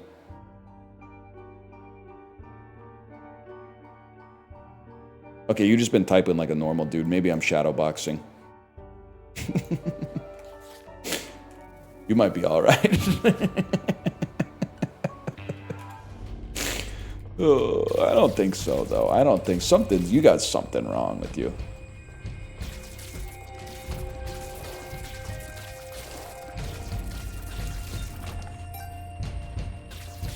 Say sorry? Yeah, say sorry, Fatty Magoo. Say sorry for whatever it is that you did that I've forgotten that you did. Apologize. Won't help.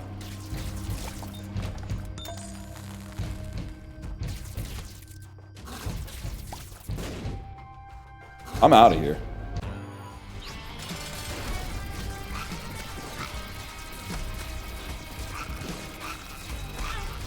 Help me! You banned them here? Wait, Origin banned them and Ion banned them? I knew there was something. Or I gotta go deeper into the audit. I ain't ever looked at the tabs in the moderator view.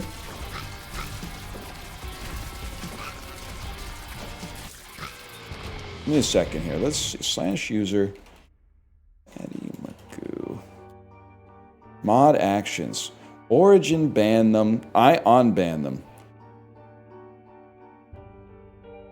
The unban request. The reason for my unban request was, listen, I don't know, but the ASCII art earlier was fire. Okay, so they got banned for posting. I'm going to assume it was the ASCII art of the Among Us with a huge cock.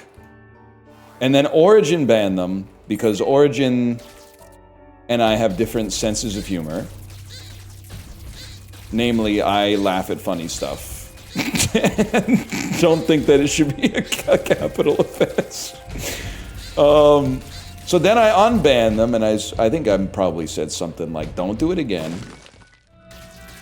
But now here you are making me regret my decision for some reason that I haven't decided yet. Range down when I have infinite range. Oh, you're in trouble, man. It changes every floor. I'm not gonna VIP them. That's offensive to Macros and VIP Daniel and DL Guiga, who every once in a while comes around. Every once in a while they do come around still. I saw it too, and I was loving every minute of it.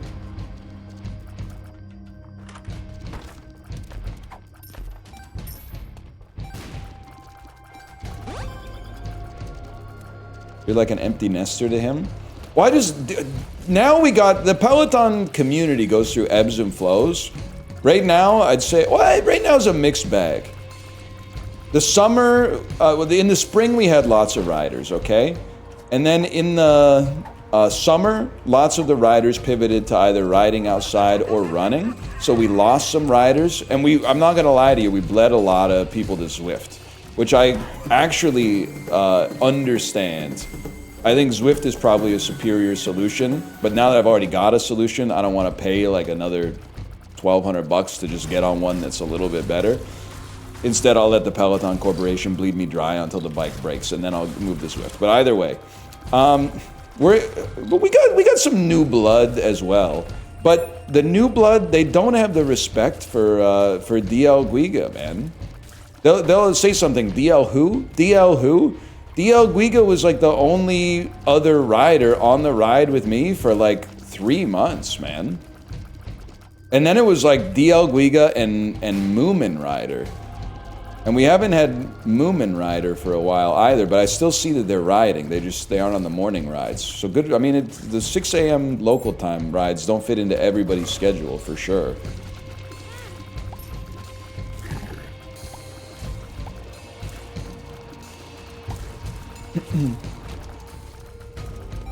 DL Guiga did love to complain about my Peloton. Anytime I beat his output, he would say, well, yeah, but you're on a Peloton bike, not a Bike Plus, so it might be miscalibrated. And then I was like, how do you calibrate? And he sent me a link to the Peloton website, and it was like a 36-step process, and I said, I'm not doing that. I'm just going to say that it's calibrated right. Because that's insane. It was like you got to take part of the bike apart. They send you a kit. It was a whole thing. I am reminiscing. Friday night, it was late. I was walking you home. We got down to the gate, and I was dreaming of the night. Would it turn out right? You know what I'm talking about? How to tell you, girl. I don't know if I can hit the neck. That didn't stop me from the other ones, I guess. I want to build my world around you. Not really, not really. Probably this part is on site, though. Tell you that it's true. I want to make you understand I'm talking about a lifetime plan. Do you hike? You got me confused with Tiff Macklem, young pup. Wow.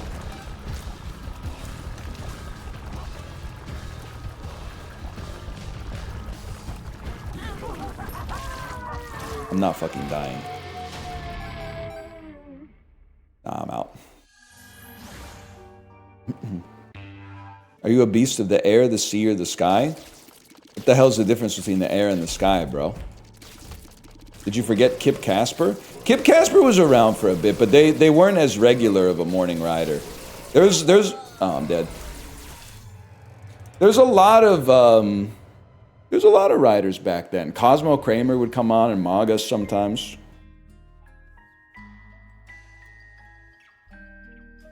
Ken in a loss. Oven Heat's still around, man. Oven Heat's still around.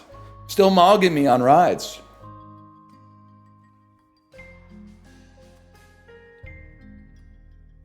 Isn't Cosmo Kramer the racist guy? It's a different guy. It's a different Cosmo Kramer. Anyway, I'm going to send you over to my wife's stream. I'm going to get the heck out of here. We'll be back tomorrow. I don't know what the hell we're going to do tomorrow. It probably won't be 5 hours of Isaac. We don't deserve that much good stuff. I'm going to go eat lunch. Later. Once I hit the raid button. Later.